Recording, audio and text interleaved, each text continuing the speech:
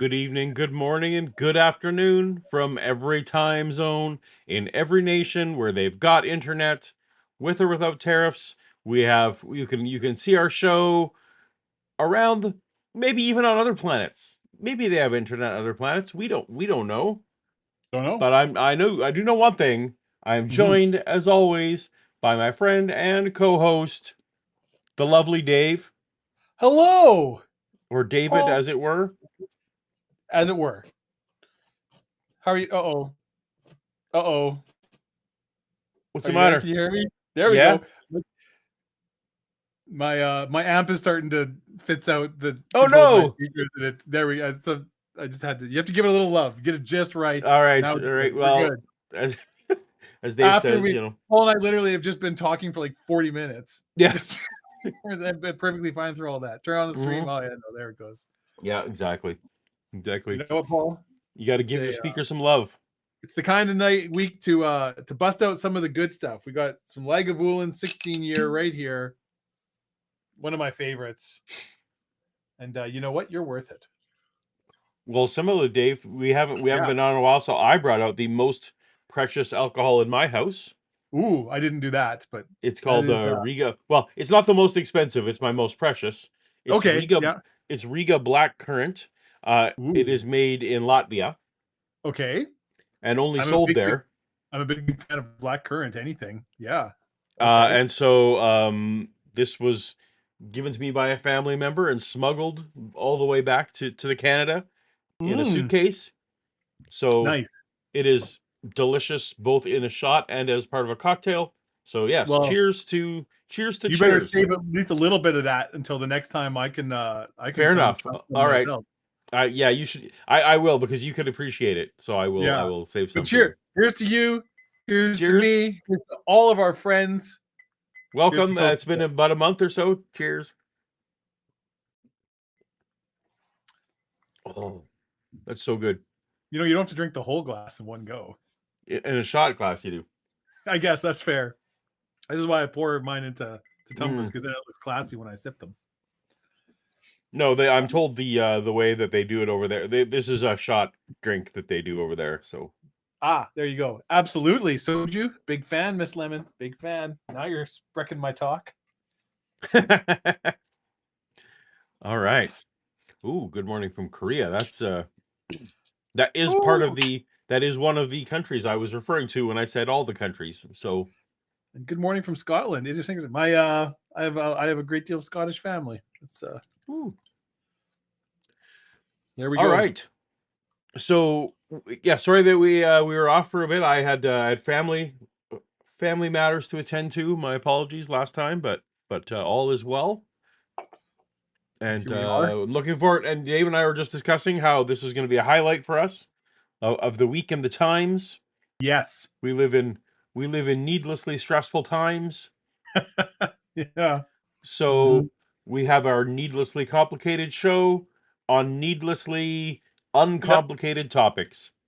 And I'm hitting. You know what, Paul? I'm realizing I'm starting to hit the phase. Like I'm getting that Mm. awkward. It's not long enough to like. It won't. You can't make my beard behave. The hair's not quite long enough, but it's getting a little too long to go. This is it. But you know, when you make a bad decision, you have to pay the price. You're looking very But, handsome. I don't know I what mean, you're I talking look about. good at anything, but Oh, sure, of course, of course, of yeah. course. But the beard, maybe I just have in my head yeah, this beard has so much potential that I mean, you know, we all.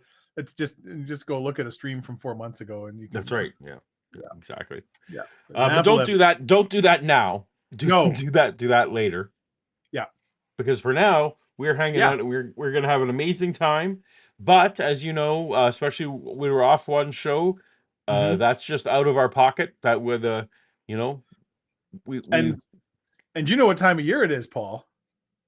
the tax time. It's tax time. You know, it's that time of year where you gotta pay the piper. You gotta, it's the high cost of living. The That's right. roads, the trees. Yep.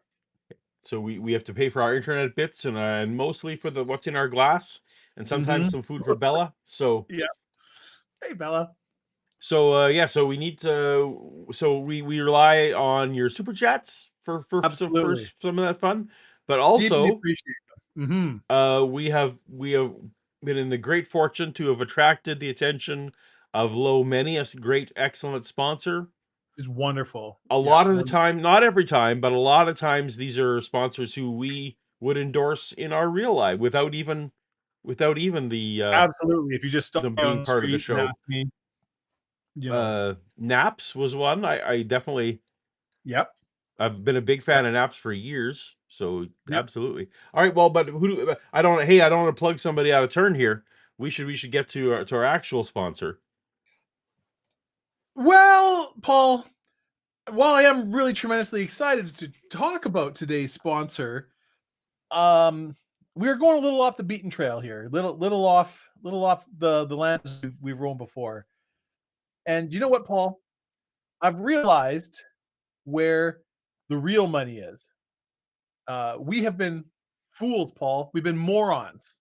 We have been slaving away to use our massive brand awareness and our overwhelming appeal and our significant following in the key demographics to make money for other people. We're leaving a fortune right on the table. And the worst part of this is, Paul, is that it's entirely this misfortune is our creation. We've done this to ourselves. The answer has been staring both of us in the face the entire time, and neither of us realized it was there. We didn't even think to ask the question, much less realize what the answer is. Well, Paul, I am not too proud to admit when I've made a mistake.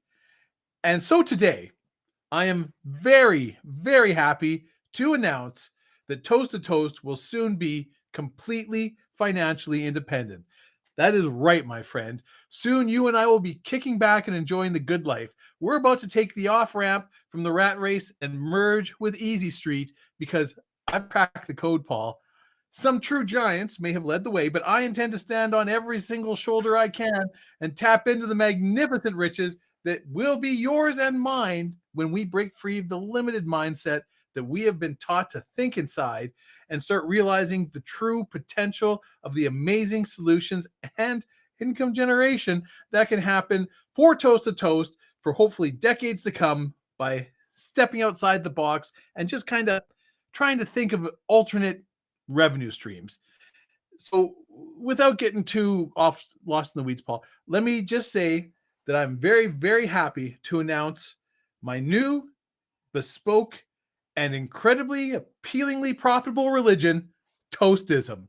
That's right, Paul. Toastism, the new societal craze that is sweeping the nation, hopefully very soon. When it comes to religion, Paul, you have a lot of choices. You have a lot of choices, like so many choices. I'd like to say that I was the first to come up with this idea, but between you and me, that would be a bit of a fib. And speaking of little white lies, let me tell you about the tenets of enlightened commercial streamology, also known as Toastism, or maybe Toastianity. I'm still workshopping that. There's basically right now, Paul, three commandments. Uh, one, thou shalt not watch any streams before Toast to Toast. Second, nothing important happens before 11 a.m. Lastly, we accept cash, check, PayPal, Venmo, or bearer bonds. It's probably going to add something in there about maybe don't be an asshole. I don't know. You and I can put our heads together after the stream and hang out some of the details. The point is, Paul, eternal happiness can be yours at a reasonable price when compared to eternal happiness. As the future Toast Pope, Paul, I'm also probably going to get a pretty kick ass hat. Anybody can see the unbelievable benefits of this right off the bat. I mean, the trick is it's not just you and me, Paul. Everybody here can sign up like 10 of their friends to Toastism. And then 10 of their friends sign up 10 of their friends. And next thing you know, half the world are pledged Toastists. It's going to be amazing. And you know what, Paul? That's not all. Anybody who signs up for Toastism gets in on the early bird special. People in this stream right now can become one of our holy moderators with the power to kick people out of the church and thus deny them eternal peace. Amazing! Wow! So do not walk, run to your local ATM today and empty out your life savings to join mine and especially Paul's new religion, Toastism.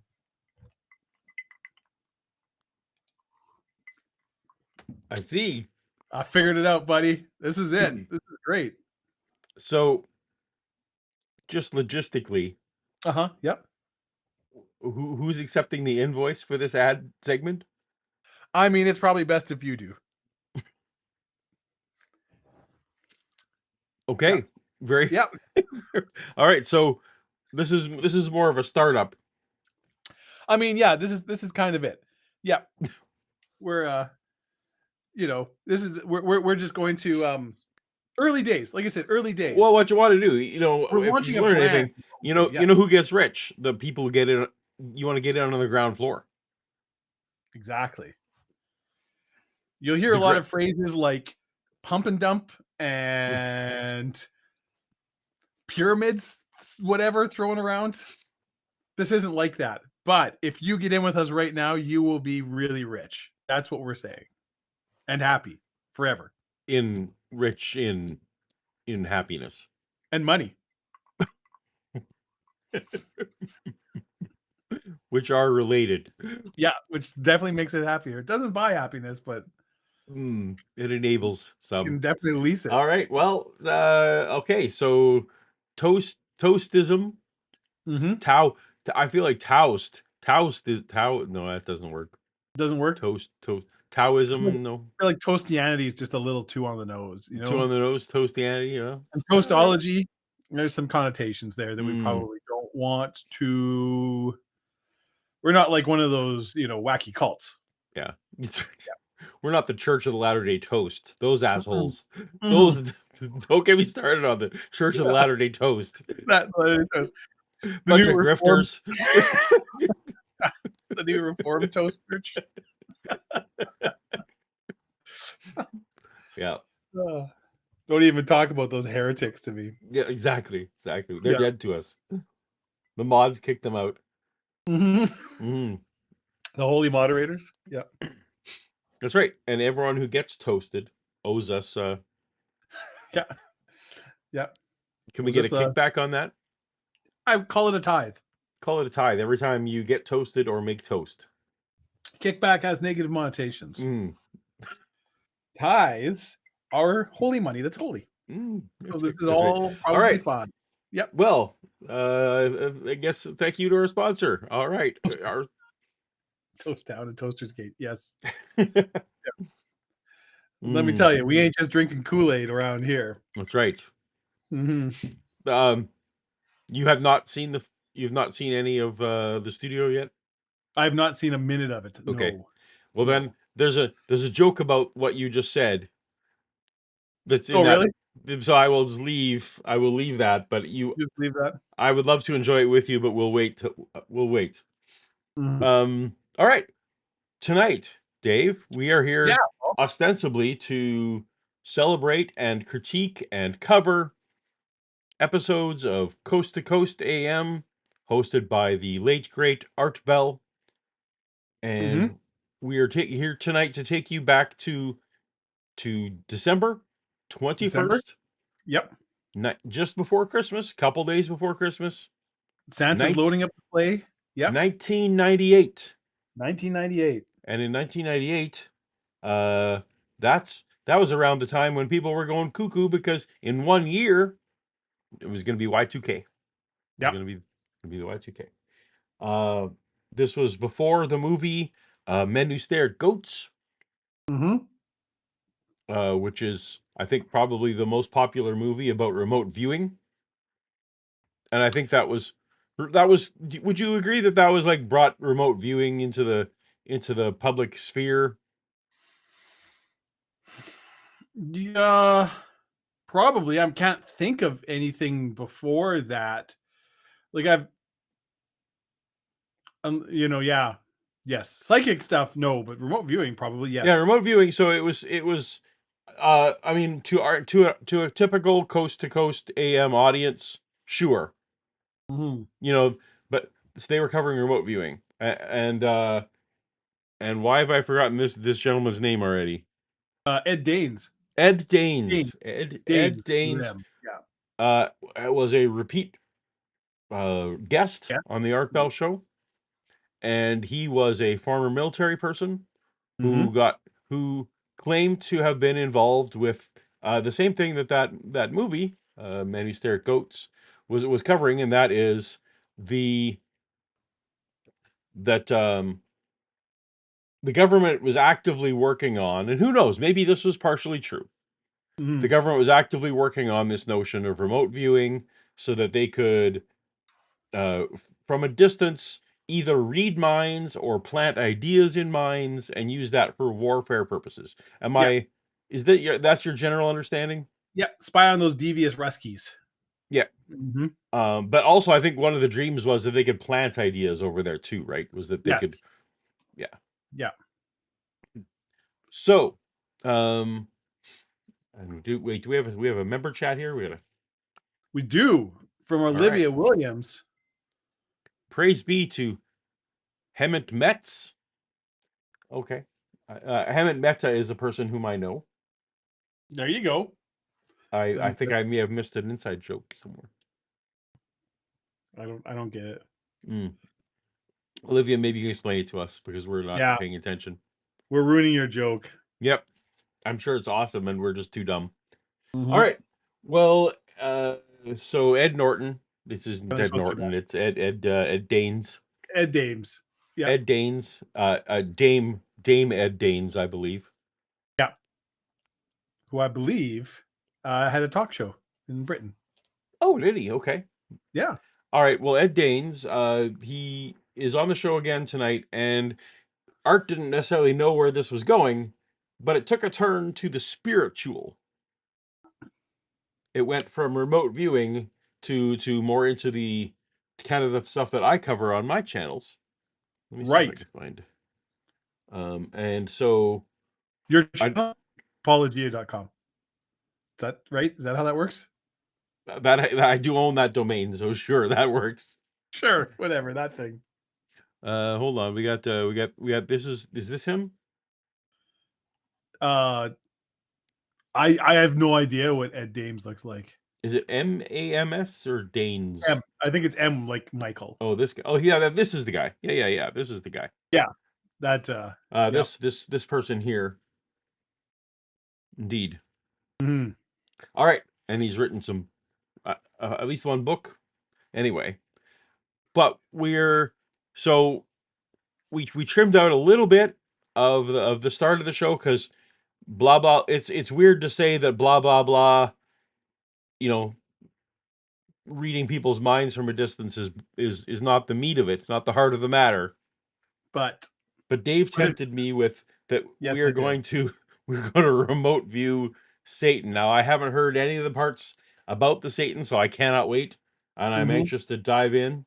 Mm-hmm. So oh, bingo. If there's we put the Oh yeah. And there's bingo tonight. we got bingo links going. I'm gonna throw it. So There we go. play along with us. Hopefully there's some good conspiracy theory stuff. I've already marked off on my card have a drink. Oh yeah. What do I haven't really looked at mine.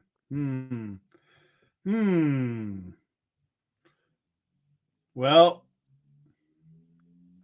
it might be all right tonight, actually. Okay. We'll see. We'll see how this goes. We'll see how this goes. Mark gives me interesting context. Yeah, this is 5 months before episode 1 hit theaters. And so my life was a changing as a Mm-hmm.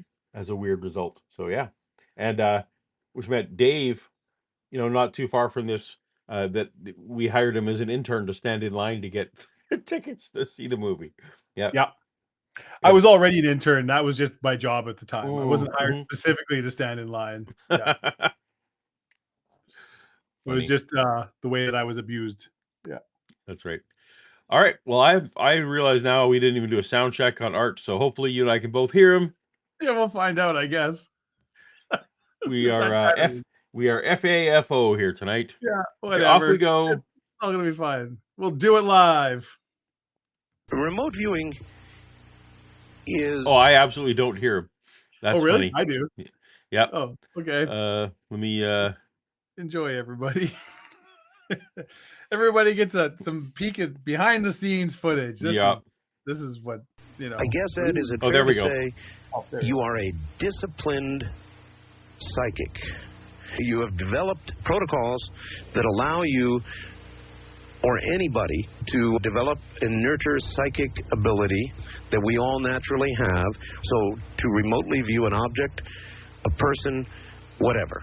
Is that close enough? We really can't divorce ourselves from it because we are availing ourselves as technical remote viewers of that same faculty for those new listeners. A quick review of what we do. All ideas and things in the universe, in time-space, exist in what we call a matrix. They exist as patterns of information within this matrix. They're This was before the movie Matrix. Yeah. So, And okay, go ahead. well, I was going to say, it was, there was a time, it just occurred to me that he's not actually talking about what is now the Matrix is just this shorthand for we live in a simulated universe. Right. Yeah, no, but then back then he means literally like a what traditionally was a matrix is that a collection of points, matrices. Yeah. This is like what do they call it? Holographic universe theory, information theory, right? The idea that the universe is basically just information on a Right. Yeah. Oh, AZ Cat, thank you so much Yeah. for your member chat. Can't wait to remote view Satan. I Me mean, too. We'll see. Hopefully he's wearing at pants. the very start of this, there is Art does give a warning that you should send the kids out of the room. Oh, that's true. He did. Yeah. Yeah. I cut that part out because I was going nuts, but it's funny because that was the very first sentence of the thing. He didn't know it was heading towards Satan, or maybe he did, but he didn't. Yeah. He didn't claim to know it was heading towards Satan. I feel like me mentioning Star Wars. If you have that square, I feel like I've violated that one's an early get. I haven't told the unrelated stories yet, Nope. and it's not on my card, so someone might actually have to work on it. Yeah. plate, their identity, sort of the wavelength that they transmit on through time-space. That's this pattern of information. Are you saying it clicks already? Yeah, well, it was like weird staticky sound. Yeah, I didn't actually get a chance to sound process this one, but it was fine before. It was. I'm gonna assume that's the normal clicks thing that we sometimes get, and just it's true. Give it a restart. We're very good. We're very good. Also, because our show is needlessly complicated, I can't just go to a more reliable platform. Someone has the same card as you, Paul. YT. Well, because there's only 30 cards, and I think it just repeats them. So we train a person's unconscious to search out a specific pattern and to accurately communicate the data connected with that pattern to conscious awareness, from the unconscious, the collective unconscious, if you will, to conscious awareness. And then we objectify that data in the form of words and sketches. Does this information that you get come from the collective unconscious? Is that correct? Well, I think it's more than the collective unconscious, but we're really not sure. We have working hypotheses and models, but we do not have a theory. We'll leave that, as I've said in the past, to academicians to develop a theory, and that's coming sooner or later. But we're not sure if the matrix is synonymous with the collective unconscious for other technical reasons. So what we do is a skill. Give me your best guess about how you're able to do what you do. If it is not the collective unconscious, what do you believe it is personally? What does Ed Dames think? I think that mind is unitary, that there is only one mind field, and that we're all immersed in it.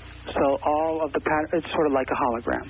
The idea of the universe as holographic. Mind is also akin to that idea. We're immersed in this field. Think of radio waves always penetrating the atmosphere and our bodies.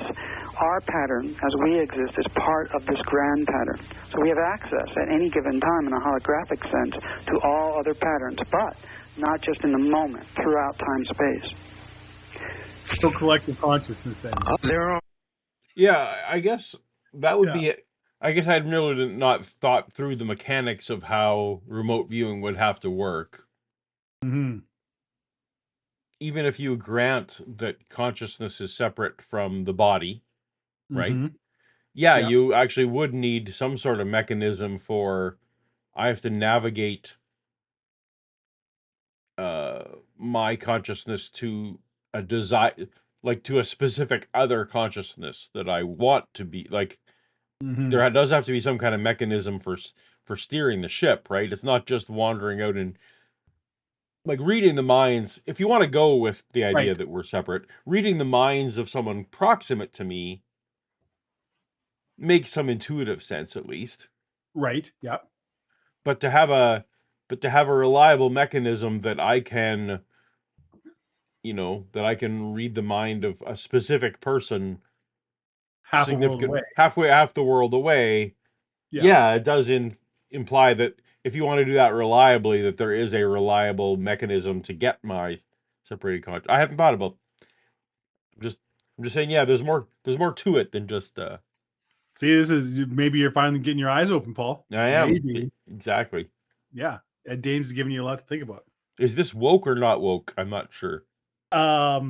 I don't know yet. I'll let you know if we should hate it after. All right. Okay. Are theoretical physicists who believe firmly in this multiple dimensional thing. Do you think that this ties in? In other words, that there are other worlds operating virtually in the same space that we are, but in another dimension, one that one is able to access when one remote views, for example. In other words, are you crossing those boundaries? Yes, we feel with a great deal of certainty that there are other dimensionals and there are other dimensions, those are dimensions, but because of the way we are constructed, our physical bodies, our mind is interfaced with this physical body that has a bicameral brain, and our receiver, our bodies as a transducer is limited. We cannot fathom ideationally the kinds of entities and physicality that exist in these other dimensions. So we're really hardware limited by our hardwiring. We just can't pull it out. We're bandwidth limited. For instance, about a third of a second to human beings is a moment of time. That's how our life flows. And in other dimensions, it's not quite like that. Time flows, the frequencies are different. We're very limited in terms of understanding. Frequencies are different, Dave. How often things happen, that's different. Mm-mm. Mm-mm. Mm-mm. Nope. I feel like as with cinematic universes, if the notion of multiverses just needlessly complicates things that was already complicated. Most physicists would agree with you now. Yeah, that it's that like, and even at by that point too, I think string theory was falling out of. Yeah, it's more that like, no, I'm positing that I can direct my brain to King Charles, that I could like, if that involving King Charles from other dimensions doesn't make this better somehow.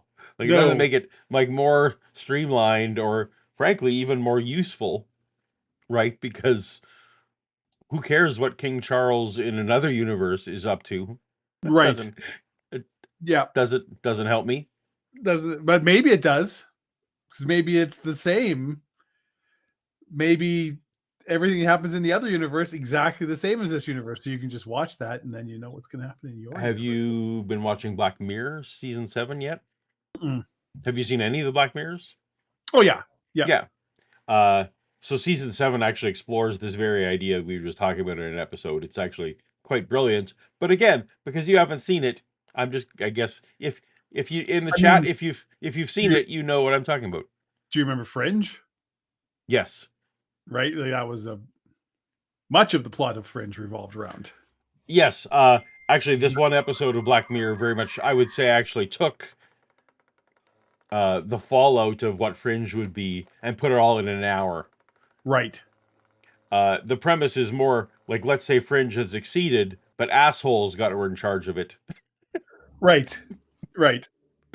I also realized I screwed up in bingo. I apparently put stating wild conjecture as established fact in the list twice because I have it on two different squares. Oh, I see. So if you have two, I guess Good job for me.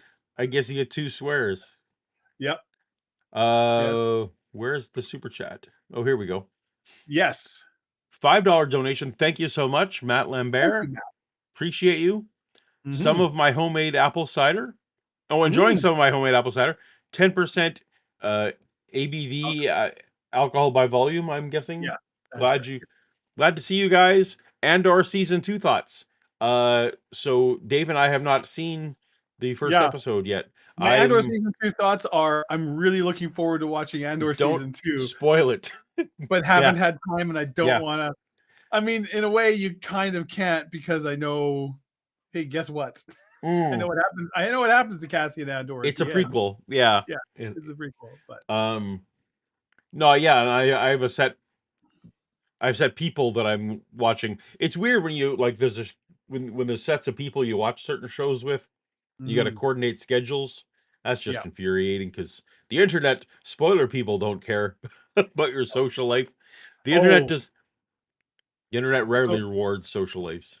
Yeah. You know what, Paul? Yes. I just realized because we've both been very busy and haven't had a lot of time to connect this last month outside. Yes. We need to talk about Severance. We should talk about Severance because we're both fully caught up. We're not going to derail and spend 40 minutes talking about Severance here. No, but we're both fully caught up, so yeah. And also, everybody can just stop chatting because Paul and I are just going to be talking about Severance while they're not listening to anything you say. Hail Kiev. Yeah. Kier. Hair Kiev. I put that on my Facebook status one day just to freak people out and Did it work?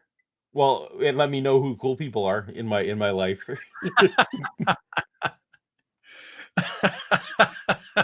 I think it's adorable that you equate watching Severance with being cool. or maybe the opposite. It's maybe the opposite. Yeah, that's right. Maybe that's what I meant. Yeah. Anyway. Anyways, that was all non sequiturs to say that watch Black Mirror season 7. These other dimensions, but we very much agree that they're there. For instance, as I've said on your program in the past, we're quite certain that angels, for instance, are real. They're real beings, but they certainly do not inhabit, at least the day-to-day in our working world. Nor do many people believe our souls. Many people. I got angels. You know what? I don't think you can really mark angels down yet. That's What? He literally said angels are real. He was talking about geometry, Paul. Angles. He said angles are real. People believe that angels have the power to intervene. It was just friends that we watched. I hadn't seen it for quite so many years. Princess Bride. Still, yeah.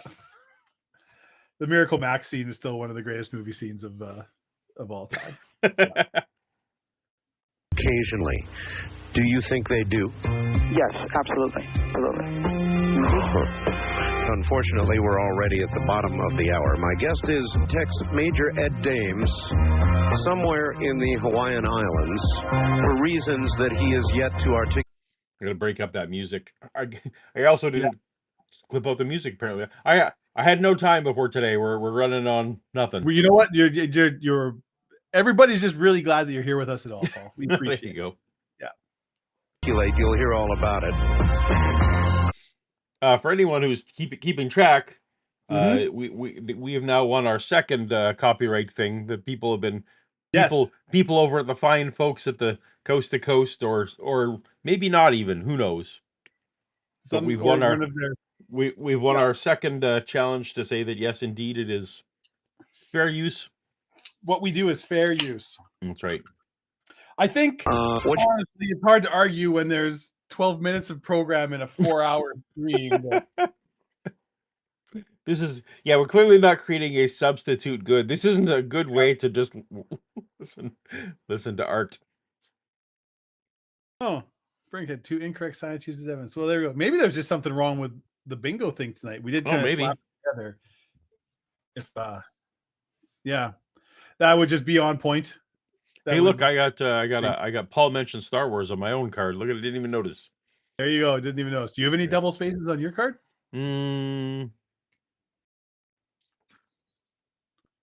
Nope.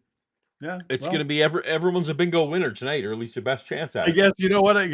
Brain cramp. Congratulations. You just got two. I feel like you could go ahead and check that off if you want. All that stuff he was just going through. Yeah.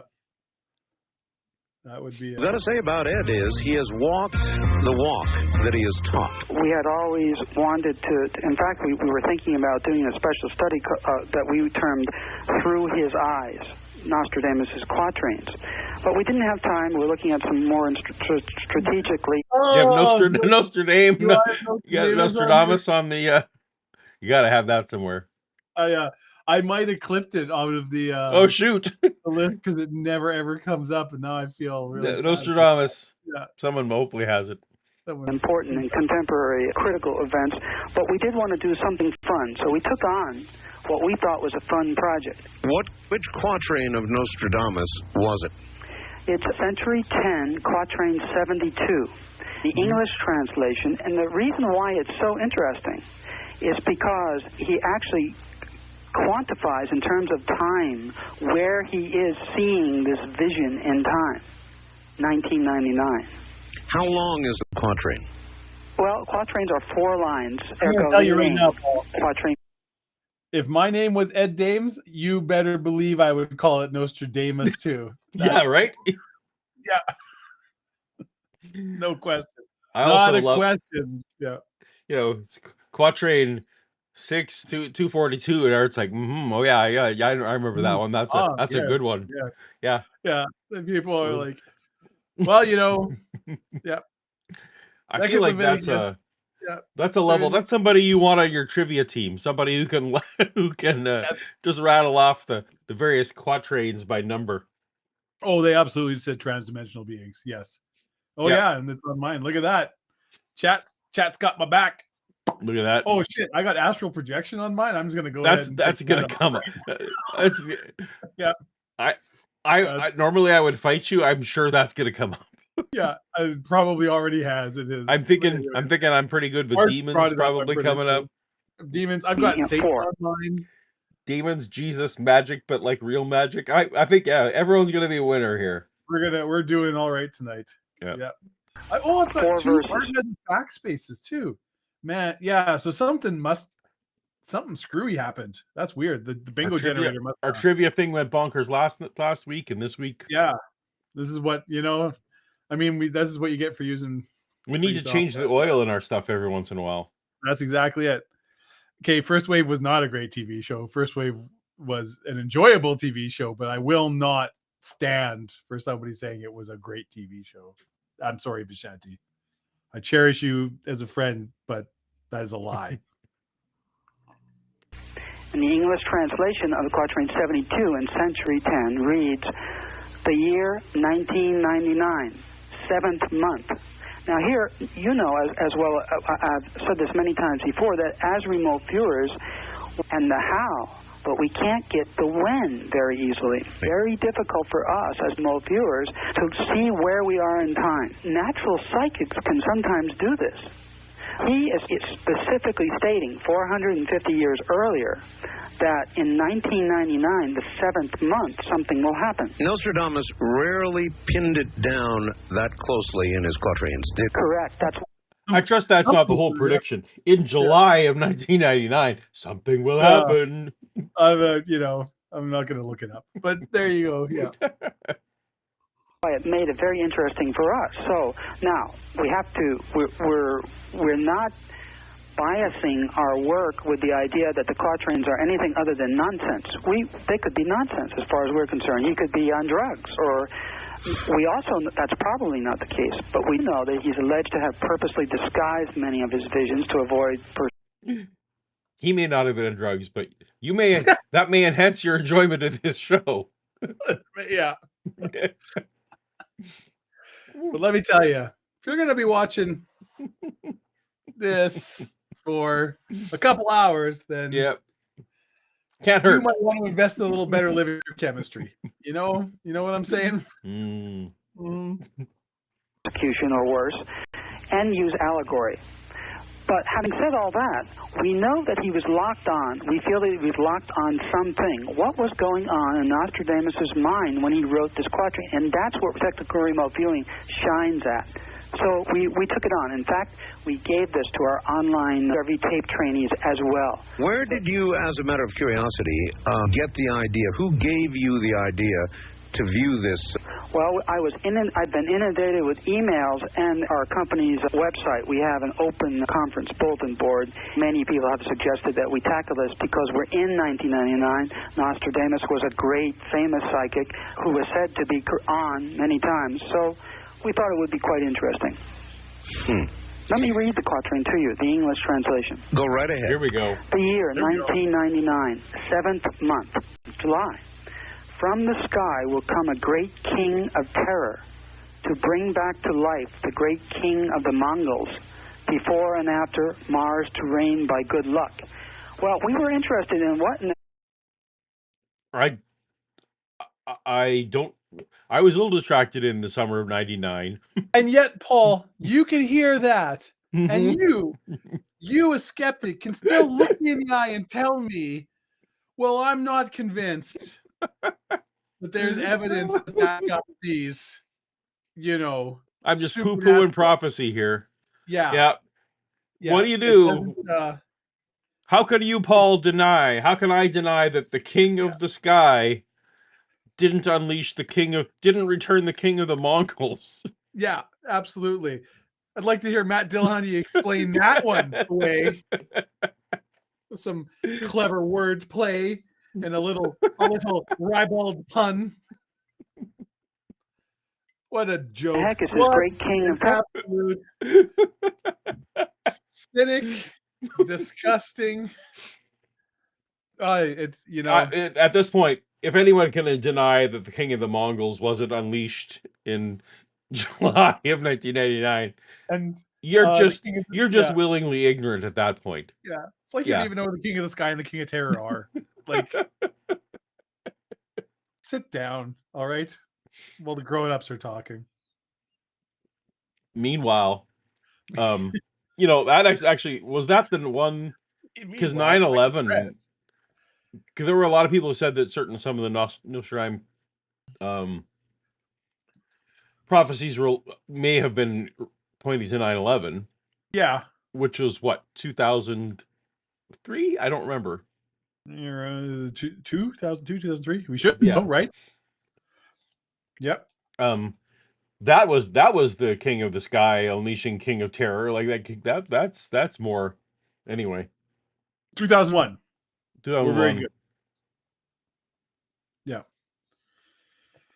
What was Nostradamus seeing in July? What he felt was July 1999. All right. We've heard the quatrain involving the 7th month of 1999, and you've already shocked me. It is not the sun's kill shot. You remote viewed the quatrain. What is it? Nor is it a natural phenomenon. Okay, whatever. Yeah. I think that's where he must be going with this, is that we were taking, because when this was being recorded, that was still the future. Yes. So I think what he's saying is we're trying to remote view dates. We're trying to remote view times. Sorry, Are you laughing at the super chat? I'm laughing at the super chat. That's very good. I'll let you read it then. Paul, this is Dave. Nick Hanlon, who has super chatted for $5. Thank you, Nick. I feel a little bad for him. Thank you very much, Nick. We appreciate it. I don't know if you know this about Nick, but he dabbles. People are always shocked when they find out he's a bad electrician. That's pretty funny. That's pretty good. Yeah. Oh my goodness. But yes. Yeah, I think they were talking about remote viewing objects, or he was talking about remote viewing like concepts or things. So that, I guess, to be fair, that kind of fits in with what he was jibber jabbing about. I released a lengthy video this morning on my other channel regarding biblical prophecy, Old Testament and New Testament prophecy. Mm-hmm. And I hadn't really thought about the fact that there might be some, there's actually some connections, some overlap there. Mm-hmm. But someone had reminded me in the comment section on that one of a Yogi Berra quote, which was, I'm paraphrasing, I forget the exact wording. What is, making predictions is very hard, especially if it's about the future. Yes, it does sound like a Yogi Berra. Yeah. Yeah. Although it's also this is something I learned that a lot of Yogi Berra quotes were not said by Things Yogi he said Berra. didn't say, Yeah. just Yeah. things that sound like him. But a lot of them are things he took credit for. Oh, he just went ahead and said, yeah. He absolutely leaned in there like this, and he's like, yeah, I said that. He did that a lot. Apparently. Nice. Yeah. Yeah. One of my, it just actually reminds me of, this is connected in my head because Yogi Berra was involved with baseball, most famously. I don't know. I heard they're a little light. Sorry. Anyways, we're talking about dad jokes now. One of the things that blows my mind that I'm old enough, I've lived in an era enough. Well, actually, this happened before me, but it's close to my time when Ronald Reagan called baseball games. He would sometimes didn't want to go on the road trip. And so he just had someone phoning him the details. And then he would just relay it on the radio, like slightly behind.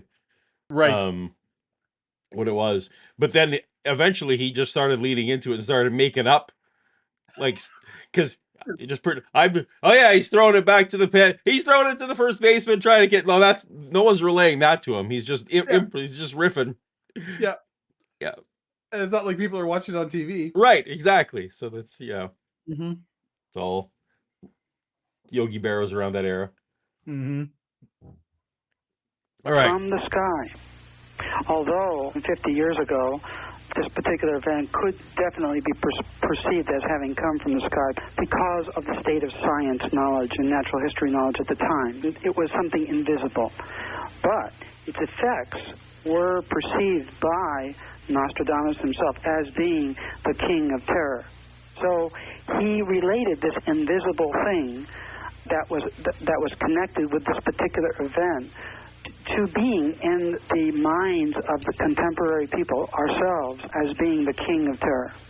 That's an interesting thing, how ideas are processed. When events are this novel and this big, they are easy for us as technically remote viewers to perceive.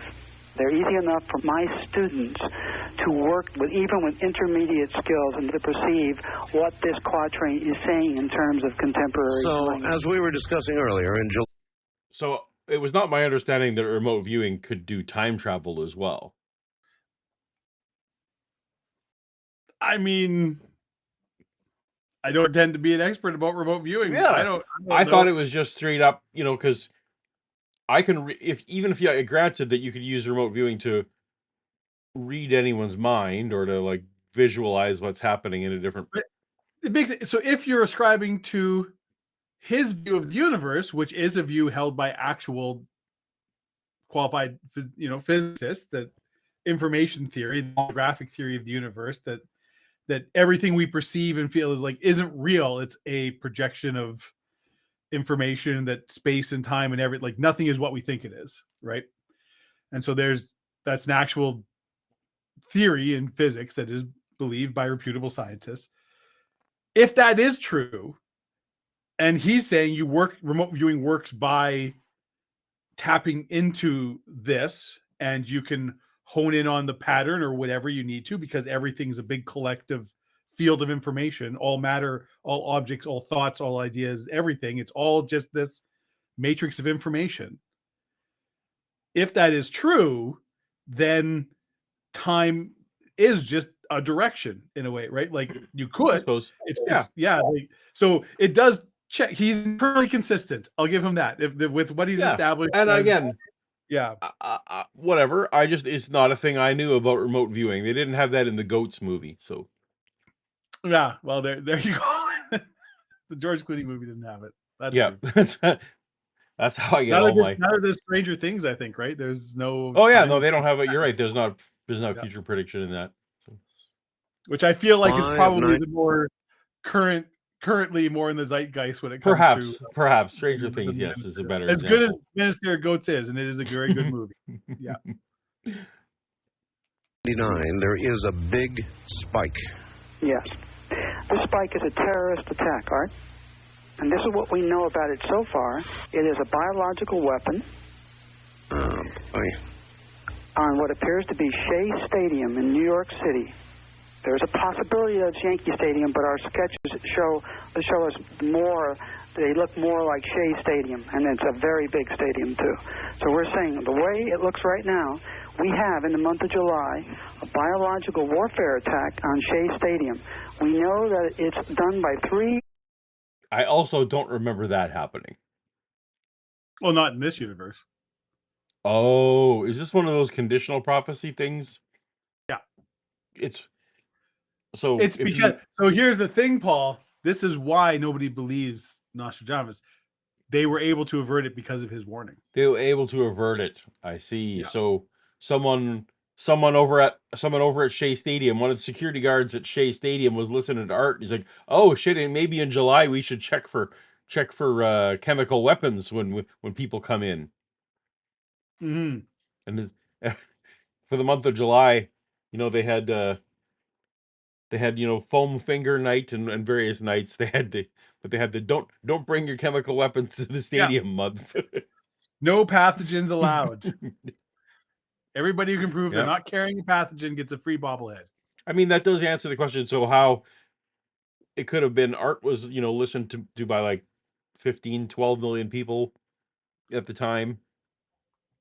It seems like someone would have warned Shea Stadium about this. I feel like, yeah, at least one or two, were in the New York area. You'd think so, right? Mm-hmm. Probably someone like the police or government. Yeah. So, you think the FBI wasn't listening to Art? Oh, they were listening to Art. One of the frustrating apologetics when you talk to people about Bible prophecy, sometimes you can point out things that didn't come true or didn't come true as it were, and like, oh no, that was conditional. When the prophet said that, then people knew to do things to make sure it didn't happen. Right. So it was conditional. If you don't shape up, then this is what's going to happen. I'm like, oh great. Well, this is useful for nothing then. It's like, useful for nothing. Yeah. That's just giving people advice at that point. Isn't there now, and maybe I'm misremembering, maybe I've Mandela affected myself. Isn't there something in the Bible or something about like real prophecy is like you can't tell ahead of time, so it goes, and then when you go afterwards, you're like, oh, it was clear because the point of prophecy isn't to avoid the future, it's to show.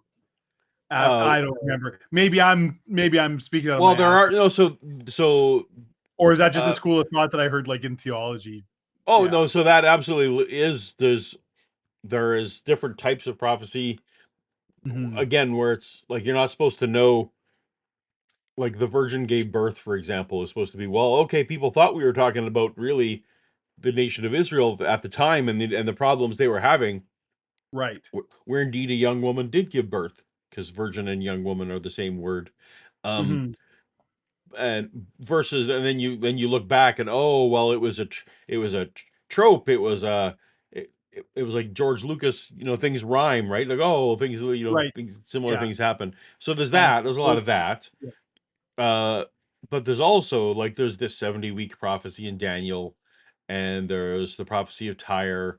Like there's some of the things that's clearly like, right, it's written as it's supposed to really be, prophecy, like future telling. The trick is that a lot of these, well, not a lot of them, but some of them at least were like, oh, well, we now come to learn that was probably written after the thing actually happened. So it was really more like me writing a story set in 1998 talking about 9/11. It's like, well, that's not impressive, right? Like it's like, yeah, so less so anyways. Yeah, less so.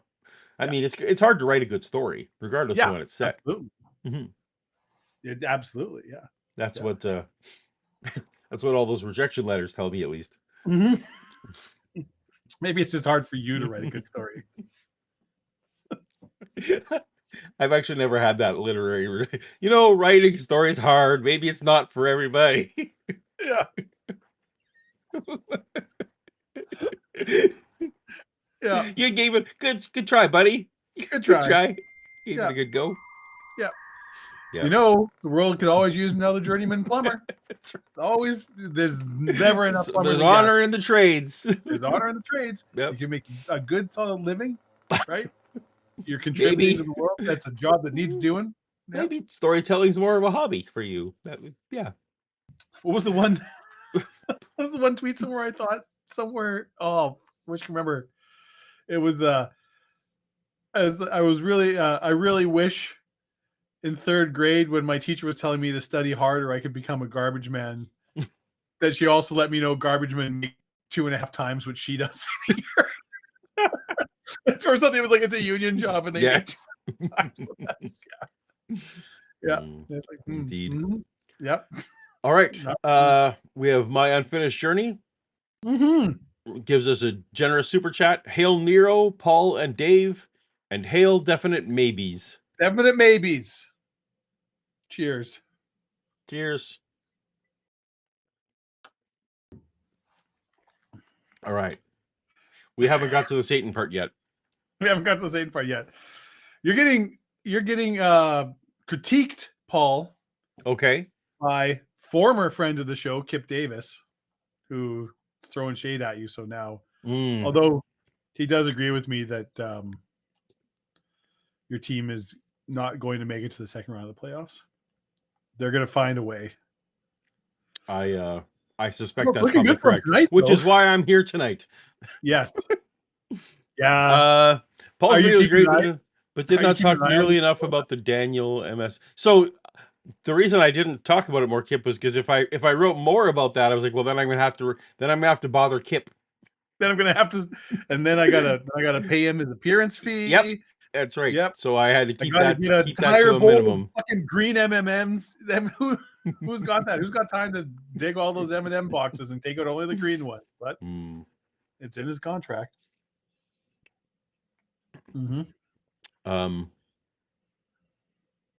Yes, I will look those words up. Yes, this is. Yep, that's it. Now Kip's offended. There we go. This is not. We're not getting into. This isn't the Hebrew Bible chat. Our good friend Kip Davis has a wonderful channel that everyone should subscribe to. That's right. That goes into more depth than Paul and I ever will be able to comprehend on that. Go, watch him, Dr. Josh. They're great. They're fantastic. That's right. Oh, and now fucking Shannon's here. No, all right. This is great. Just in time for Satan, hopefully. Just in time for Satan, if we ever shut up. That's it. Satan time. For individuals who enter the stadium with biological agents and disseminate them. We don't know if they're there when this happens or not. It looks like they're stay-behind boxes, but we're not sure yet. But we do know it's biological. We think that the kill shot is somewhere between 1999 and 2001, a very large solar flare that will not annihilate life on Earth, but do a tremendous amount of damage. It's going to slow it down for a long time. We think that it's... That's suddenly the plot to Afterburn. Yep. Coming soon to hopefully a streaming service or movie theater near you. Yeah. And it is what is talked about in Revelation as part of the seven seal events, which we now believe to be prior to 2001. You said the seventh seal, or was it the sixth? The sixth seal has been opened. Is that correct? Correct, which is characterized by a large amount of volcanic activity and other things, especially volcanic activity. Do we just yada yada over the first 5 seals? Is he talking about Revelation now? He's talking about Revelation now, yeah. Okay. We yada yada over the first 5 seals. We just open up the 6th one now. Yeah, yada yada. Anyways, to the 6th seal. Wait, what happened? Didn't like a bunch of people die and like locusts and shit? What was that? Nah. Nothing worth talking about. That's one of the good indicators. There's a whole lot of volcanic activity going on right now. Are you aware of that? There'll be more. A giant volcano up north just went off. I'm sorry, I don't happen to have it in front of me. I'll dig it out. And, of course, around Popo in Mexico, what I call Popo, there is all kinds of activity going on. They're evacuating areas. It's really something. So we're in the middle of a lot of volcanic activity right now. You know that these prophets, both biblical and Nostradamus as a proven prophet, at least in the eyes of many generations, these are important to us as technically remote viewers because we can use their work as calibration points. We can download all the data that's connected with the idea, but we can't fix the time. That is why when prophets fix a time, if they're correct, we can use these as checkpoints. All we know is we're dealing with a biological terrorist attack on what appears to be Shea Stadium, possibly Yankee Stadium. We did not download anything. Whoa! All of a sudden, maybe could be Yankee Stadium. Now this is okay. I mean, yeah, there's going to be a terrorist attack on one of those stadiums every month. That's not impressive at all. Yeah. You keep falling back to vaguer and vaguer back. So there's a biological terror in a baseball game, or like the Angels are going to upset somebody in like a ninth inning. We're not sure how they're. This is how they get you, Paul. That's how we get they you. Really end. Yep.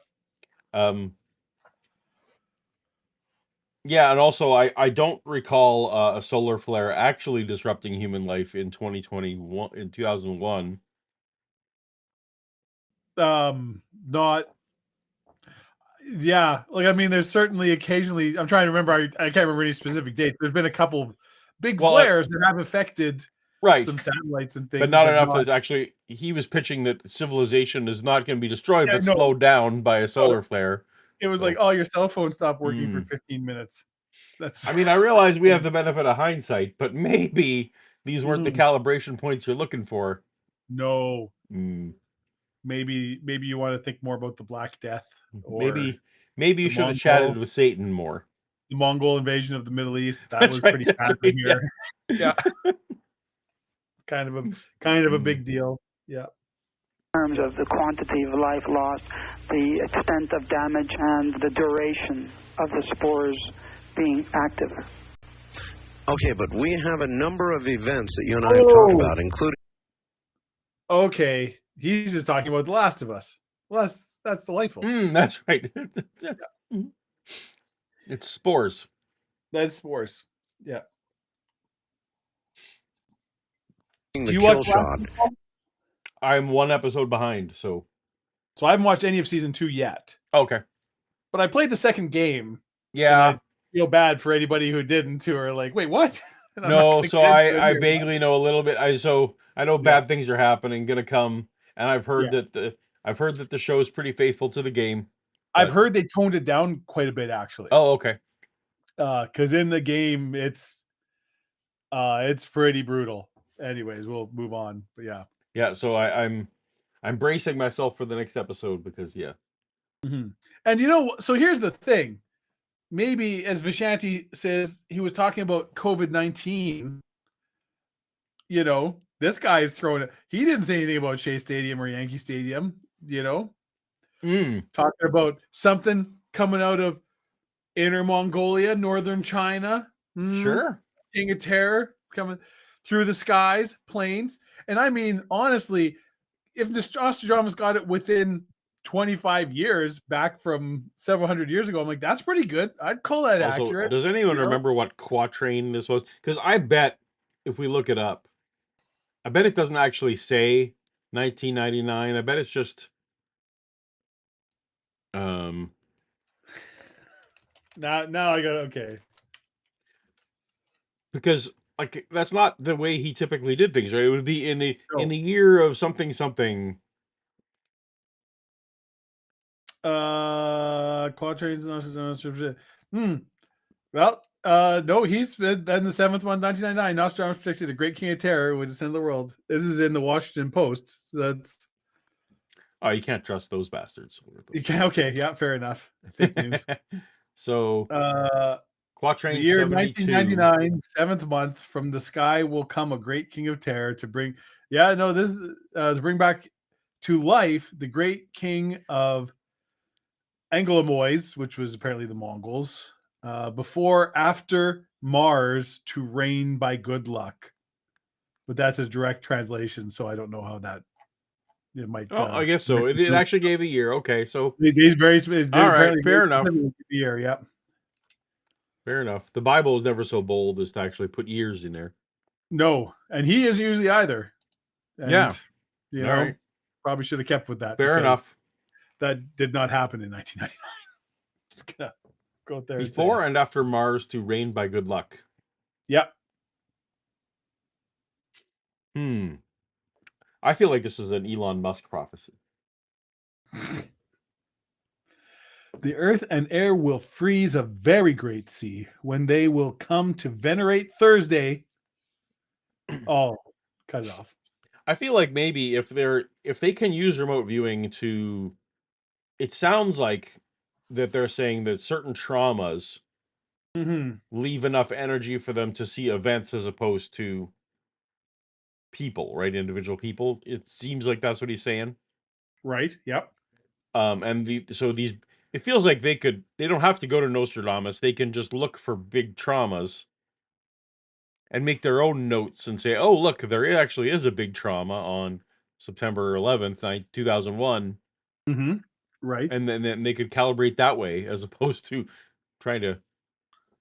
Yeah. I guess, you know what? Who am I? I'm not a remote viewingologist. I feel like, 1914 through 1918, there's probably a couple things you could zoom in on there. There's probably some very expert remote viewers in our audience who are like, oh, Paul, that's not how it works. That's not how it works. Dummy. That's not how it works. Tokyo. I feel like that was you have to have a prediction first. You can't just go looking for trauma. Yeah. And here's the thing. So I'm curious. Now we're getting into the weeds on this. We're never going to talk about Satan, Shannon. Never. Is it trauma in a percentage of population? Because I mean, the world's population, right? Like we're talking factor magnitude, right? Like, it's not even close. So is it that a certain percentage of the world's population suffer trauma, or now where it's like, no, like millions and millions and hundreds of millions of people are suffering this, billions of people potentially are suffering this, as opposed to like 50,000, or you know what I mean? And maybe it's not actually, maybe it is the level of trauma times the number of people it affects. Right. So like a very, very intense trauma for like 50,000 people at a ball stadium. Right. Is a big enough register versus. You're right, Miss Lemon. We do want to talk about Satan. Satan, let's go. Yeah. Which would affect a great majority of human life. Cylinder that supposedly broke or is on its way or broke over Africa, which will go to work on our plant life. That's got to be a gigantic spike out there. And then we've got another one called Y2K, which has got to be a gigantic spike if even a portion of what This is what I'm saying. So Y2K was a mild inconvenience for a lot of people. So that maybe doesn't register. Yeah. Other guests say is going to happen. Now, these are events that will affect. Let me reiterate something. And then there's Korea, right? Yes, Another that's correct. Except we, as remote viewers, are not picking up this thing called Y2K. It has not arisen in any of our forecasts. The next global catastrophe, the next planetary disaster, the next North American disaster, those kinds of things. We're not picking this up as a disaster, and you correct. should, because if part of what they say is true, or you shouldn't, because so. Okay, well, that's a mark in the plus column. That's a mark in the plus column. Yep. Actually, that is actually relatively bold for someone in December of 1998 to say Y2K is not going to be a great big deal. Yeah, on a show like Arts that was making bank off of paranoia. Yeah.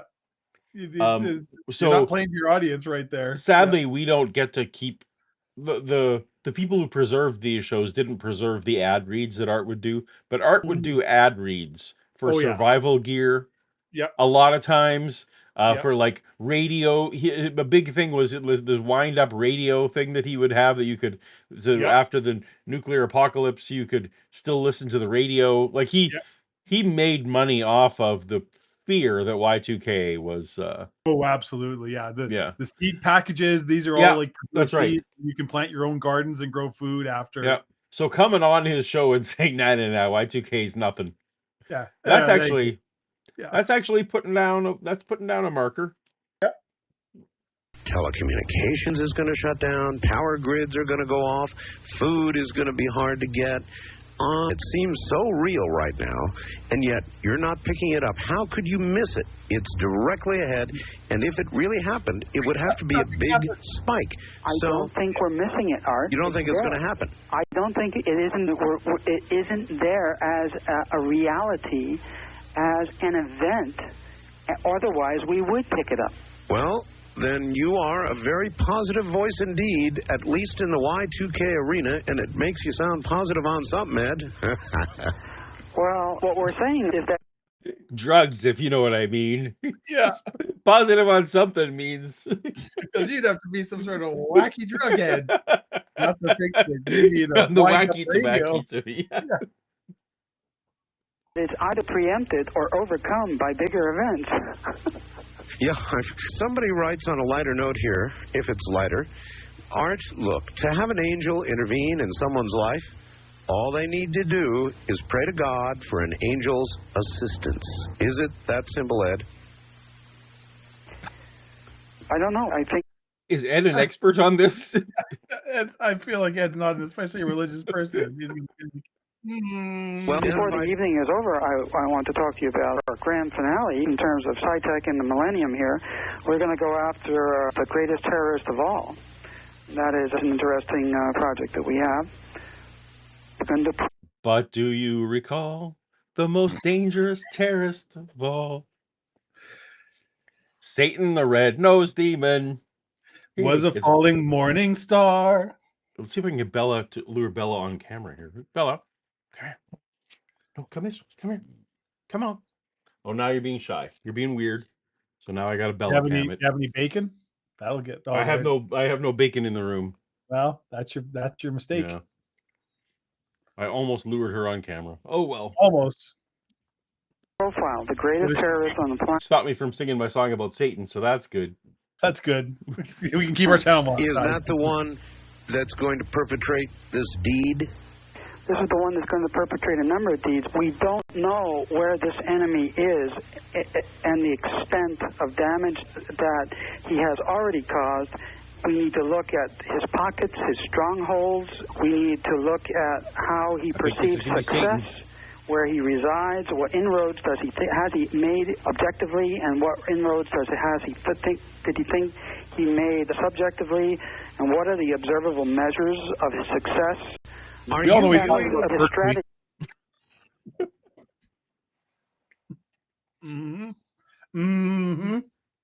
He's both strategic and tactical, short and long term. Are you viewing what many would refer to as the Antichrist?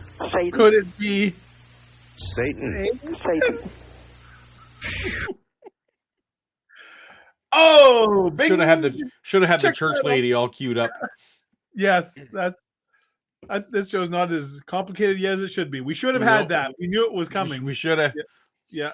All right. So this wasn't a fax. We don't have demons yet. No Jesus yet. I got Satan on mine directly. So I just got Satan on mine too. Yeah. All right. So Satan is the greatest terrorist of all time. Absolutely. And that's who they're going after. Why did we not have a church lady gift queued up, Paul? What the fuck were we thinking? We weren't. Well, one thing about Jed, you don't pick small targets. We were thinking this is just something we do for fun, and neither of us actually make a living on this, and we can't spend 40 fucking hours of our week prepping stuff for our... Potentially be really dangerous, assuming Satan is real. You belong to any number of religions. I think that you assume that Satan is real. Yep.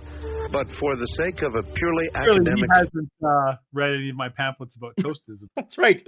Because, this is a good question, Dave. In the Church of Toastism, Yes. Is Satan real in Toastism? No. No. No. Okay. There isn't some supernatural baddie out there who's, Hmm. you know, tempting you to go and watch Armored Skeptic or some other stream. No. It's the true enemy is within, and Toastism will help you overcome your inner demons and become the best you can be. So here at Toastism, Mhm. that's not a very good. What you really want to do is you can't really sell it if the message is you're the problem. People don't want to buy that. You know what? You're making a lot of sense to me right now. People want to buy where this is someone else is causing this problem. I as soon as you say it, as I, you know, that you're Yeah. absolutely right. You're absolutely right. Yeah. Yeah. So yes, So there we is. will need to come up with some group to other in our Toastism religion. Yep. And also, some reason why the bad things that have happened to me are not consequences of natural consequences of poor choices. Right there, Miss Lemon nails it. Then who burns the toast? Toast That's right. devil. Yeah. Yeah. So Yeah. I think just for to avoid confusion in the marketplace, we probably should call this person. Oh, Fishanti.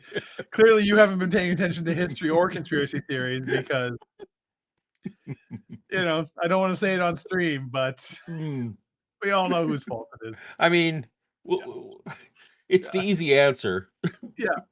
You know, it's not the lizard people. Discussion here. If Satan is real, it seems to me that remote viewing him, what he's all about, has got to be one of the most dangerous things you've ever taken on. That's correct.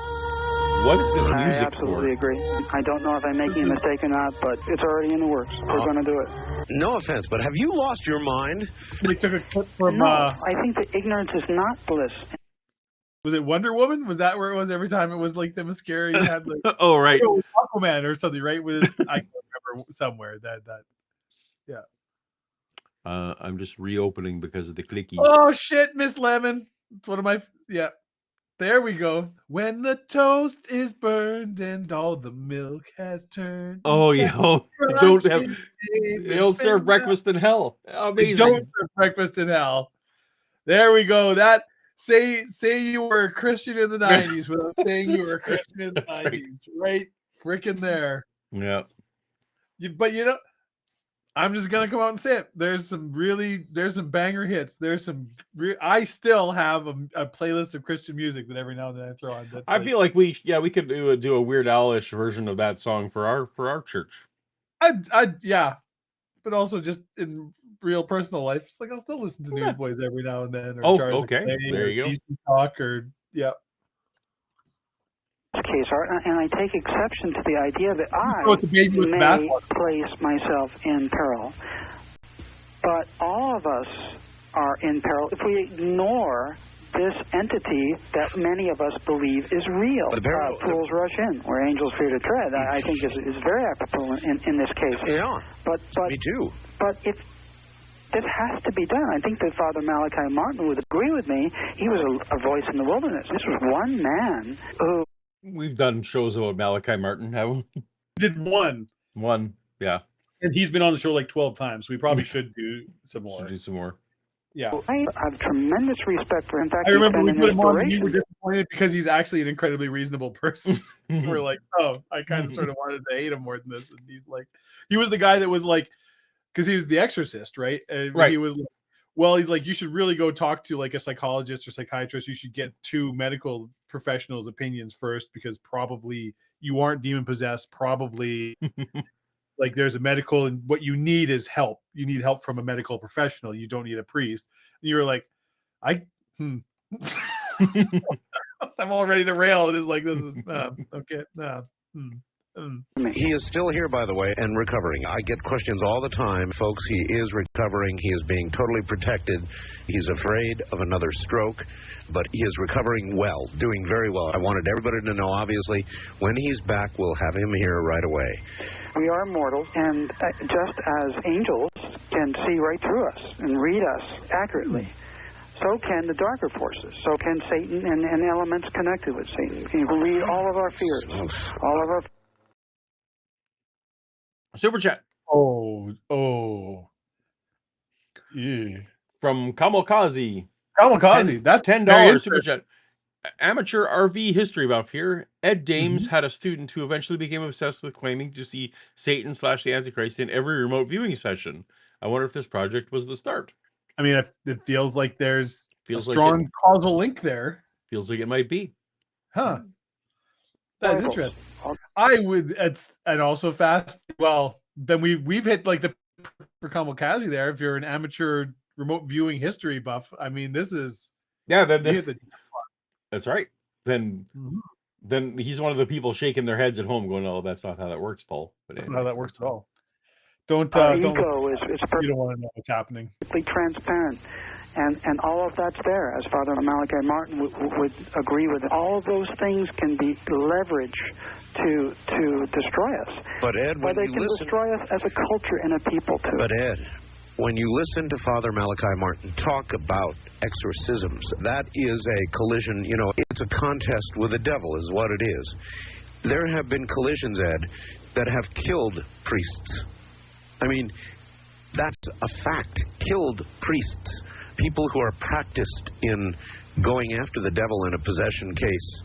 And it's hard for me to imagine you risking not just your mortal life, but your immortal soul in going after the devil, because that's what you're throwing out on the table, your immortal soul. Perhaps. I think in my case, the ignorance is a good thing. It's not bliss, but it's a good thing. I don't know how much work I alone or as a group of professionals will be able to accomplish, but if we can do anything at all, that is, what do we think we know about this entity? We think we know a lot, but what do we really know? I think that's the problem that we have. We think we know where Satan is operating, what battlefronts, what arenas, but we really need to know where the hidden stay behind.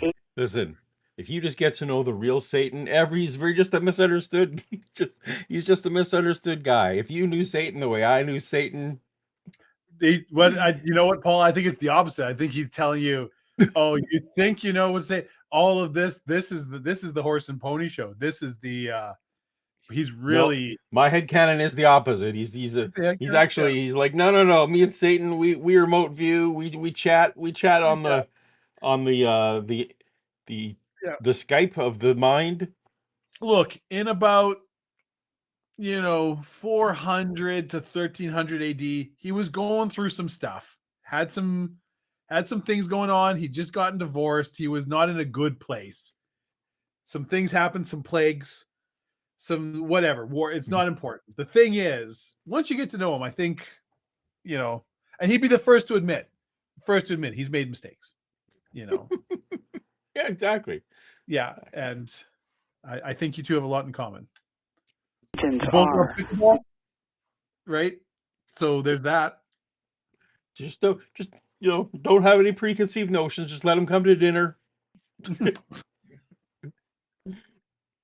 Just keep an open mind. That's all I'm saying. And look, right? Don't embarrass me when he does come over.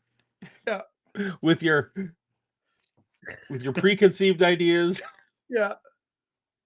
Also, I don't understand if Ed here is actually, if his intent is to defeat Satan, or to thwart Satan, as it were, in whatever these plans are going to be. Right.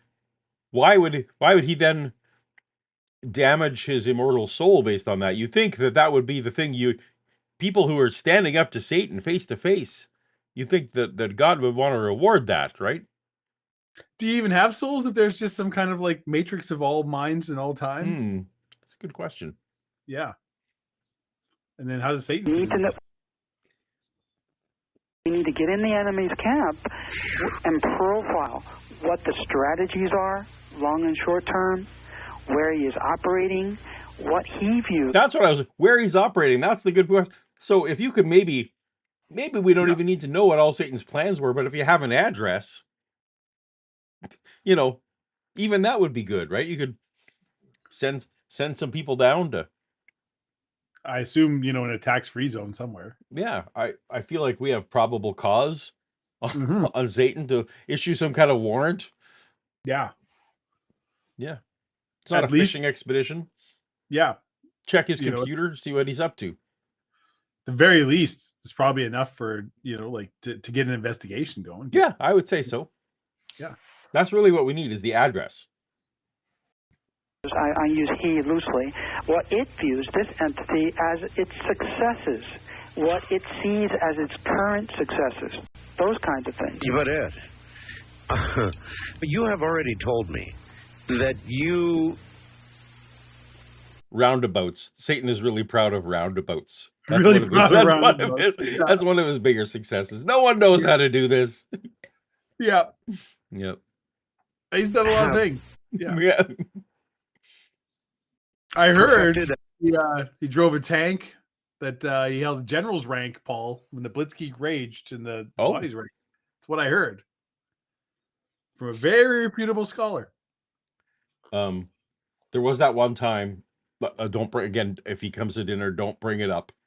Mm-hmm. But he did lose that fiddle contest that one time. He was drunk. Don't bring it up. Yeah. What you do with remote...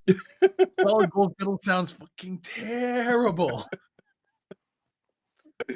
Weighs a lot, hard to use, and sounds like garbage. Yeah, it's a bad idea. Bad idea. Bad idea, jeans. Not Cybertruck bad, but pretty bad. Satan does. Even Satan's like, nah, I had nothing to do with the Cybertruck. That had nothing to do with me. Whoa. Whoa. viewing, and I accept that. But you've also said that you don't really know for certain where this ability or power comes from, that you're still working on that aspect. So if you go after Satan, you're going and playing in his arena, and you haven't even figured out what arena you're in for sure. Here's where faith... Well, don't go to Shea Stadium in July. That's all we know. What arena? Or Yankee Stadium. Or Yankee Stadium, actually. Yeah. Wait for the playoffs. You're good. You're good. It's like you're on his battlefield. We're in the arena of mind to start out with, although certain things may punch through into the physical, and we know that happens all the time. But there's a battle up there. We're just mortals. Let's take a look at that battlefield. Let's take a look at all of the players, because we're not doing that now. The quickening, maybe it's meant to be, but we have children killing children now, Art. I know. If you look at... Now... I think that's a universal human constant through history. But Paul, let's not. He's buried the lead there. You heard what I heard, and I guarantee it twigged you like it twigged me. What, the quickening? Yeah, absolutely, the quickening. Whoa. Let's go on here. Is that what Satan is? Did he win the big prize? He won the... Yeah, it's right. He's the Kurgan. Satan is the Kurgan. Yep, turns out. Yeah. Whatever Hollywood fantasy you thought was true isn't true. The Kurgan won, and now we're all dancing to his tune. Damn it. The arena of history, that hasn't happened that often, but it is happening now in Africa, in the United States, in Latin America. Children are killing children. I think that's one of the biggest success, but I could be wrong. In Africa, the audience, if I were to describe what's going on right now, they would not believe me. I don't think they'll believe me. It's absolute, complete anarchy. There are taxi cab guys machine gunning other taxi cab guys every day. The newspaper in South Africa, in Johannesburg, or even in Cape Town, is full of horrible crimes. That's not actually a joke. South Africa was pretty bad at the time. Yeah, it very was. Yeah. Unimaginable crimes. People are being killed. Again, so, like, and not to make light of it, but I'm not wrong. Like, children killing children is in fact a universal human, it's, right. It's hardly it's hardly confined to our century or our decade. Right. Yes, we invented this new thing in 1986. Yeah. Yeah. In fact, for a long time in history, people didn't live much past 28. So, had to get those, that is not true. Had to get those wars in. That is a misconception and I'm just gonna go ahead and stop you. It is true that if you look at like the medieval times ago, the average age was 28. But you also have to remember what child mortality rates were very high. Yes, this is true. So, This is a subtle point that is valid. Yeah, because that's one of my pet peeves. And people be like, "Oh, people didn't live to like." No, people lived to their Those 70s. those who lived well, roughly comparable to the life we live now. The short, a little bit shorter, absolutely, but still, like it certainly wasn't weird for someone to live into their 70s or 80s. That absolutely happened frequently. but also there was much more rampant disease and much more like you were Yes, absolutely. you were much more likely to die of a tooth infection than you are now. Yes. Yeah. Various things. But the idea that it was like, well, nobody lived into their like 50s. It's like, well, no, that's not. Yeah, it is actually. It is to have those stats. Good to see those stats with infant mortality. At very least with the infant deaths stripped out, so that it's not. Or like basically, if you lived till like 5, the odds were highly in your favor that you would live to your 50s or 60s or 70s, something like that, right? For no reason whatsoever, or for a tiny scrap of food or $1 or $2, there is complete anarchy on most of that continent right now, and most people don't know about it. They're quite complacent. They're actually putting flamethrowers on cars over there. It could happen here, Art, in the United States. No, you're thinking of Mad Max. Yeah. But more importantly, I want to know, where are Satan's failures? Where has this entity... I mentioned it already. The fiddle contest was a big one. Big one. Yep. He failed tactically on a personal... He also didn't manage to tempt Jesus. He had like several cracks at tempting Jesus. I feel like the entire, that 33 year of Jesus's life, that was just failure after failure. In hindsight, that was a bad era for him. Yeah, bad era. It's like the guy who was at Disney before Eisner, whose name I can't remember. Like basically almost ran into the ground. Yeah. In like the late 70s, early 80s. Yeah. And strategically, because that's important to know that an entity that powerful has some failures. Do you ever wonder whether we, the U.S., this country of ours, North America, are we one of his successes or failures? I don't even know how to put parameters on the idea of success or failure, but we will do that. I'm going to look at the failures first, not the successes, because I'm not so sure we're aware of all the failures. They may be quiet and not so loud. I don't know how to define success and failure, but we're going to look at it, and I'll tell you. It's going to have a look at the failures. Well, wait, you just said you didn't. Okay, never mind. Don't be asking me for specifics, Art. But let me give you some specifics. That's right. There's no trick. It's just a simple trick. Yeah. You do have to at some point. Yeah, if you want to talk about failures, you do need to figure out what his goal is. Mm-hmm. So, yeah. Noisy. Well, I feel like the Mormon Church, that might be one of his big wins, big wins. I just see Scuzz Popper. I was at a trivia night this week, Paul, at a bar. Oh, amazing. A house of ill repute. A bordello. No, just a bar. But there was a question that centered around geography and Kamchatka. Oh, once again, risk hours paying off. Risk have paid off. Yep. Who needs a master's degree? I know some vague hints about global geography. I know the names of some countries from the way they were aligned in the 1960s.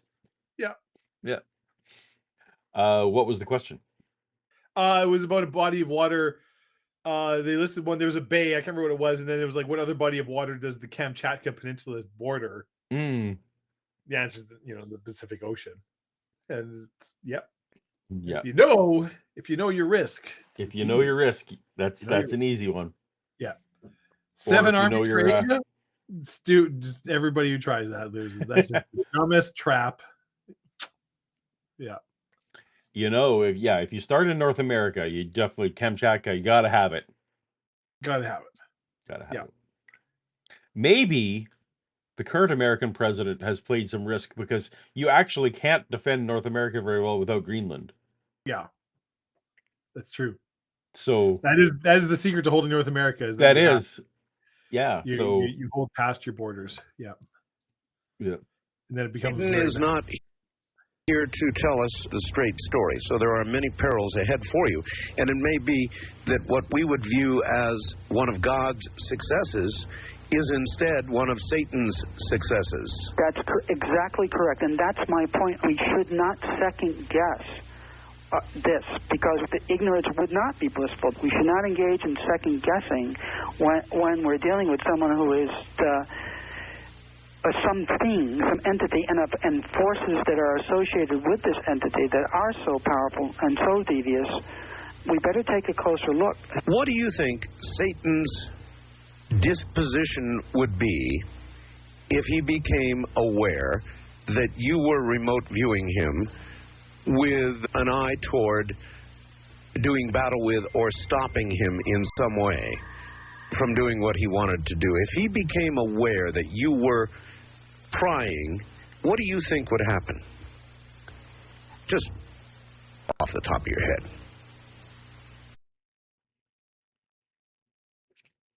Another what? Oh, you want to read the super chat? I was going for the super chat from our local remote viewing expert, Kamikaze. Kamikaze. This is our new mildly related fun fact. Dames claimed in the 1990s that Mormons made the best viewers, which is funny considering it was developed by Scientologists. I mean, they're basically the same thing, right? It's the same. How to get stabbed by Mormons and Scientologists. That's right. It's like basically the same thing. Welcome to All Things Scottish. Do you have any leprechauns? It's not Scottish. It's crap. It's crap. Boy, I can barely read the text. I think that there are possibly horrible things ahead. I'm not certain of that, but I do have a lot of faith. I'm going to do this. War is horrible. Art, you and I were both volunteers. I don't know if you were a draftee or not, but there's only so many ways to die. I volunteered. There's only so many ways to die, and I've had a good life. It's time to give back. I think it's more importantly time to leave behind something, shine a light in these dark corners and see what's hiding that may have been a cancer culturally or a meme that should not have sprouted to begin with. Or maybe actual cancer. Maybe you could figure that out. Yeah, that's fine.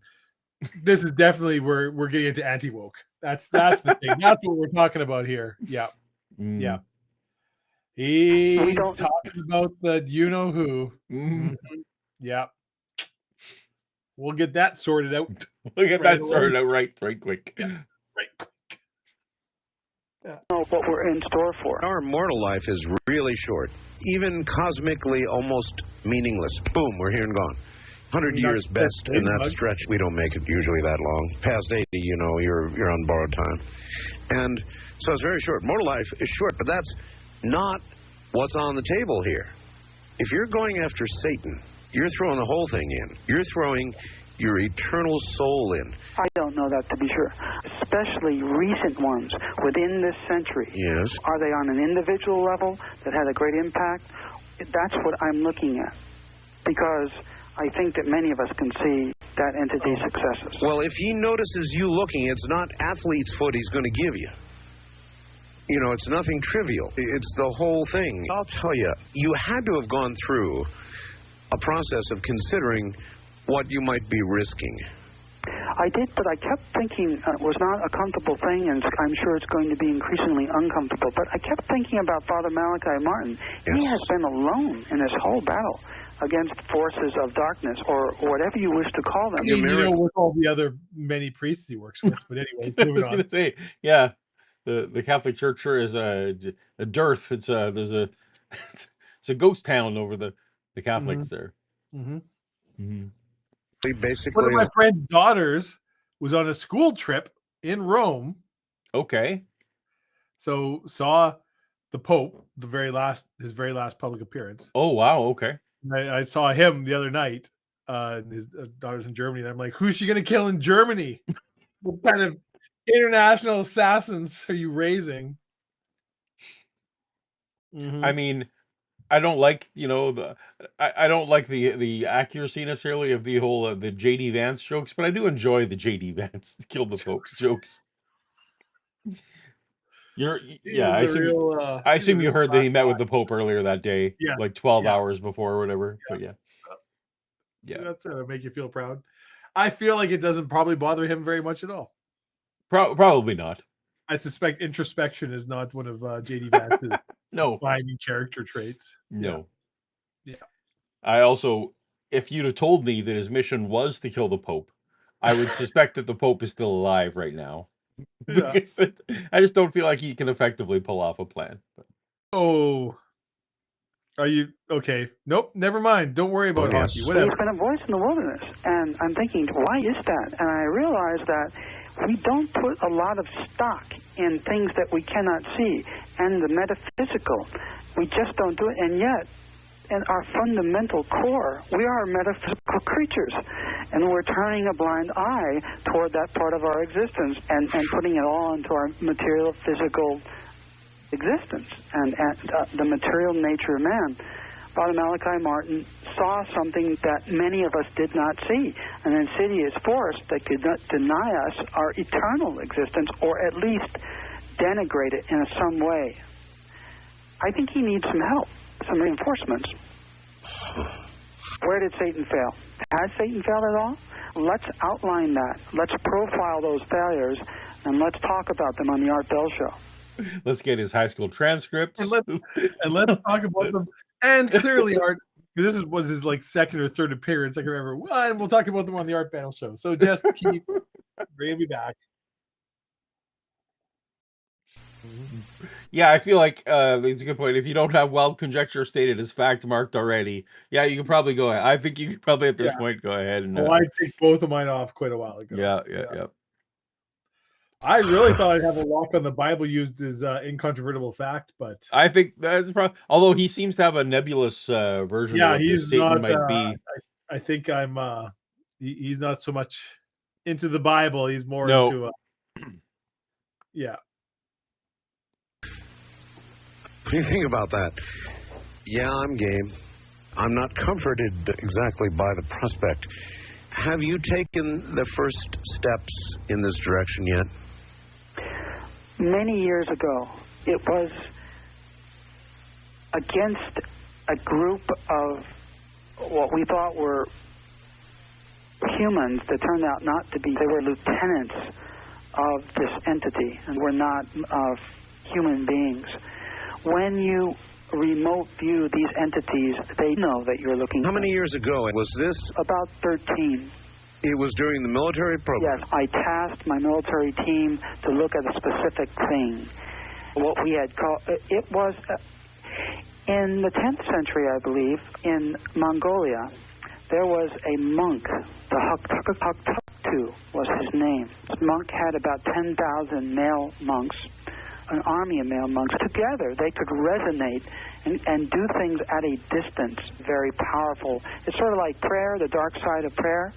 Yeah. Their ideas and powers jointly could influence other times. I found this so fascinating that when we turned our attention toward the Haktu. So Paul, yes, Dave? I was saying this because I feel bad for you because I'm keeping an eye on the Oilers game right now as we're talking. Chat assures me I don't want to know. You have like 5 boxes you haven't checked off on your card. You might want to take a looky-loo at your all right card. Fair enough. The other thing isn't happening, so that's. I have a theoretical question for you. As a Flames fan, this is a question I ask and I've asked before. Is it better to miss the playoffs or to be just like eliminated in 4 games without ever really making a show of it? I feel it's better to miss the playoffs entirely. It depends on your situation. Like the current situation that my team is in is they're walking wound, like they just plummeted. Yeah, they're just walking wounded, right? So it's like, well, if they'd have missed, that'd have been fine. Like it's just whatever. Like they're not. I meant just even from a gut of a fan, enjoy like your feelings on the season and the team. You know what I mean? Like I'm just like It's no fun because I've seen this happen more than once as a Flames fan. It's like, and then my team just gets absolutely, 4 games, 4-0 spanked. Like there was never even a question that they were going to win one of these games. And you're just like, I generally still think Well, it's better to make it. yeah, because you still got to try. Yeah. Go. And I mean, But- I guess, and to be fair, it's like, did you just barely miss like the Flames did, where they Right. lost on, like they were tied, didn't make it. Well, they lost the tiebreak. Where do you go? Or you like San Jose, right? Where you're just like, holy shit, like that's a horrible. Like there's no, a San Jose fan would gladly take losing. Sure, absolutely, right? Yeah. So trying for the playoffs and losing, right? It's just and it's partially expectations and that. You had one of the historically bad seasons in the entire history of the NHL. How do you feel about that? Yeah. People didn't think you could lose this many games, but you did. How about that? 5 years ago, people would have said, no, it's impossible. Nobody could get that few points. That's never going to happen in the modern NHL. Well, shows what you know. Where's Joe Thornton when you need him? It was as Anyways. if this entity that we later called the Red-Robed Man knew that even in the 20th century, we were looking back through time at it, and it was still operating from that headquarters in the 10th century in Mongolia. We think that Hitler's occult bureau was somehow connected with influences that emanated from the 10th century headquarters of the Haktu, but we're not sure. When do you anticipate beginning this project? This week. There's a few things we need to wrap up, of course. I do want to identify the specific agent that we're looking at. And when you're going after Satan remote viewing, you kind of want to be. That's the only thing on your plate right now. I've got like half the baseboards installed, and so there's some things I got to get done. But after that, I have no idea, Kip, what Joe Thornton did. Like, I know nothing. Do you know, Paul, anything about what Joe Thornton's up to these days? I don't. No, I mean, I enjoying retirement, presumably, and Hopefully, hopefully living happily with his family wherever he lives. I don't know anything about him. Maybe he owns like an Audi dealership somewhere. I don't know. July. I hope he's got a great beard. I hope he's got a great beard. Those kinds of things. And what makes you... Here's what a lot of people will say about Lucifer, Satan, that he is the king of lies and deception. And here you go into this battlefield with one who would completely deceive you. And so you've got to imagine the possibility that you could be remote viewing a complete deception. Or it doesn't seem... Maybe I just don't understand how this works. Like they're not, it's not a conversation. You're not on a Zoom call. Well, I mean, I guess if you're remote viewing Satan, could he produce an elaborate hoax, a ruse, an illusion, Paul? Well, is it not am I wrong? Like, is it not mind reading in its own way?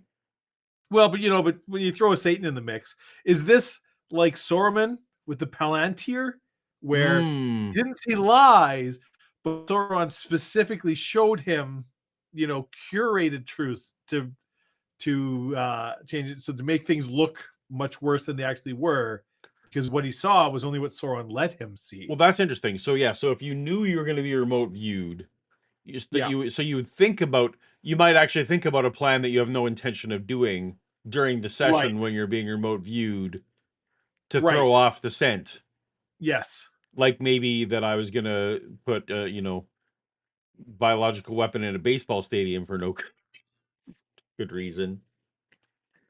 But yeah, because that's what everyone's like. Well, did you have a good reason? No, I didn't. I'm fully justified. Yeah, that's the distinctive factor there. Sorry. Anyway. No, you're right. I guess if Satan knows in advance, he can reverse reverse you. That. Speaking of which, I played Uno last week. Did you? I haven't. It's been a while.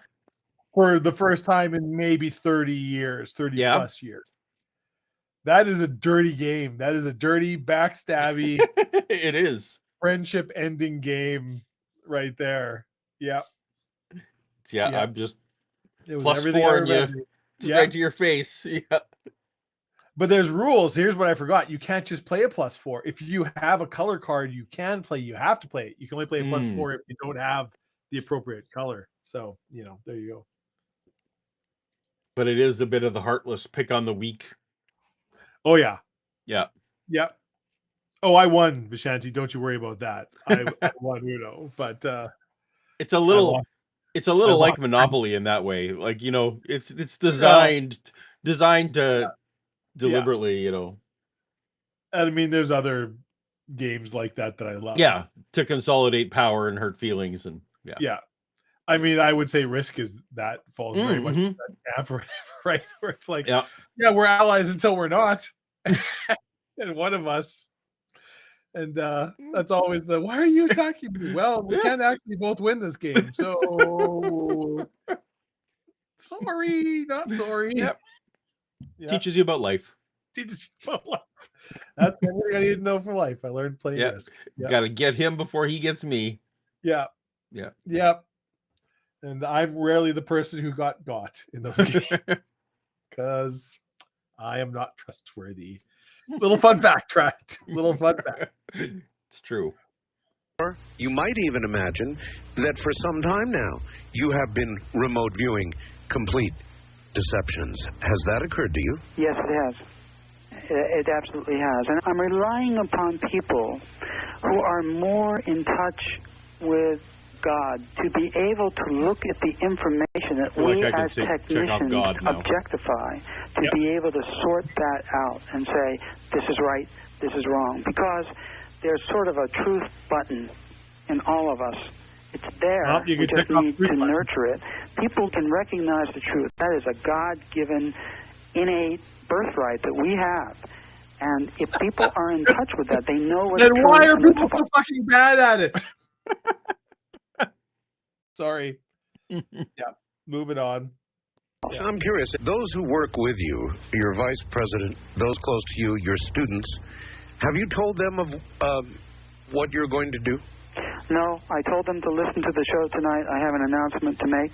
I told my two things, that my target of the week had been this Nostradamus quatrain. I have students working that.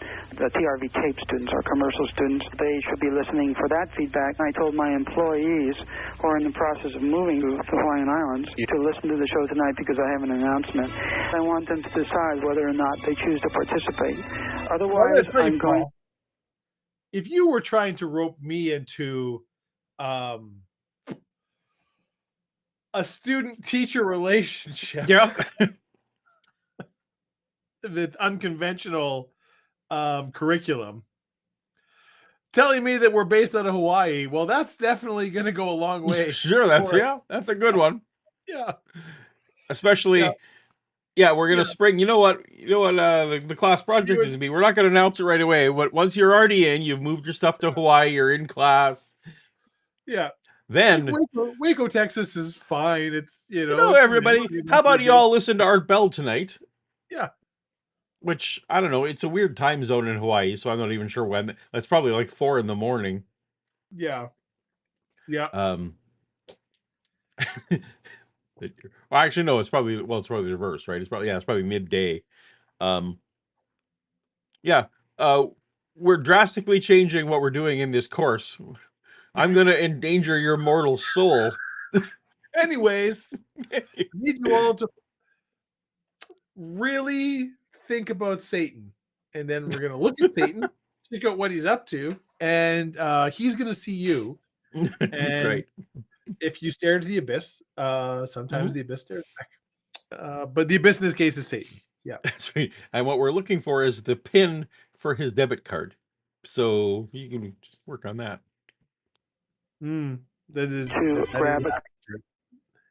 That is accurate, Vishanti. I'm getting drunk texts from Vishanti. I see. Or high. I assume high. Yeah. A couple of people on the military team who I know are very courageous men. Rook, much like Rook or many other games that you and I have played, yes, the only actual rules are the rules you can convince the rest of the table are accurate. It's true. House rules. Yeah. What are the rules of Monopoly? Are the rules. Rules of Monopoly, what you can convince the rest of the table the rules of Monopoly are. Yeah. Free parking? That you tell me what that is. Yeah. 'Cause That's I'm right. gonna tell you what I think it is, and it depends whether you're landing on it or I'm landing on it. Mhm.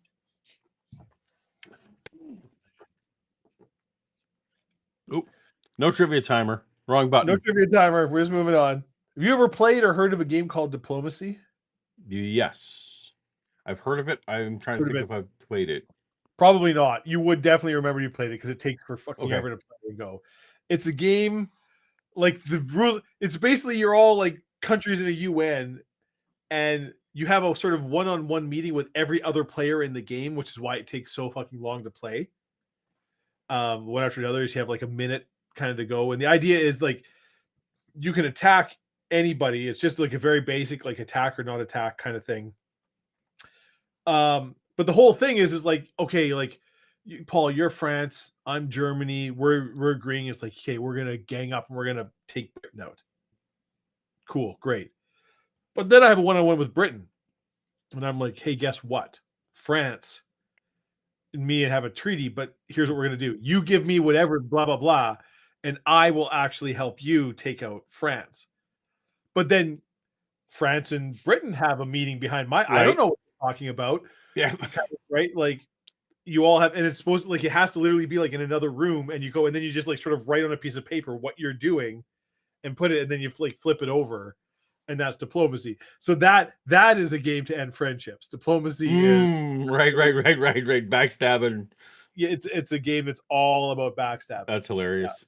Yeah, but somehow convincing people, no, trust me, Yeah. this is gonna be fine this round. Yeah. Somewhere down the road we have to like backstab each other, but not yet. That's diplomacy, and it's both one of my favorite games, but it's also intensely frustrating to play. But I feel I'm crediting that for an unrelated story.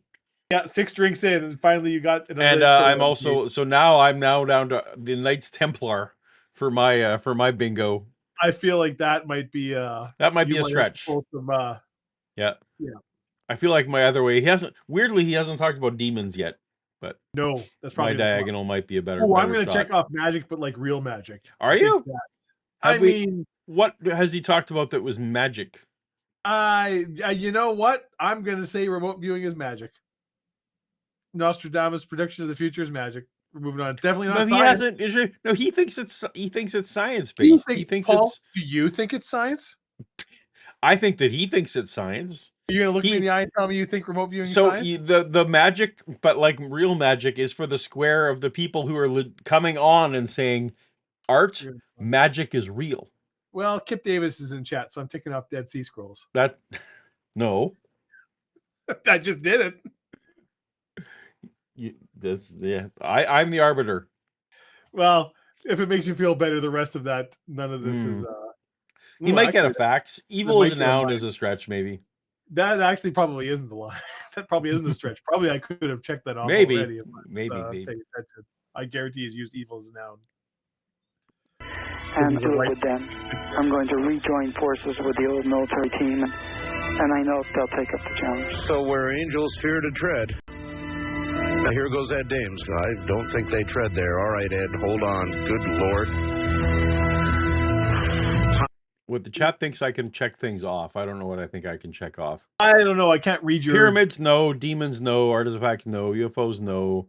Transdimensional beings... we did talk about. I feel like transdimensional beings. I'll legitimately give you that one. Okay, fair enough. Astral projection, not yet. Well, yes, he's like remote viewing astral. I feel like that's very yes. They're essentially two sides of the same coin. So you think yes on astral projection? I Bible think code yes not on yet. astral projection. Wicca no. Vatican secret archives not yet. Dead Sea Scrolls not yet. Arc shuts down a caller. No callers yet. I don't. We're going pretty slow. I don't think we're going to get to callers. Well, there are callers. I think maybe. Unlikely. The way we're going. Yeah. Unless we just decide to get bored and skip ahead. The incorrect science. I feel like the incorrect science is more valid than the magic, but real magic. Do you get what I mean? Like, yeah. So we should both just check it off. I feel like that. Yeah. Yeah. I mean, All with right. them, like legitimately, that actually probably is a very Yeah, because valid- he's not pitching any of this as magic. Yeah. Yeah. I'm looking at these empty beer cans, Paul, and there's more probably than there should be for this Well, early into the stream. we can end it when we gotta. No sleep till Brooklyn. We're doing this. For the hour. From the high desert, this Brooklyn, where they're smuggling biological weapons into baseball stadiums. No, that's Queens. Mm. Jesus, keep up. is Coast to Coast AM. That was the Dodgers, right? Cassini is indeed coming back in July, and what if it's not Y2K ready? Oh my God! All right, Ed.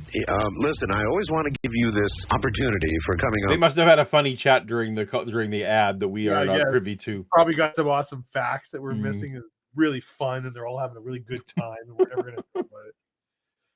My show, like, and it is you have a very unique set of tapes, and you know that I've watched the first the module 1.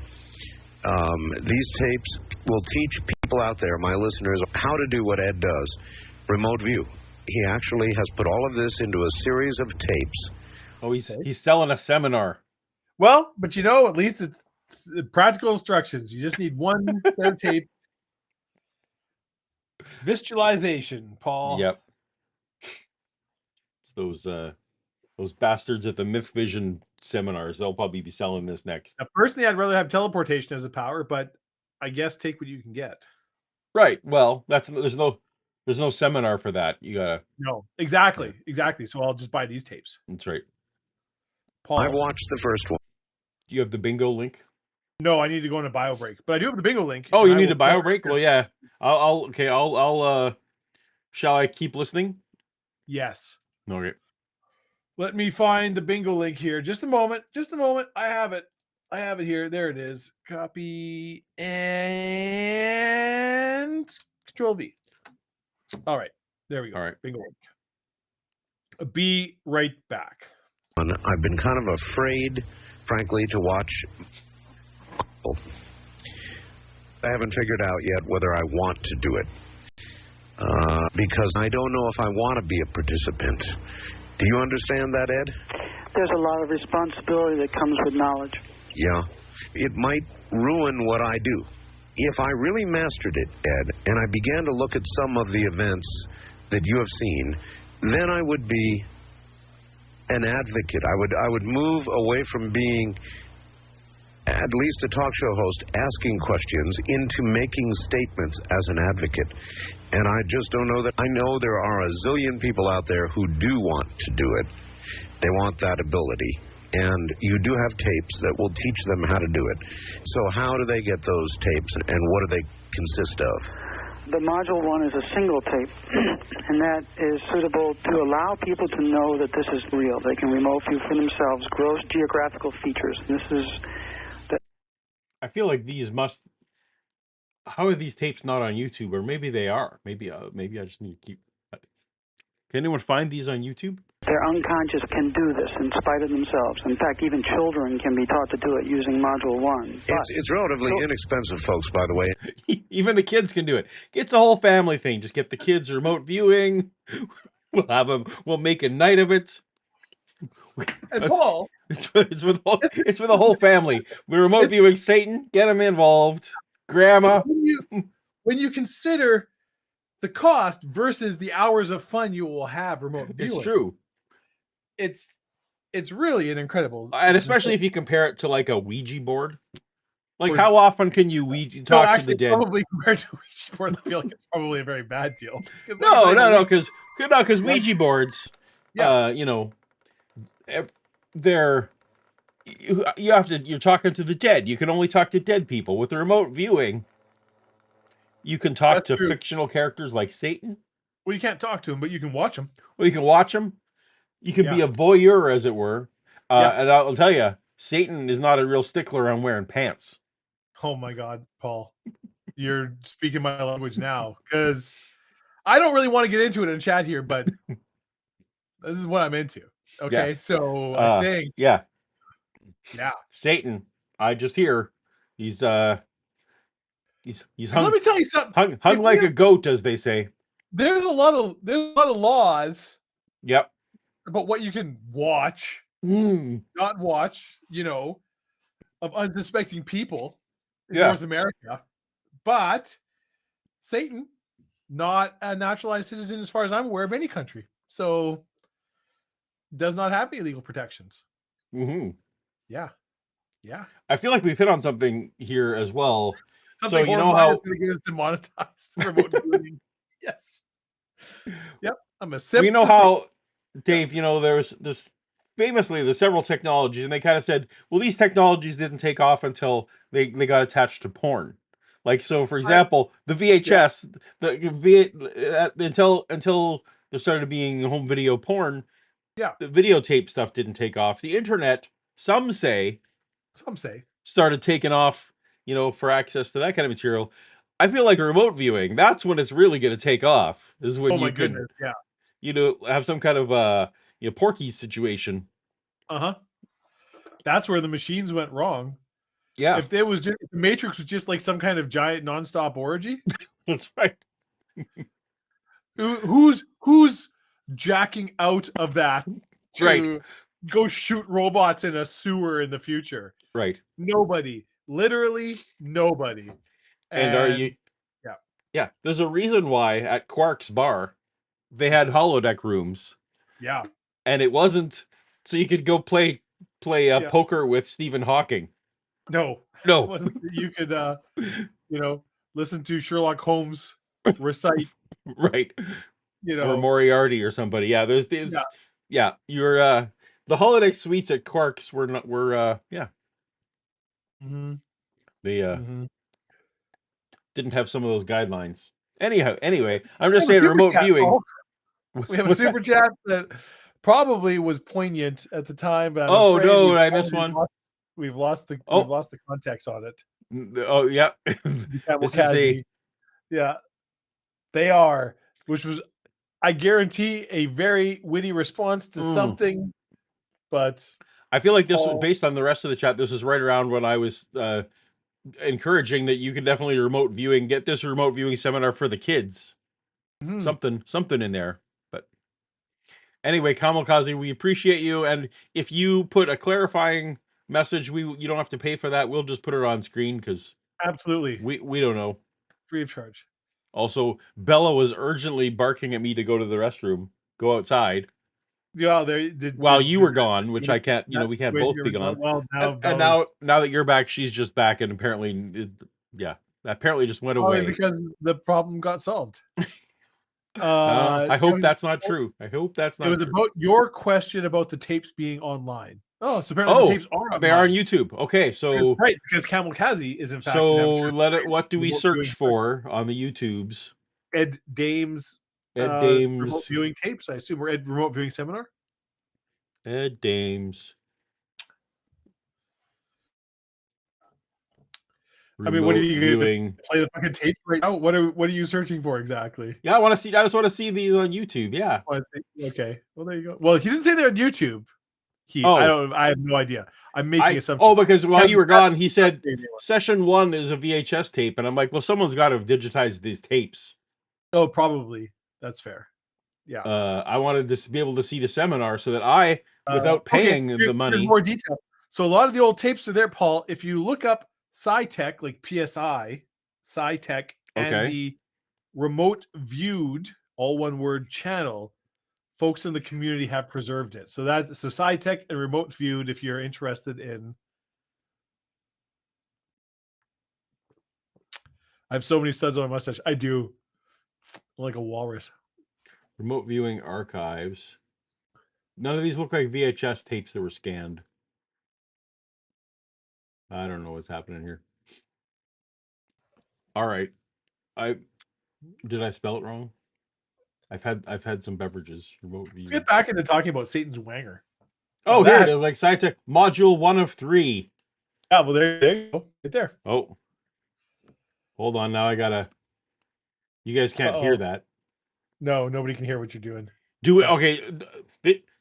Is this do we actually want this sidetrack, or we just want to listen to art? No. We're moving on. We got, Moving on. I'm going to do that in my own time. I'm going to learn to remote view. This is going to be our side channel now. That's right. Yeah. And there's all kinds of commercial applications for remote viewing, I would think. Yeah. Insider trading? I feel like, can't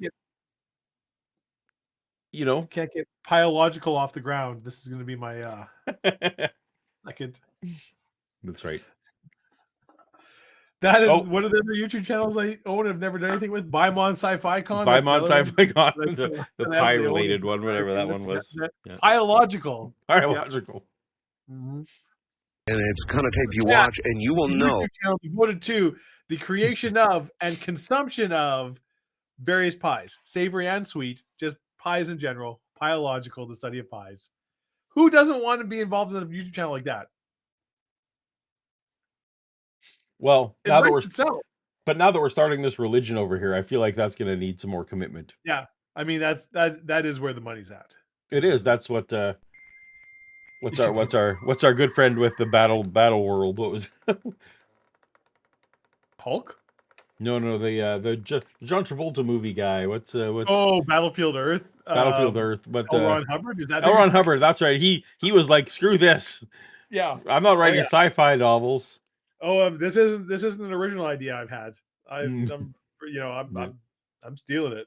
But yeah, that's where the money is. Yeah. Yep.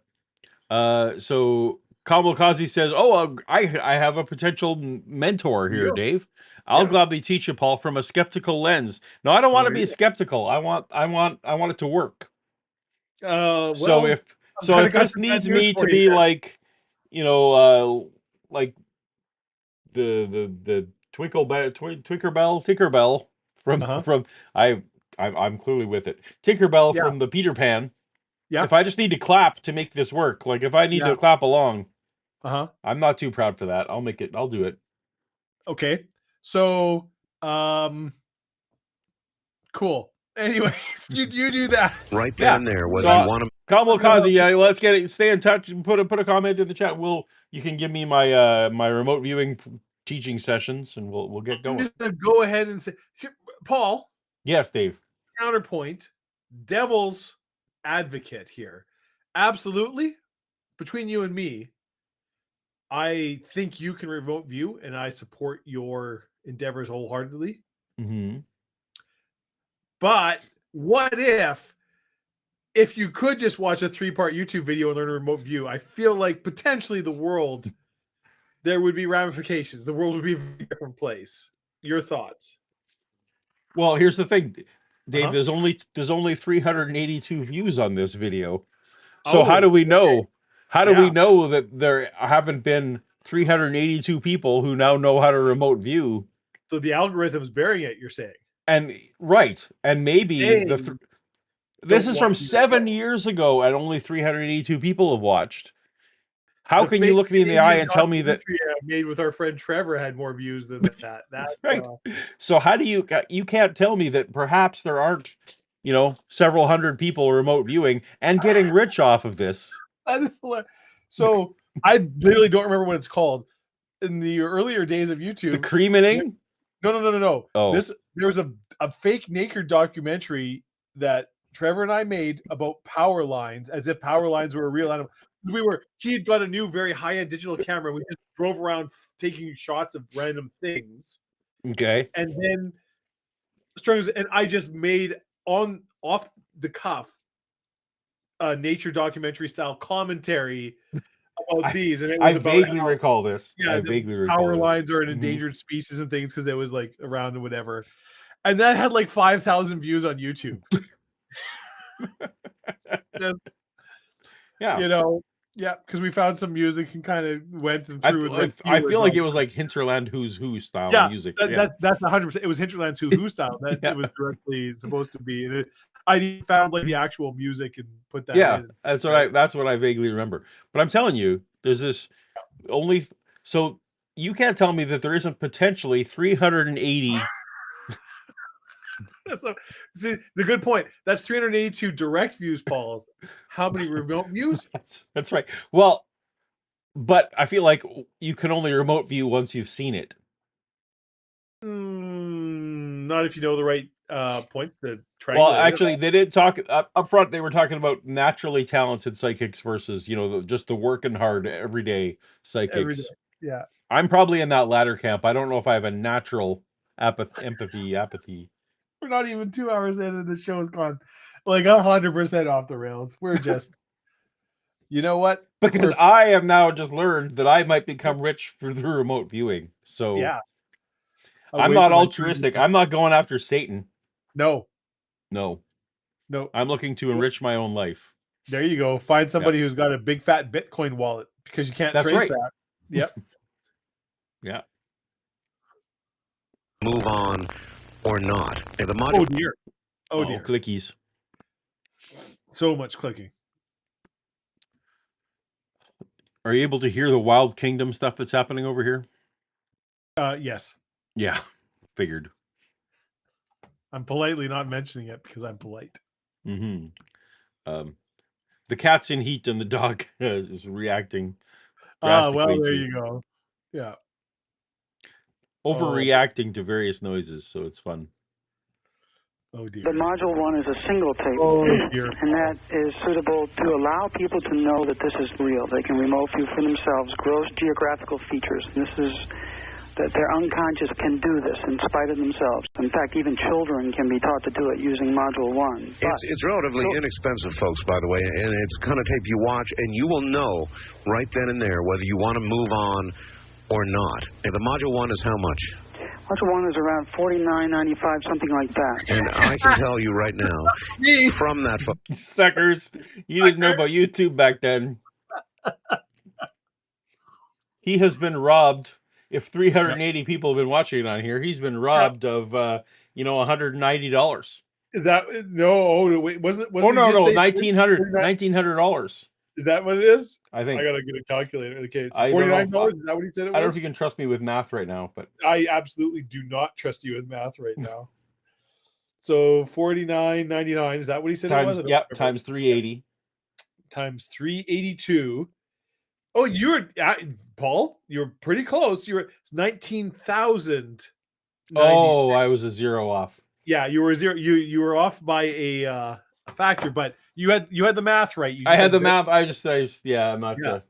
I am genuinely impressed and shocked that even in your impaired state, you were able to do. Because I sure as fuck wasn't. Yep. There you go. Very good. So, anyways, for Ed Dames, 19,000 American dollars. That's right. Which isn't what it once was, but you know. I feel like he's got a lawsuit against Google here. Probably he should be filing some kind of if we're getting copyright takedowns for this. Yeah. Yeah. I mean, just straight up. So what he needs to do is a remote view to the people who put up the channel. Yeah. To get their address so that you can file some kind of lawsuit. Is Ed Dames still with us? Do we know? I honestly think he is. Okay. I didn't, because you were Googling him before and looking. That's true. They didn't mention a. So I think he's still like doing this.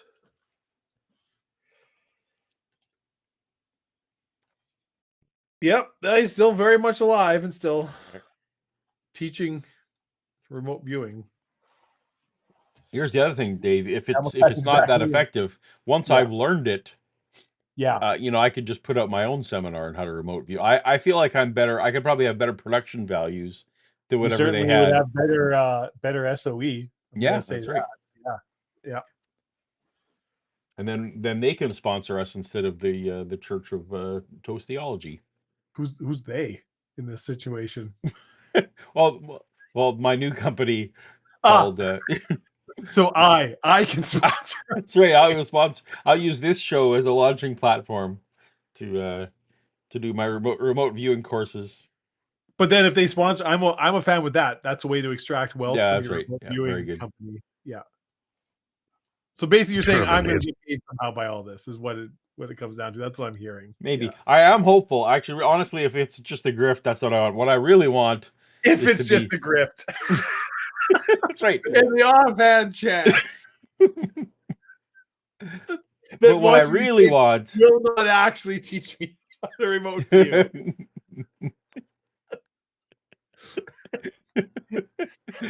Look, I'm willing to concede there's a 5% chance this may not pan out.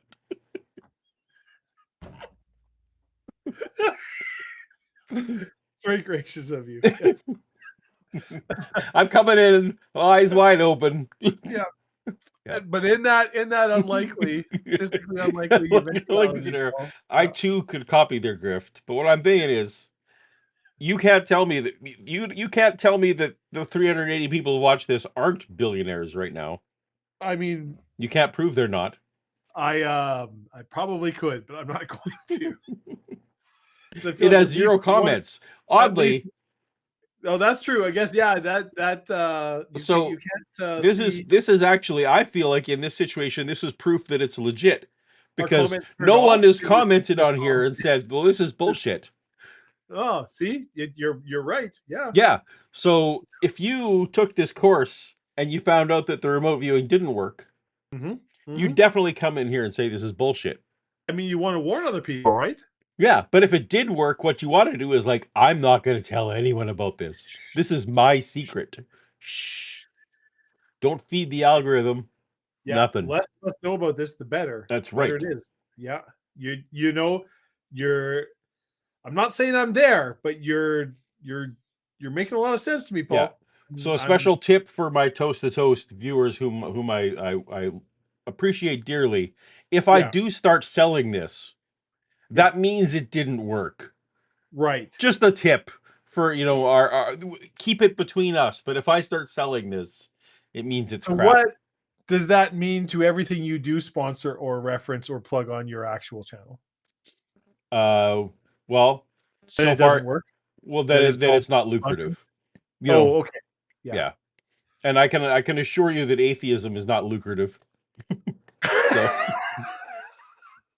I think that depends on your particular stamp of atheism.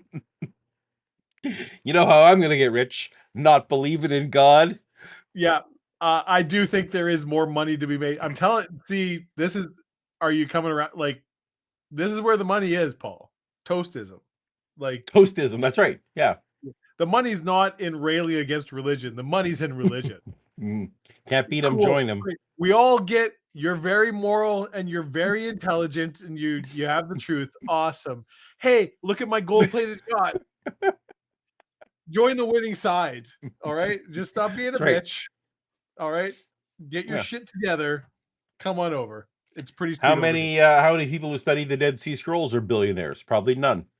Probably none. Roughly speaking, statistically, I don't think Kip's around anymore. Yeah. But yeah. Oh, but we do have a super chat, Paul.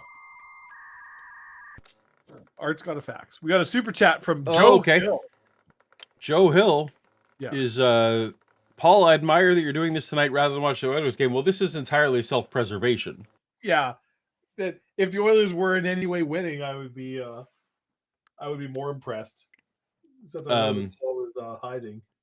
So yeah, this is if I had any expectation whatsoever, this stream would have been canceled. But yeah, it's not. So, and I would appreciate it if that was the last anyone mentioned it.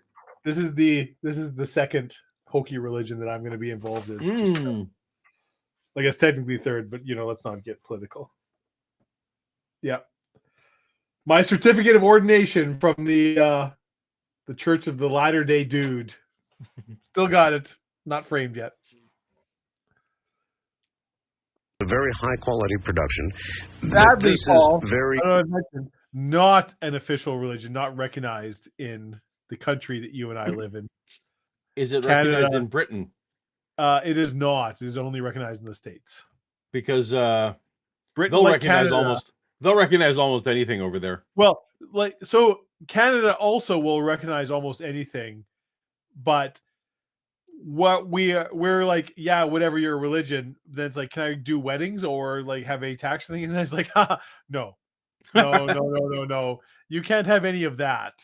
We have quite stringent requirements about what actually constitutes like sort of an official religion, and one of them are multiple actual sort of like brick and mortar buildings and like certain numbers of followers and actual, like paid staff and things like that. So you kind of can't just make your own Pastafarian religion and be like, well, it's the great spaghetti religion and we can do weddings. It's like, no, actually you can't, and pay all your taxes. Thank you very much. Yeah. What I do recall in my time when I worked in the movie industry at the particular place was when there was petitions around the world to get the Church of the Force recognized Yeah. in various countries, Yeah. and the UK went ahead and said sure. It met Yeah. whatever their criteria was, so it actually ended up being on like government forms, was a thing you could like actually check off on your taxes and stuff. So Canada's kind of the same way, where the government's like, yeah, sure, whatever, that's a religion. And then you're like, cool, can I do a wedding? And they're like, no, no, you can't.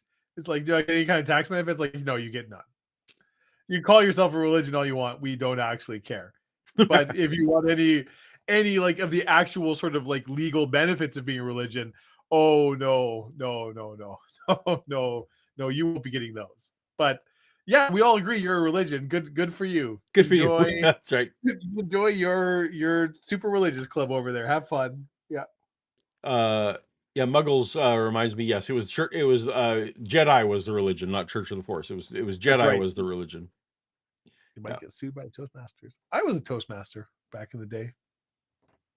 Oh, that we actually should really have that should be a position in our church is Toastmaster. I guess that's true. Yeah, who would be of the toast? Yeah, the Toastmaster. We don't have preachers. We have Toastmasters. I mean, I'm 100% willing to get really into the reads on this. So you Well, I feel like this guy here, this is our man, right, Ed? That's Guy Gardner right there. Yep. With the mustache. That is your man. Yeah. This was. That's him. Not this guy. Not the. No. This guy's. He's a skeptic. He's the skeptic plant in the seminar. I feel like that guy struggles with math and eats a lot of deer meat. All right, fair enough. Well, off we go. Paul's mentioned Star Wars multiple times tonight, Muggles. I broke that. I broke that seal immediately. Yeah, Yeah. Maybe it was the talk of Andor. I forget what it was. It's toast. No, see, it's toast is just dried bread, heated dried bread. It's you're getting off. Don't get it's not the toast itself. Isn't what the religion's about? It's and it's actually it's multiple because we toasting like the sociable. That's what the religion's based around.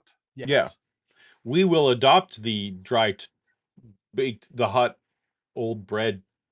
Oh, I mean, stuff. I love me some toast. Just literally just toast with butter on it. And this is where the schism is going to occur. This is where our denominations are going to fall.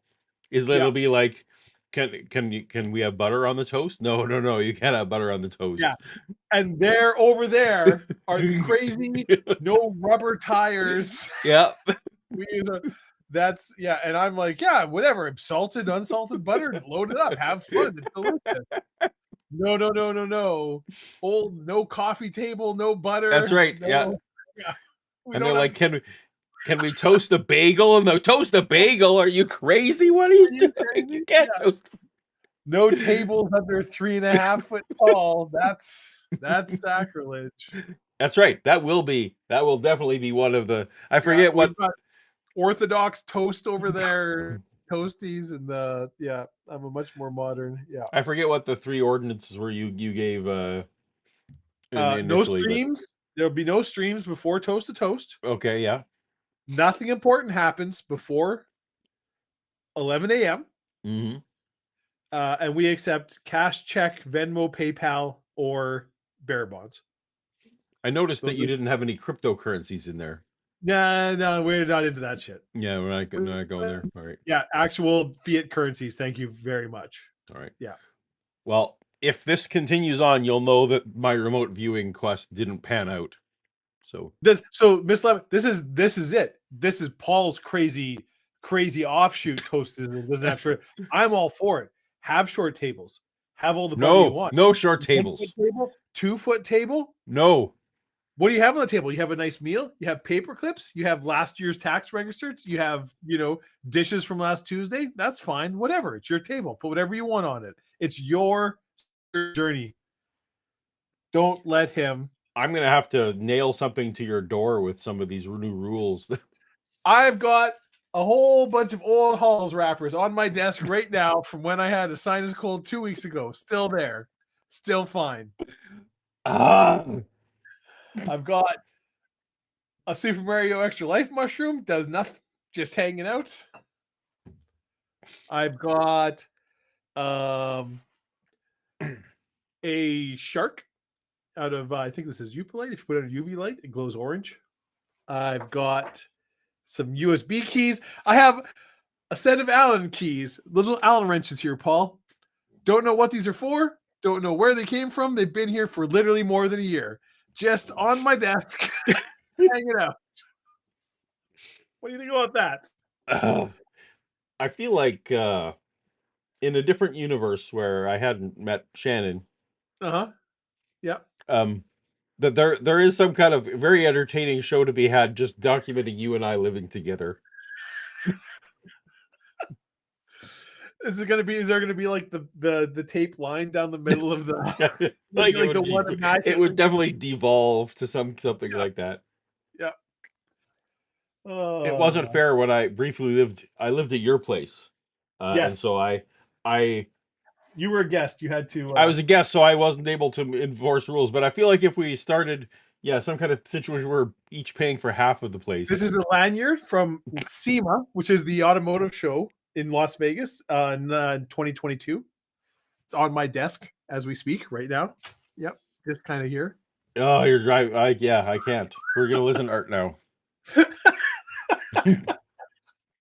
I have so much more. Real. No, I know you do. I know you do. No, after you have watched this, container. some basics What do you and think whether of you this want to funny move on container, or Paul? not. Module 2 gets more expensive. Can you It guess is the extensive training Module course. 2 is more expensive.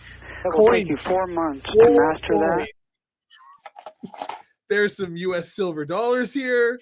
I mean, it doesn't bother me that you have that. It's that it's within arm's reach in my desk for no it's just reason. that within arm's reach. You have something Yeah. that you do not need on a regular basis. Or ever. Yeah. Just right there within arm's reach. This is not a bit. Everybody needs to be clear. This isn't a bit that we planned ahead of time or whatever. Nope. This is just literally what's here. I've got 3 pewter wizard figurines inside a case here. Yeah. And a D6 for some reason. That guy. Meanwhile, I don't even remember. the checklist right. item that I have, to clean my office, to tidy up my office so it's presentable on camera, that usually takes me about 90 seconds. That's all it takes. This is like a good hour of work to clean this desk if I went through it. If I actually sent you a video of this desk, I am legitimately worried you would have a stroke and die. I might. We'll move on. My desk is so huge, Paul. It is 4 feet deep. Oh, you have mega desk? Wide. I've got a huge desk, and I have filled every square inch of it with something. All right, back to art. Yeah. And you have at your disposal me on the internet. I critique your sessions, and I teach advanced techniques free on the internet daily. So that's there in terms of technical. I shoot his lawsuit out of the water. Yeah, I guess so. Yeah, I'm guessing those were. Sadly, that was in days when you had it was the precursor of Zoom. Yeah. When you would do your little live streams, they didn't like Real Player and stuff like that. You could do it. Yeah. But those went nowhere. Sadly, no one was archiving that stuff. Oh, Vishanti.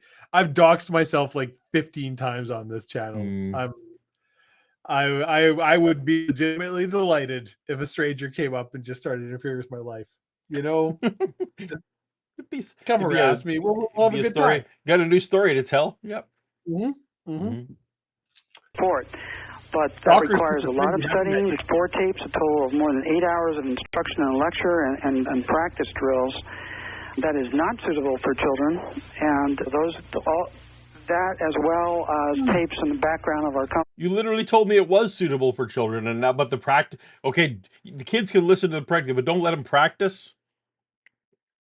Yeah. Okay. All right. What? But I'm not done with this. So Joe Hill just bringing up about who he's like, don't need Notepad++ on my PC anymore, but I still have it. Paulogia. So here's the thing, chat. Paul's gonna get all up in my grill about this desk and the clutter. So let me tell you what Paul has on the desktop of his PC. He has a folder called Desktop, which is absolutely full. Inside that folder is a folder called Desktop, which is absolutely full. Inside that folder is a folder called Desktop, which is absolutely full. There's maybe 8, 12 iterations of this now, because when his desktop just gets completely full that he can't put any more icons on it or files or whatever, he just puts it all in a folder called Desktop, throws it on his desktop, and then starts making a new, and he just keeps fucking doing this. That was true. I stopped doing that. That was. okay. But you're not wrong. That was true. You have actual like files. No, because now, because nothing. Everything's got to be in my Google Drive folder now. Like so. Oh, okay. So I've actually to that extent, I've rerouted everything that would normally put stuff on the desktop to put it into my Google Drive folder. So my the base of my Google Drive folder is what you're describing.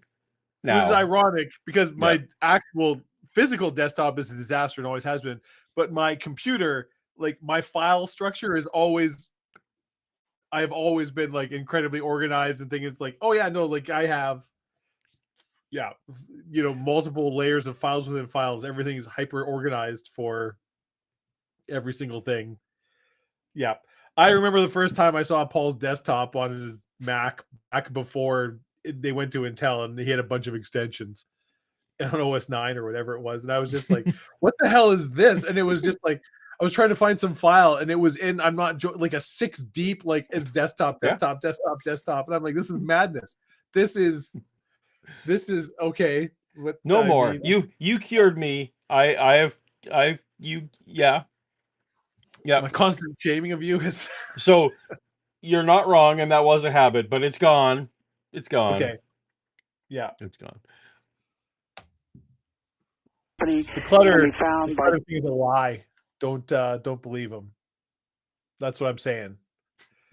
Virtually, he's all for it.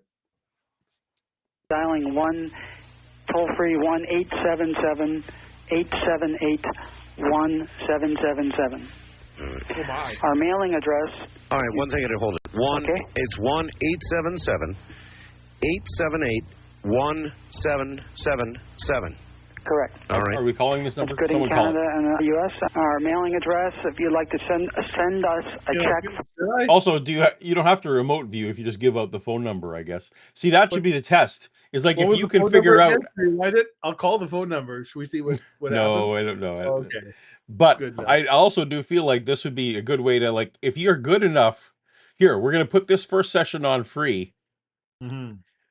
But you need to remote view to get like the number for the rest of the things. That would be the good test. Yeah. Okay. This is completely unrelated, but I have to tell you this story, Paul. So I think you've seen, I don't know. So this is my phone case, right? Like, so it's wood carved. I just liked it. It was just a cool phone case picked up. Yep. I was at a local brewery and restaurant a couple weeks ago, having a very wonderful. Turns out the waitress, the server, really into octopi. Oh, and okay. She's my phone case because I usually put my phone down. It's too much to put in my pocket. It's just like face down on the table, and she's like, "Oh, what's your favorite octopus?" And I'm like, "I'm sorry." And she's like, I can't even remember. She's like, this whatever species mimic octopus from the South Pacific's my favorite. And I'm like, I don't. And then she just starts going off on like hyper detailed marine biology octopus facts. And it's like, I'm very sorry, but you have grossly misjudged my enthusiasm level of. Yeah, it's like, I just thought this was a cool phone case with an octopus on it. I don't actually. Was this a precursor to like the tentacle erotica stuff that sometimes I guess some people... She clearly was like legitimately into, because like she knew what she was like. She's like this species or this species. I'm like, I couldn't name a species of octopus. ma'am, I'm sorry. I'm sorry. And I feel bad because you're so excited. Like you Right. saw my case and your eyes lit up and you were just so excited to Yeah, talk to you thought one somebody of else us. You thought there was going to be a about bond. Occupy. And it's like, yeah, so I don't. It's like I just bought a Star Wars shirt from because I thought it looked cool in the store, and like somebody who's in like the 501st Legion or something is just like, Yeah. oh yeah, blah blah blah. Did you like this Thrawn? Love this? You're just like, dude, I got no fucking idea what you're talking about at all. I don't know. I just thought this like Boba Yeah, I Fett just thought it was was neat. cool. Mm-hmm. I went to the one concert. I bought the band's shirt. I'm sorry, I don't know any of their back catalog. Yeah. Yeah. It's like, I didn't know that they used to have a different bass player, and I have no opinion about if it was better before or after. Sorry, man. Sorry. Yeah. Welcome, Timothy Harmon. We are a little bit off the rails at the moment. Yeah. You're a couple gummies in. You're in good You company. might think that we also are a couple gummies in, but that's not actually what's happening. We've just been. Well, I'm 8 drinks in. We Does were. that count? Look, I came here to find out how we're going to remote view Satan, but now I feel like my financial fortunes might change. Yeah. Also, I really feel with things like we're not going to learn about. He's going to remote view Satan. It keeps talking about. We haven't. Right. This is so. What we really need is the next episode to find out how that worked out for him. So you and I, like professionals, are stepping up to entertain because Ed Dames ain't going to do it. Well, you never know. We never know. I know. Want to call that number? It's P.O. Box 3762, Beverly Hills, California, 90212. La-di-da, Beverly Hills. You can afford it. Beverly Hills. I guess remote viewing is lucrative. At least living in Beverly Hills. It's pretty good. They made 3 movies about how that place is rich. I knew a cop from there once. No, he's not from there. Were you talking about those Eddie Murphy movies? Unless you mean, he's from Detroit in those movies. That's not a real. That was Eddie Murphy. He's not a cop, Paul. That's a movie. You're talking about was it Rosewood? Taggart and Rosewood. Holy cow! Is that the names? Do I have space allotted in my brains to know the secondary characters' names from movie? Oh my gosh! Well, please, someone assure me those aren't their actual names. I mean, I'm gonna look it up now. Is it Rosewood and Taggart? And if it is, I need to reevaluate shit. John Astin played Chief John Taggart, and Judge Reinhold played Detective William Billy Rosewood. Fuck! Rosewood and Taggart. Good job. You nailed it. And Eddie Murphy played Axel Foley, the 3 top listed. Yep. That is something that your brain has allocated space for, that you can recite on a moment. This is why ringing in people like you and me, So I just found out this afternoon that someone enrolled me on a trivia night thing next Tuesday. Yeah. To be on their team. It's a big charity thing, but they just, we put you on the team. You and Shannon, we just put you on the team without telling anybody because we think that you guys know a lot of stuff. It's like, we know a lot of random stuff that could come up. Yep. It is. I do find, because I actually enjoy trivia nights quite a bit. So there'd be things like name a single Taylor Swift song. And it was like, poof. Right. And then I look like I've got brain damage. Right. And then somebody's like, hey, when was Chernobyl? And I'm like, well, that was like April. Now I can't remember. April 26th, I think, 1986. They're like, oh. Yep. Or it's like, who was in this movie? Or you'll hear like 10 seconds of this song from 1973 and it's just drums. And I'll be like, yeah, that's whatever. They're like, how the fuck do you know that? I'm like, I don't know. Like, it just is. What are you talking about? Yeah. Yeah. Yeah, so that's apparently something not against my will I'm going to do. But that is the thing about. Or it's a whole other thing, Vishaji. Let's all move on. Yeah. So you and I have attempted trivia teams just by ourselves. I don't think we've ever been together on one. Although, like, I honestly I think one time I remember one time it was just you and me on a team in a bar. I feel like we would actually do pretty bad, and we did terrible because it was questions like. Yeah, like name this desperate housewife or whatever, Yeah, and they're you're like, I don't what? know. Yeah, like name 2 Kardashians. Yeah. I don't like what? I don't know. Yep. Yeah. So there was a lot of stuff like that. Yeah. Yeah. So that's why you need. I think with whoever it was that'll loop me in on the trivia team. Yeah, you want a well-rounded team. Yeah. I was like, I've been to specifically at a bar, a Star Wars trivia night. Hmm. And going in, I'm like, this is either going to be like ridiculously easy Right. for like you or me, or they're gonna go like, in Splinter of the Mind's Eye. What was it? And you're just like, fuck, man, I don't know. Like, come on, are you serious? It's like I do not remember every chapter of every Star Wars novel and every Star Wars, comic. Like, I know a lot more than the average person. But like, if you want to get real hardcore, no, Yeah. I have let it slide. I'm not. Yeah. So, but that's the thing, and it turned out it was ridiculously easy. It was just like, okay, yeah, well, whatever. Like, Right. yeah. All right. We got away from tentacle porn, and we have to get back to the regular show. Do we? Yep. That address is good for another few months, and then we will be moving our operations. Employees are on their way now. What is the zip code again, please? 90212. Okay, if I've got it right, then it would be SciTech, PO Box 3762, Beverly Hills, Oh, I broke it. You broke it. California 90212. Correct. Or they can order through Amazon.com. Or our website if they'd like more information on our company, what we do, and our projects. Here we go, Ed. Let's see what's out there, and there's going to be a lot. First time caller line, you're on the air with Major Ed Dames. Callers. Callers. We made it to callers, Dave. Well, we might get all kinds of stuff. Hello there. Hello? Yes, sir. You're on the air. My name is Tony. I'm from Spokane, Washington. Hi, Tony. Yes, Ed, first off, I'd like to let you know that I respect you very much. I respect everybody I talk to. But my question is, Everybody? how do you... That's a mistake. I think you can treat everyone like you you can treat everyone with respect, but that doesn't mean you actually have to have respect.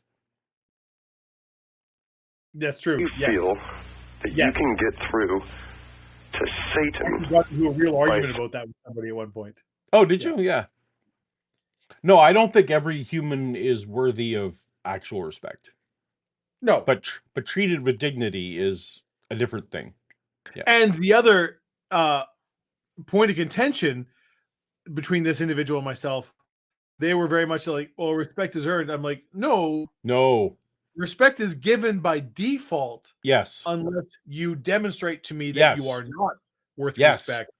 But my default position is going to be I respect you and treat you Correct. as if until you like turn out to be a real, fuckwad. And then it's like, all right, well, you go to hell. This needs to be in the Toastism, whatever it is our thing Yeah. is going to be. Yeah, you treat everyone with respect by default unless they overwhelmingly demonstrably show that they don't deserve it. Yeah. Yeah. And also, if you don't tip waitresses well, then you're out. But is that only? But then that's a very North American central religion. Oh, okay. Because tipping's not really a thing in the rest of the world. Right. Well, no, let me rephrase. If you tip poorly someone who lives on tips, right, then you're out. Yeah. What if they really serve you poorly? I've never been served so poorly. I have. So like I could count them on a couple of fingers, but there have been times where I have left like a 12-cent tip. Oh. Or like where it's like, this is a message that like, I didn't forget to tip you. You don't deserve a tip. Where somebody was like objectively rude to me or something. Like, but I feel like Paul knows me well enough to be like, I'm not going to do that. No, this would have to be very extreme. I'm trying to imagine somebody how like this would have to be. Straight up like was offensive. And you're just like, you know what? Maybe you're having a really bad day, whatever. I don't know. But just you go to hell. Here's your nickel. Thanks. Thanks for what you didn't do. Yeah. Fair enough. Tell me, Paul. Yes, Dave. You're a Star Trek fan. I'm trying to get to callers. I am a Star Trek fan. I mean, so it's weird. Like to the outside world, I'm a huge Star Trek fan, but like, yeah. Anyway, we don't need to get into that. Carry on. Who's your favorite secondary character in Star Trek, and why is it Garrick? Well, if you wanted to say favorite So this is you can't favorite there's no main secondary cast, character, no favorite main cast in any of the shows, right? So like So- none of the bridge crew. so it or couldn't be. whatever. So basically, you're looking for like non-Starfleet. It could be Starfleet. Like I would say, like who's his name? Who's the real nervous guy that was like had the holodeck? Barclay. Barclay. Like Barclay's a secondary character. Yeah, and the fact that I can just name Barclay like that shows Yeah. you that I'm a certain level of yes. So I would Q. I think is my favorite secondary character. Okay. Yeah. But Gul Dukat. Oh, I mean, that's who you're talking about, right? Gul Dukat. Gul Yeah. Dukat. No, I'm not. Garrick was the tailor in Deep Space Oh, Nine. Garrick. But sorry, Garrick the Tailor. But is Gul Dukat the same person? No. Wasn't Gul Dukat? No, Gul Dukat's like an actual Cardassian. Yeah, no. Garrick right? the Tailor. Garrick the Yeah. Tailor, and especially his repartee with Julian. Yes. Yeah. That was delicious. Yeah, no, absolutely. So, yeah, no, you're right. And especially since Q, I would say, was not a character, but somewhat recurring. Like, I would say by the end of he became like a secondary character. He was in enough and had enough of it. He had certainly had a character arc. but I would percentage, call him a I guess, secondary character. Garrick was in a higher percentage of episodes. Oh, absolutely, much more. Yeah, But like he would be what they call a series regular. Q and Barclay probably have a comparable number of episodes. I'd have to Yeah. Google it. I don't know, but I feel like they're probably in a pretty comparable number of shows. Probably. Yep. Barclay had the one where he made himself God. I didn't enjoy that one very much. He didn't make himself. He was infected by an alien probe that couldn't interface with computers, but could interface with his brain and gave him godlike intelligence. Mm. Let's not go. Let's not be slandering. Yeah. The good folks over at the Star Trek. Whoa. That's not what Barclay did. He didn't make himself God. That was out of his control. Joe Hill for $5. Thank you so much for the super chat. Appreciate you. Hey, Joe. I will accept no Garrick slander ever. He's the fucking best. Yes, he is. You also missed a chat from Scuzzbopper, a member chat. I'm ashamed you couldn't name two Kardashian. Oh, We literally just did. Garrick and Gul Dukat. Well, you probably hadn't by the time. I think that he means like the is it spelled differently for the weird reality show? I mean, I don't know what you're talking about now. Mm. Rummy. Okay. Have another drink. Yeah.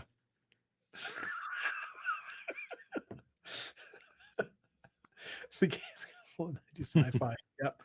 Garrick and Julian. Channeling Garrick and Julian, that's right. Yep. him himself. He was created by the. So, but Dax was a main character on that show. What? Dax was a main character in that show. Absolutely. Like, absolutely. Like, if you just want to be listing off, if you work on the bridge or like the main command deck or whatever of Deep Space Nine, then you are a main character. Yeah.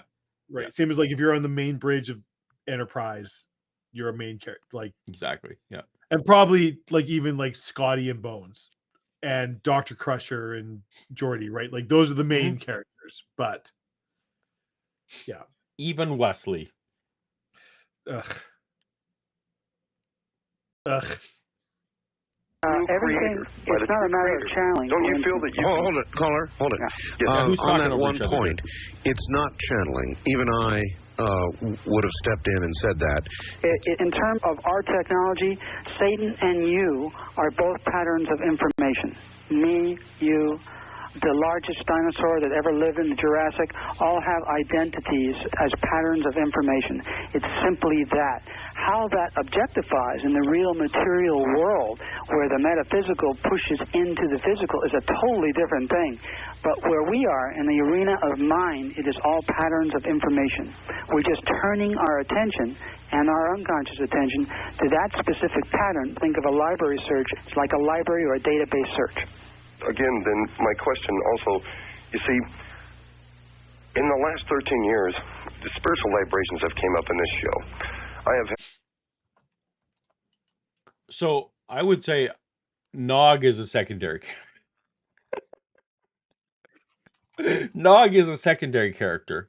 I would I agree. agree. Yep. Yep. He went off and joined Starfleet.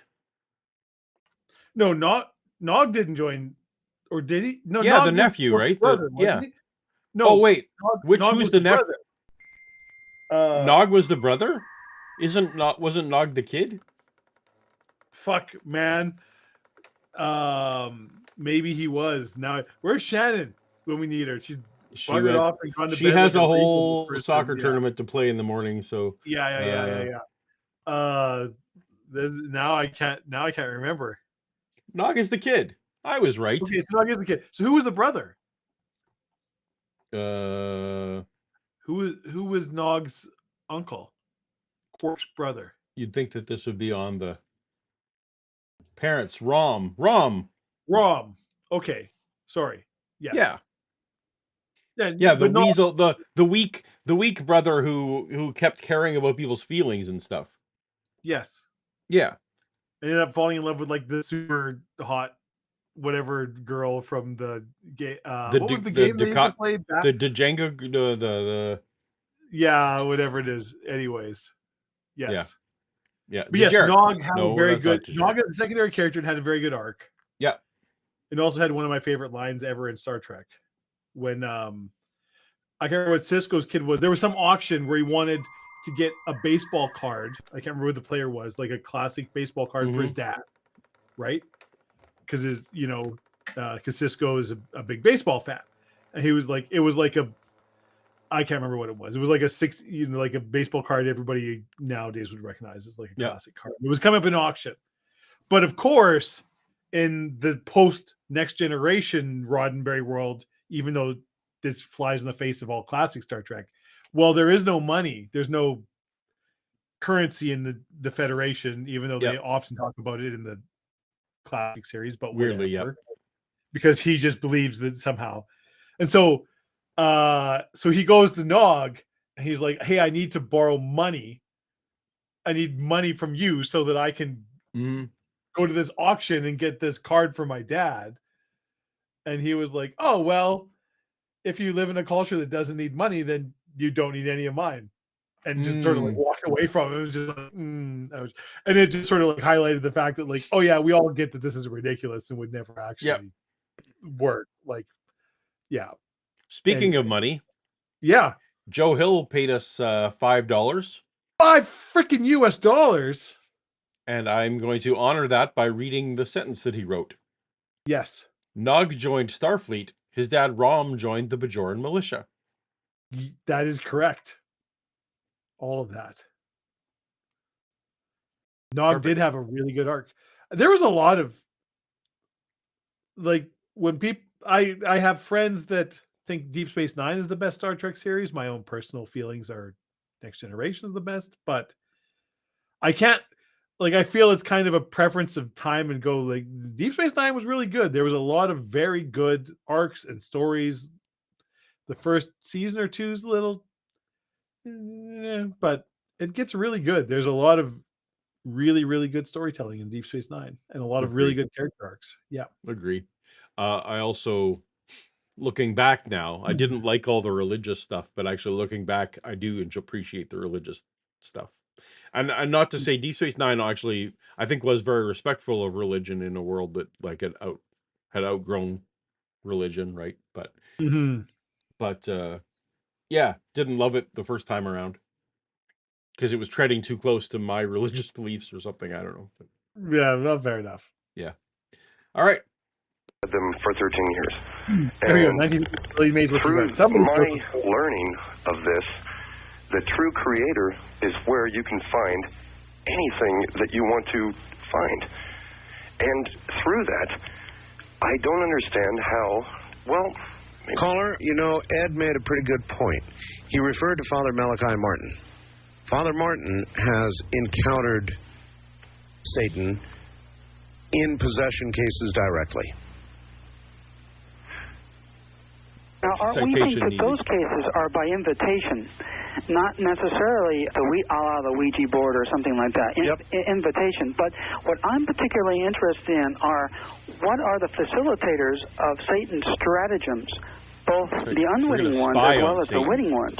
Who are, for instance, who are unwittingly participating in furthering the designs, the ones that we may not recognize, the deceiving part of mankind. Or the group. In other words, Satan's tools. Okay. Well, the unwitting ones, the ones that may not. I'm not trying to really interrupt or anything. I'm sorry. I'm kind of new at this, but through the true Creator, you can find any information that you want. Because you're created to do it accurately. Sorry, you were saying, caller? Specifically. So, I guess what he's saying is, you're treading into, by the avenue you're taking, by not going through the true Creator's God, and going to the dark side to try and profile failures, the tools, people that are being used. The Creator is in us. A part of the Creator is within our structure. Well, then we're really not going outside of the Creator for this information. But the very mind of the Creator is the arena in which we download data. What about the very mind of Satan? Is he not in us the same way? I don't know if he or it is in us, but it's certainly a part of that self-same mind. Wildcard line, you're on the air with Major Ed Dames. Hi. Yes, good morning. This is Dan in Virginia. Hello. Good morning. Hi, Ed. Hi. Before I ask my questions, I would like to suggest that... Yeah, so it is interesting he's not going to remote view any of these angels or God. He's not trying to figure out what they're up to. He wants to spy on Satan. Exactly. Because Satan is doing fun stuff that might be fun to watch. Whereas God, he's playing harps or shit. Like, they're not doing anything. He's probably just hanging around on his throne. Look, if you're going to have if you have two TV shows, one's following Satan around, a reality show where they're the camera crew and they're following Satan around and doing his shenanigans, and one that's following God around doing his shenanigans, the Satan show is going to be more watched. I mean, probably. Yeah. Probably. I feel like you're putting a lot of pressure on Satan. Like, Satan's probably got off decades where he's just like, fuck it, I'm just going to like hang around and play Civ 2. You know? He's as old as time. He can't be on all the time. Well, this is the thing. In my theology, so I'm actually was angry with the color, like with Art here. It's like, no, Satan is a being. He's a created being that has time and space limitations. He's not in everyone's heart the way God is. Satan is limited. He's time and space limited. He can't be talking to everybody all at once. He's got to pick the important things and prioritize. Unless he exists outside of time somehow, though he's created. Well, that's possible. But he's not. God is everywhere. Satan is not everywhere. That's true. Satan is neither omnipresent nor omnipotent. Yeah, right. So, yeah, he just happens to know that well. If I or is this your, Christian bias coming through, and it turns out you don't know what the shit you're talking about with Satan. Well, maybe, but I'm going with they seem to be going with the broad strokes of the or Christian. If what he's saying is true, and there's really only a single construct that is the collective identity, and there's just various patterns within it, and one of these patterns identifies itself as you. And the entire overall arching contract is God, but there is a perhaps more powerful or prevalent pattern that identifies as Satan, or what we would call Satan. I mean, really, are we just looking at this the whole way? Well, is the problem, Paul, that it's not the spoon that bends? It's the universe. And once you realize that, yeah.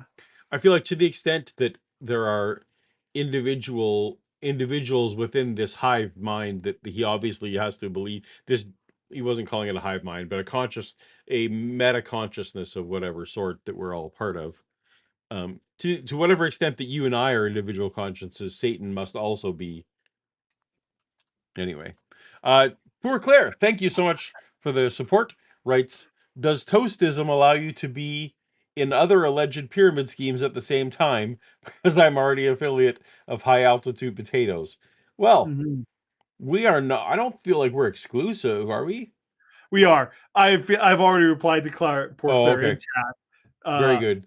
Sadly, we do require exclusive access to your bank. I mean, thoughts.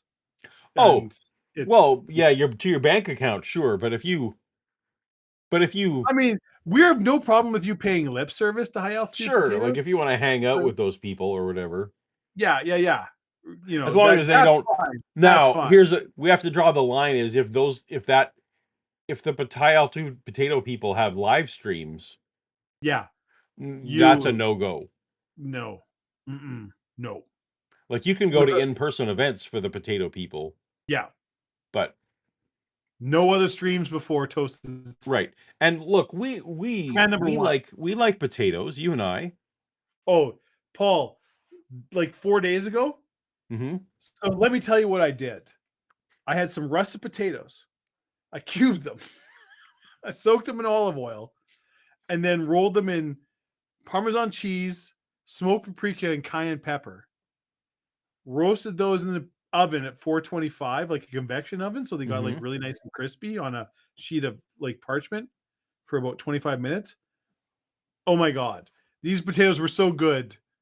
Like you'd probably be like, there must be a God, because there's no other way to explain how good these potatoes taste. There just isn't. What other explanation could there be? There's no other explanation than the divine intervention or the culinary skills of David. Like there's just no way. So probably I'm God is what I'm saying. Okay. And these potatoes. So this is why. So poor Claire, if you want to partake in potatoes, we're not going to stop you. Yeah. You just can't watch their live streams or give them money. Yeah, that's exactly it. Yeah. That's exactly it. Holy crap. Anyways, sweet Jesus. What's okay. You don't want to know, but I don't want to know. You should We watch. offer some prayers for both Ed and because where the score ended up and where the score was the last time I saw it, I am genuinely curious what the fuck happened to bring this around. But you'll be happy. I'll tell you that. Oh, okay. Well, there you go. This was the plus side of being here is like, well, this is either consolation or I'll just be happy. So good news. Father Malachi, so they won't be out there by themselves. Yeah, that's good advice. And question, Paul. How much more of this Art Bell Toast to Toast have you got in you? Do I have in me? Yeah. I mean, we could be done. We kind of. No. So here's the question. It's, do I go get a can of Coke and put rum in a glass with it right now and come back? You know, because we've got at least another half hour in us. I've got a good half hour in me. But I will need to bio break when you come back. Okay. You can even buy a break now, whatever you want, or I can go do that. No, go do that, and then I've drunk all my beers, and I'm too drunk to drink my. Because I'm not. Yeah, there's no urgency. I just need to, if we're doing another stretch, then I should probably, Let's talk about the urgency, Paul. How do you feel, bladder wise? Like in and of yourself. Oh, so as years go on, I anticipate. Yeah. Before. So I don't, I tend to not let things get urgent. Right. Yeah. Good advice. Good advice. None of us are getting any younger. That's right. So, so I tend to avail myself of opportunities when they avail themselves. Yeah. Good man. All right. Anyways, I'm going to go do that. Me and Bella will hang out here. Yeah. Sounds good. I'll be right back. To get to, the impeachment process is really smoke screens to cover up a bigger event that's taking place. and to distract us. That is funny. No one's reported bingo yet, despite Dave's generously giving multiple square things on. Well, we'll assume it's the bug in the bingo card thing. That's not. I didn't write it. Third party bingo thing. Oddly, no one's got it yet. Every major news consuming, constant breaking news type event for years now has been said to be what you just said, a smokescreen to cover up something else. Now, not everything can be a smokescreen to cover up something else. Some events are real. We pick and choose, Art. And there's so much information and so many ways to live your life. We do it as a culture. We choose as a culture, as a group, as a nation, as a globe. And as times change, these things like Joe Hill with one of my favorite quotes from any movie. I love this. I use this all the time, and I actually use this as a bit of a shibboleth test to see if people can be my friends. Potatoes, boil 'em, mash 'em, stick 'em in a stew. Yeah, I feel like that should be a shibboleth test for being friends, for sure. go back and forth. Well, even recent events, the bombing of Iraq with, what is it, $330 or $40 million worth of cruise missiles, the impeachment of the president by Congress, these are pretty big things, and they should be a pretty good-sized spike in the timeline continuum. My point is, and it's a very interesting point, that the collective unconscious, or the global mind, or the matrix in terms of technical remote viewing vernacular terminology, whatever that is, has a different idea about what's important. For instance, perhaps something small that pops up in the future that we pick up as a critical node that we may perceive as small may be the seed for something very large. I mean, that's easy to understand. A single individual being born that could change the world, the birth of Hitler, the birth of Gandhi, the death of Gandhi. Those kinds of things are, even though they're very, very small. I'm going to fix these clicks before they get out of hand, before Dave has to deal with it.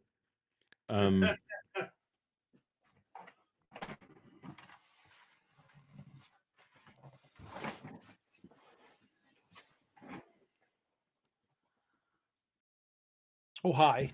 He was defending what he does as potentially this butterfly effect. Okay. Basicness. I'm not sure where he was going with it. I might or might not have put 5 ounces of rum in this. Woo! Well, I will make sure that I make my next one pretty strong too. I don't feel like you have to do that, Paul. Oh, okay. I'm not a good measuring stick. No, keeping up with because you. I made a poor decision. Yeah, no. It's I feel like in most circles that I'm pretty good at holding my own on the how many drinks I can have. Yeah. But not in your company per se. I'm not a good bar. No. And this is a true fact. Like, people, I do not get hangovers. I've had 2 in my entire life. Yep. And like both those times I was like absolutely blackout drunk. Like, and I'm not 60 drinks in drunk. That's what it takes.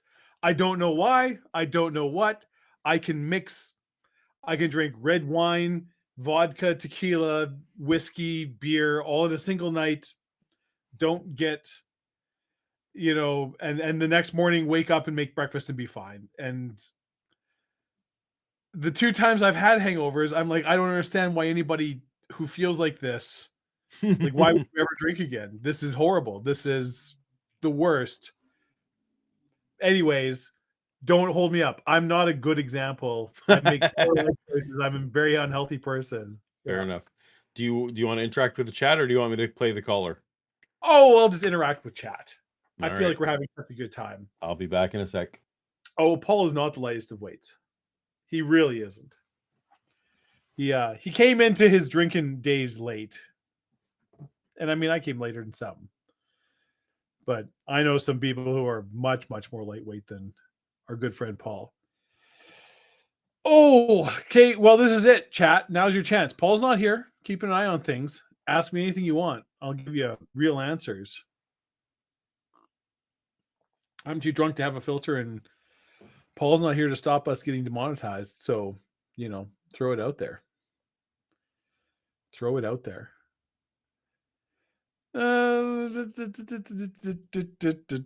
And you know what? I'm doing good. I'm doing pretty good. I'll tell you truthfully, Player One, it's been a very stressful month. Just a lot of stuff going on. I'm really enjoying this chat. Nothing horrible. Nothing. There's people who have much worse times than me, but it has not been the best month. And I'm glad I'm here with all of you. And here's the thing, like, I can hold a lot of liquor. And by a lot, I mean, like, I can drink a 750 milliliter or 40 ounce and I'm fine-ish, like, carry on. I don't think that's anything to brag about. I don't think there's any, if you only want to have one or two drinks or no drinks, like, that's there's nothing that's particularly makes you a better person or go, you're not 21 years old in college. You don't have to keep up with everybody else. Drink whatever you're comfortable with. Have a good time. I want everybody to feel like they're having a really good time, enjoying themselves. Mm-hmm. I did not brain cramp. I did not have a hangover after that episode, and I was really drunk. I was embarrassingly drunk in the first episode, but that is not one of the 2 times I've had a hangover. Yeah. I was able to wake up the very next morning, watch the stream of what we did, and be like, oh my God, I can't believe I said those things or did those things. Is that still on YouTube, Paul? I think we may have taken that one down. I really hope so. Yeah, because there's things I said and did in that I'm like, I really hope certain people never. We retooled after the pilot is what they say in the biz. That's exactly what it is. Yeah. We had the pilot and we retooled. Oh my God, mistakes were made. Mistakes were made. Yeah. Yeah. All the right. one thing I remember about that is that I believe the deal was that we were going to like drink, do a shot for every like $10 that somebody super chatted, which was a stupid claim. Yeah, or I think maybe even less, just for every super chat, I think, or something. But yeah. And then I remember looking and being like, oh, I did 17 shots in that stream. That's too much. Yeah. Too much. Plus, I was drinking beers on top of that. That's right. Like, we were. Yeah. Yeah. Speaking of which, I guess if we're doing more of the show, I should really pour myself some more. Yeah. Wasn't that the whole point? You were going to. Yeah, that was the point. Put a little sting in your stand. What's your rum of choice right now? So I'm on a Florida Canna kick personally currently. So I bought Florida Canna today. 7 year, not 12, but 7. Oh, I got the 12 because there was a good deal at Costco. Yeah, so I I miss Costco liquor stores, we don't have them here. Ooh, that's sad. We have only the provincial run stores here. No, 7 was on sale, so I picked up 7. Timothy Armistice, his episode 1 is still available, and he watched it last week. So. Oh no! All right, I guess that's homework for me to fix. Yeah, I'm maybe gonna send you an email about that later this week. Yeah, let's fix that one. So watch it now because So no, but we're late enough in the show. I am now many in, and so I de-escalate. So now I'm to Captain Morgan on the. Yeah, that's the way to do it. Yeah. No, I started with Diplomat. Yep. Which I quite like. Your sweet black currant Riga. I started with the black currant, which is Riga, which is this is my precious. I only had 1 shot of this.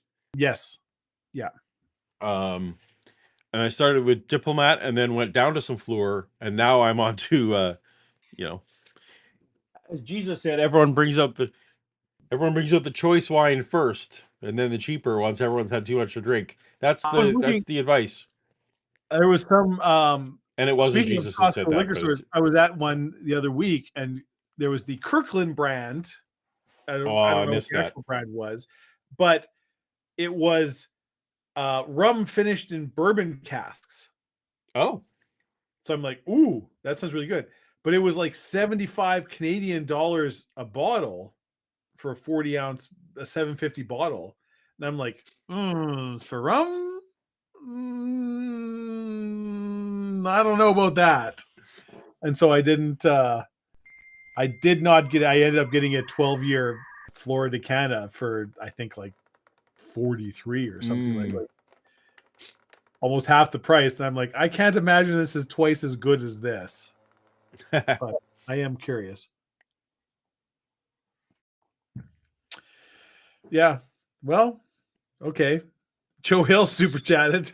So we've gone long enough that apparently my little chat bot is broken. I gotta refresh it. There we go. But so I can't put it up on screen. Sorry, I can't Joe put it up on Hill screen, but I will. Has super chatted for $5. Leave episode 1 up. Give the people what they want. I have spoken. Joe, I very much appreciate the $5 super chat. I very much appreciate your no joke year support of this channel and Paul and I's efforts. No, that is going away because there's things in that episode that if some of my family saw would cause problems, legitimate problems for me. So that one. Yeah, that's a line we. Yeah.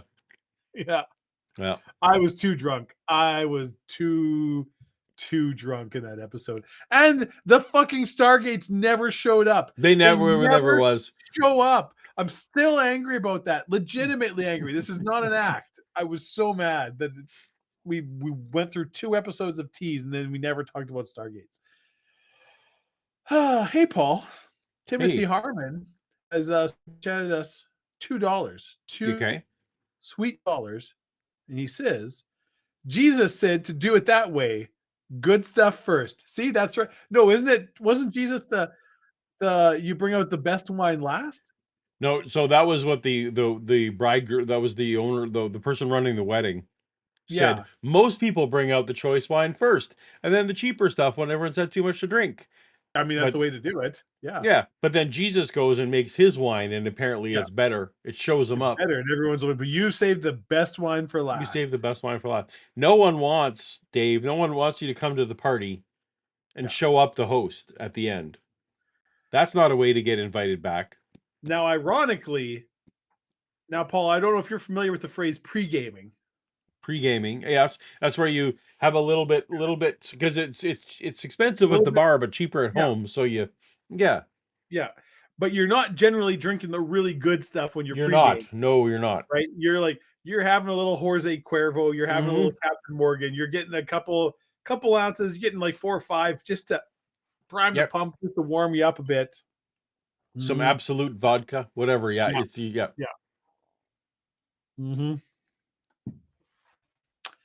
Anyways, drinking's fun. I think my chat thing is bad for you, and nobody should drink. That's right. Yeah. So we'll see. Hopefully, this chat thing will keep going again. Anyway. Unless you're at a bar with live music, in which case, have a good time. Yeah. Oh, there we go. Back again. Perfect. There we go. Working again. I'm not a huge fan of the Bacardi Reserva. It's okay. It's not my thing. Have you ever had Kraken Gold? Yes. I'm a fan. Me too. I was in a foreign land momentarily. And I'd never seen it before, but they had a giant thing of Kraken Gold. It was a 750. No, it was a 1.5, 1.4 for $13. And so I grabbed one and brought it home, and now I'm like, why did not I buy, like, I should have just emptied out my suitcase right then and there, just in the airport. Just like, okay, I'm buying all of these now. So anyway, now I'm Other nations, Dave, they don't have as many sin taxes as we have. No, they do not. Yeah. We have super chats. Yeah, Scotty Orange, Paul, has super chatted us $2 and asked, will there ever be a sober or NA toast to toast? I mean, can't say never say never, but so it depends what you mean by sober as well. Like, do you mean no alcohol consumed whatsoever by Paul or myself? Toast to toast maybe gives a miss neither Paul nor I are like we aren't getting hammered drunk on like the regular. There are many days of the week that go by where I do not. Yeah, no, consume absolutely. I'm not a daily drinker. Yeah. Yeah. The last time I had anywhere close to this much was last Toast to Toast episode. Absolutely. Yeah. So. But also, Paul and I basically do this for fun, and it's part of the bit. This is the show. It's toast. It's in the name. It's right there. Toast That's to right. toast. Right. We have drinks. If you want to see me, never. I always do. One would argue that I should reverse this, but I always do the call-in shows on the line completely sober. I think I'd watch if you ever came to me. We're like, hey, Dave. By the way, I had 5 drinks before I did this call-in show on the line. Forrest didn't know what the hell was going on. That's right. Maybe I should pitch that to Yeah. the folks over at the line. How about we have a designated night where the hosts are blotted, whatever we are, and we have just over and just get increasingly. Mm-hmm. Yeah. So Scrub J 93 just left us $10 donation. It's amazing with a laughing cat. Thank you so much, Scrub J. I don't know if the laughing cat's like or fox or whatever that is. Is that like an emoji or is that just what happens when you? That's their channel avatar. Oh, okay. See, like it's the people's. AZ Cat has this little eyeball. No. Well, I don't like if you look in the actual chat. There's like a laughing. Fox, I missed. Oh, so I'm on a different interface here. Oh, that's a sticker. That's a super sticker. Yeah. So I can't put this. The super stickers don't go in. They put a super sticker in there, right? Like there you go. Yeah, you do. So Scrub J was laughing at something. Something we said was funny. Or just us. What we've done. It's the laugh at these two idiots. But let me tell you what I appreciate. I appreciate Scrub J, and I appreciate the $10 super chat. I agree. Yeah. I want to hear some more callers just in case Art hangs up on one of them and I can get a bingo. Do it up. All right. Technology, whatever that is, has a different idea about what's important. For instance, perhaps something small that pops up in the future that we pick up as a critical node that we may perceive as small may be the seed for something very large. I mean, that's easy to All right, Timothy. We're both laughing at the same thing. We missed you, Timothy. It's great if you could join us, even if it's later. That's what I told my doctor when she chided me for my drinking. Hey, there are some nights I don't even get drunk. Yeah. Oh, it's very Rodney Dangerfield. Yeah, that's right. Yeah. I think what I was trying to say is most nights I drink nothing except tea. Yeah. I'm a tea drinker. Mm-hmm. Mm-hmm. Yeah. Yeah. But understand a single individual being born that could change the world. The birth of Hitler. More coffee. By volume, yeah, that's gonna be pretty close because I think you've seen my giant teacups that I have. That so coffee cups, I try to keep it to like a 20-ounce cup at most, or 16. It's so big, Paul. It's such a huge cup. But what I'm saying is, I have 40-ounce teacups that I use. Like this is like a 12-ounce cup. Yeah. Yeah. This is a very big mug. This is a very big mug. No, that's a 16-ounce mug. That's got to be. Is it 16? It's not 20. No, it's not 20. 40. No, it's not 20. 40 is an entire bottle of alcohol. Yeah. I drink a lot of coffee, as you know.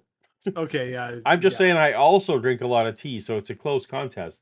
But the tea I try to do not caffeinated teas generally. Okay. Like your herbal teas? My herbal teas, I like the fruit teas. You like the fruit teas? Nutty teas. Okay. Yeah. I'm not familiar with nutty teas. Give me an example of a nut tea. You can get hazelnut teas. You can get yeah, they're just the so it's hazelnut tea, and I don't mean to sound but is that just we threw some hazelnut in water and just kind of boiled it? Is that what hazelnut tea is? Yeah. Well, they put other various leaves in with it usually, but so but it tastes like it's very nutty flavor. It tastes like I mean, Like, did you all just have, tea, like, all tea is like a wet essence of, or a hint of the thing that did you it's. have like potato tea? If you just sort of keep the water from your. I will try any tea that isn't green tea because I do not. I've tried many green teas and I just Oh, don't really? love them. I'm actually a fan of green tea. I Yeah, like it. so I mean, I'm very experimental, shall we say, when it comes to teas. But I will, And when it comes to teas, yes. yes, when it comes to teas, within that very narrow, part of my life. Yes. Yeah, chocolate teas are nice. Chocolate teas. Yeah, This is new to me. Okay. you So need it to come turns to out, my. You need to come to my house, Dave, and I will yeah, hit you. I will give you I'm a. I am, and I'm fully willing to admit this. I am shockingly ignorant, it turns out, when it comes to teas. Yeah, we got. But I'm very much a coffee drinker. I like it tea. Like, I'm not against tea at all. I enjoy a good So cup for of me, it's tea. a mental shift. It's like, But okay, I need I'm to. coffee, and I have different Coffee coffees. I like coffee coffee. for me is related to work or being out or Mm, somewhere I don't want to be. right. Tea is what I do when I shift to tea when I'm trying to actually mentally say, okay, you need to be done with work for the day now. Mm, So yeah. fair enough. All right. The birth of Gandhi, the death of Gandhi, those kinds of things are, even though they're very, very small in terms of the quantifying one soul, because of all the billions of souls here, the meaning is very large, and that's what we're dealing with here. We're dealing with meanings. The spikes connected with meanings are very different than the spikes connected with the physical effects and events connected with war. Have you viewed your own death? No, I have not. Why not? I'm willing to do that now. Up until about a year ago, I was too, but I would do it now. I'm getting older, and it's getting shorter of breath, one day closer to death. I think I could handle that now. It's a Pink Floyd reference, Paul. Do you want to know about your death? Probably not. No. I can't see how getting older necessarily has to, that still seems like I don't want to know. Yeah. I'm not scared of it. Like if it's tomorrow, that's fine. Is it? Yeah. Well, there you go. I guess maybe it depends how. I guess it They were depends like, how. Sure. "Hey, tomorrow you're gonna die screaming in fire."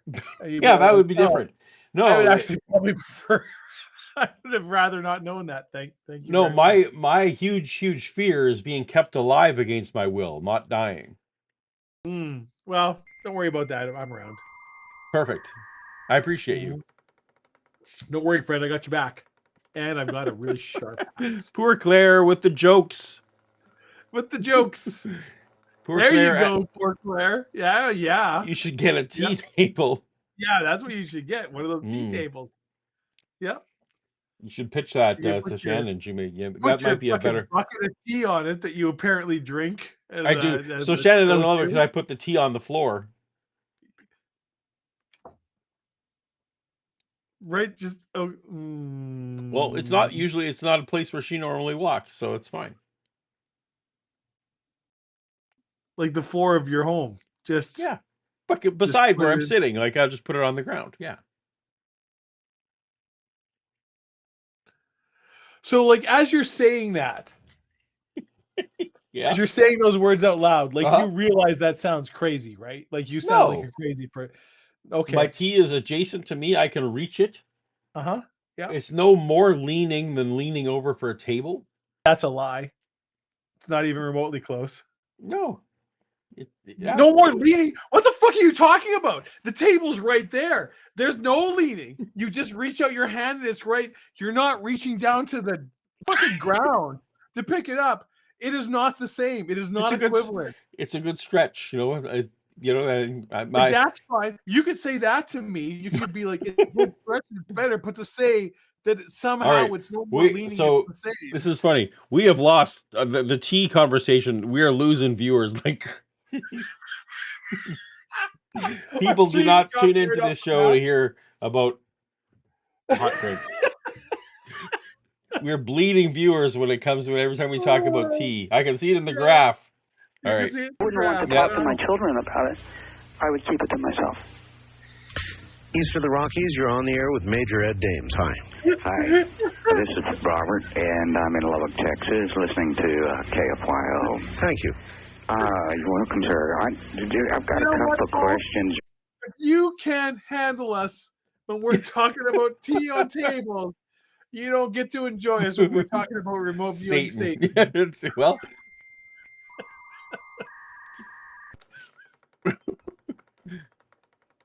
they put up with a lot of stuff, but I've never seen more people leave than me talking about tea. We are out. What bullshit is this? Oh, I can't blame him. I mean, if I was No, it's watching the it's stream, not I'd be good. like, It's "Yeah, not I'm good done." stream. It's not good stream. All right. Oh. Scotty Orange for $2 writes, if Toast the Toast had a theme song, what would it be? Oh boy. Okay. Read the other super chat. We'll come back to this. All right. one. Yeah. Sonic Shroom, how do you feel about side tables? Exactly the same way as I do about coffee tables. Yeah, he's just sick. They are all just places for clutter to be. Side tables are amazing and super handy, and everybody should have one. Just Well, like a I little mean, table beside your thing where you could put. I'm not going to debate handy. Sure, handy, but is literally it is a clutter. It is a space for clutter. Yeah. Which in this case is your teacup, but you don't have to reach off the goddamn floor. No, if that's not the way life works. You don't just put your teacup there and then it's only for tea. That's not what happens with side tables. You get shit on there that stays there all the time.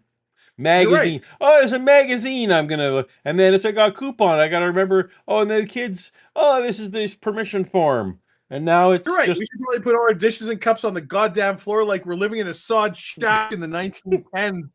Homesteading in North America. There's no clutter on the floor. There's no clutter on the floor, Dave. It's still clutter. It's still because you pick it up. It's like I'm not leaving that teacup there when I'm not using it. It's on the floor. You could I don't feel like Why couldn't you pick up the cup off the table? I can. I could, if I lived by myself, I could have a coffee table. If I lived by myself, I could have side tables.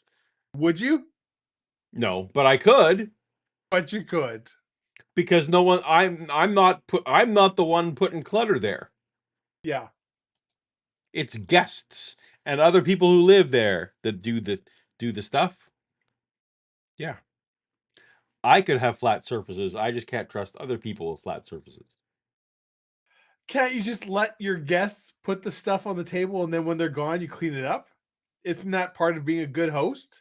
You make them comfortable and then you deal with it after. I was just being polite and saying that it was, no, it's people who live with you that put shit on there. Okay.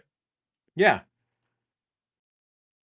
But if there is no surface for them to put the clutter on. Okay, then the clutter isn't there. I'm sad. I'm sad because there's something just wrong and you don't see it. There's a sickness in your brain. And somehow this is going to be a really good documentary when we live together. If you can ever find a clip of me claiming that I'm mentally well. There's definitely no clip. Yeah, you don't see me going around saying, "Hey, I'm Mr. Mental Health and I'm great." So this is a given. Yeah. What's our theme song, Dave? What's the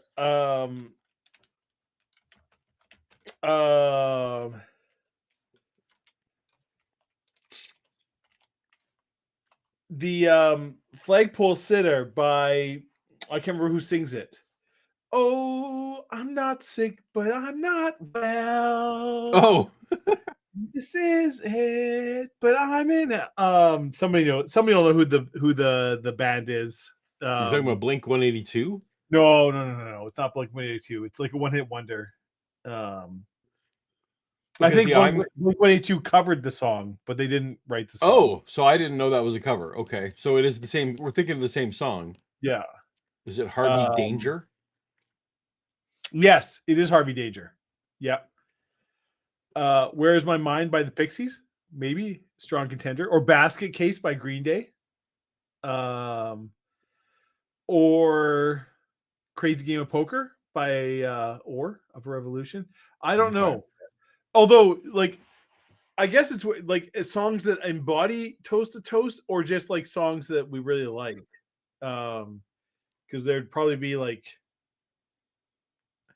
there's some U2 songs that you and I very much agree on. There's a lot of musically, Paul and I actually have very similar tastes. So We do. Yeah. So the one that came to mind for me was Yeah. People Are Strange from the Doors. Ooh, very good. Very good choice. That was the one that came to my mind. Yeah. No, I think that's the strongest contender right now. Yeah. All right. When you're a stranger, people are lonely. When you're alone. Yeah, that's good. Yeah, that was my first thought. So all right. Yeah. My next guess was Walk Hard by Dewey Cox. So I mean yours is better. Oh.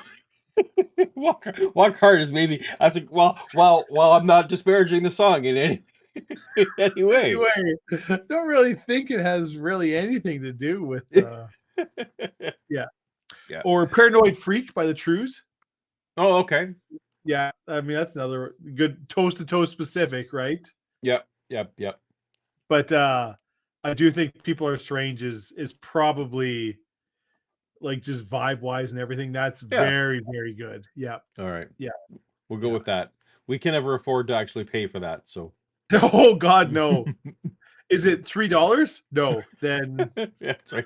And that won't be happening. Thank you. Thank you very much. Yeah. Or points of view I'd like to bring forward. Although if anyone wants to send us, sometimes you get those near songs like it's not People Are Strange by the Doors, but it's... Remember when we used to have our other our YouTube channel and we would find like heavy metal covers or like people just playing, we would want popular songs, we would find like YouTube clips of people playing covering the song. Yeah, that was before the algorithm was very sophisticated. Yeah. And we absolutely could do that. Yeah. That was I still am very pleased with the music choices on that Panel to Frame and Fractal. Yeah, because really good covers of songs, the algorithm wasn't good enough to figure out. Yeah. So you just find some, the song you want, and then you find a really good cover of it. Yeah, and it works out. When will there be a Toast Toast playlist? I feel like there is a Toast Toast playlist, isn't there? There is a Toast Toast playlist / podcast. Yep. On Paulogia Live. On Paulogia Live. Yeah. Paulogia Live. Go to the playlist tab, and there's one right in there. Yeah, and don't watch the first episode. A lot of times, so go ahead. First of all, Art had a guest on his show. I think his name was Dr. Elliott. I'm not positive. He's talking about gamma rays. That's correct, yes. I was wondering if Ed's aware gamma of rays. this and if he's brought this into his fact with the solar shot, if there's a way we could get an idea when the next waves would... well, there would be intense radiation, of course, and that is something Ed has taken on. Anything else? There was an article that came out after the last time he was on the show when he was talking about this. There was an article that came out in the paper on the invisible supernova that took place in the year 1250 that they don't understand. It should have been visible in the night sky for a year or so. What? Okay. Anyway, sorry. I mean, suns can collapse into black holes, and that's not a supernova. Well, but it is. They're almost for certain is a supernova involved with a sun collapsing into a black hole. But none of the light escapes, is what I'm saying. Okay. Or does it? Or am I wrong on that? Probably. So if you have a star that's big enough to collapse into a black hole, before it becomes a black hole, it's a star. It's a giant star. And what will happen is now this is current scientific understanding, there will come a point where the star exhausts essentially its nuclear fuel, right? Like you've gone through hydrogen, helium, like you've gone to a point where it's like, okay, I can no longer fuse elements. So yeah, that's my understanding. The nuclear furnace in the center runs out. And then you have an explosion where the outer parts of the star are blown away because there's no, it's whatever. You'll still have a supernova, but what's left inside is either a neutron star, or if the star is massive enough, it will collapse down to a black hole. But you have a supernova as a precursor to either. Okay. It doesn't just go from star to black I hole. accept your thing. It was my understanding that when in the second case, in the latter case, that light didn't escape the gravity of the new black After hole. the black hole, yes, but first there will be a supernova before. Yeah, I didn't know that. hole That's new. forms. That's new to me. Okay. Yeah. See, we're educating people. Edumacation. So definitely top of the hour. I'm done. Okay, so 15 minutes. That's what you're saying? Yeah, that's what I'm saying. Well, That you means got a lot of drink left. That's the 4-hour mark. So Get to work, Junior. Would have been only thing brighter than it would have been the moon, and there's no record of it being there. This is Robert Petrie at NASA's Goddard Space Flight Center in Greenbelt says that this may be some sort of invisible playing light. this guy off. I'm wondering Put about on the getting in music. on that. And then All right. something You're about this done. landing in Arizona too. I wanted to say something. Well, I tell you what, we're out of time, and that's an awful lot to tackle, so we'll try and tackle it, particularly about the gamma rays and the sun's kill shot. We'll get to that when we come back. It is now the bottom of the hour. We'll break and get right back to Ed Dames and your calls. I'm Art Bell. This I'm just breaking up the music just in case, you know. is Coast to Coast AM. I'm just curious to color, like, what is an invisible supernova? How would you know it? That it existed, or what? Anyways, obviously there's something going on that I don't know about in conspiracy circles, or Sure. Yeah. No, I guess so. Because also there's just supernovas that are too far away for us to ever see. Yeah. This guy threw it out like there's something like the Right, invisible like that's a supernova thing. 1250. You're like, wait, what? How could you have an invisible supernova? Yeah. You can have champagne supernova in the sky. Episodes of the show do essentially follow phases of the moon, in that there is no kind of, we just sort of do it whenever. No, actually, but to be fair, we are routinely on. When we are on, it's every second week, right? Like, so we very much follow. Ish. No, but when we are on, it is. Yeah.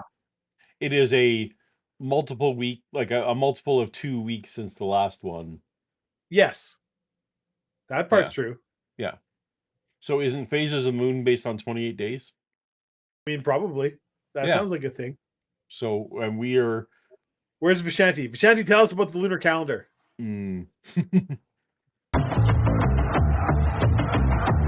I did just today have Go to the phones again in a second, but several of my coworkers why the dates for Easter move around. That I had to.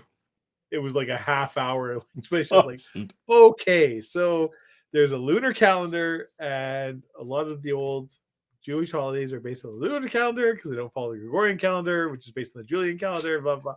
Yeah. Anyways, it was a whole thing.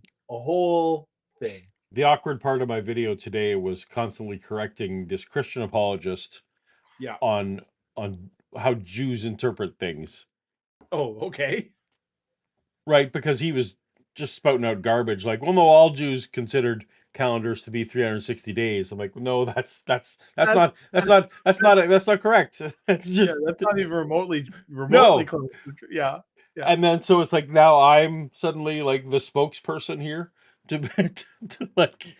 Not only is that not true for Jews, that's not true for like pretty much anybody he found some example. I couldn't speak to the veracity of it because I found so many counter examples, as you say. Like there's just a billion counter examples. He was affirming that like Persians or Egyptians or somebody were rounding down to 360, and like I'm like, probably, yeah. But also, the Jewish calendar was sophisticated enough to actually have a leap month that they dealt with. Right. Like the Roman calendar just had sort of like random holidays that they jammed in to fill up, where they were like, well, we know it's off, so we'll just sort of throw extra days in. Yeah.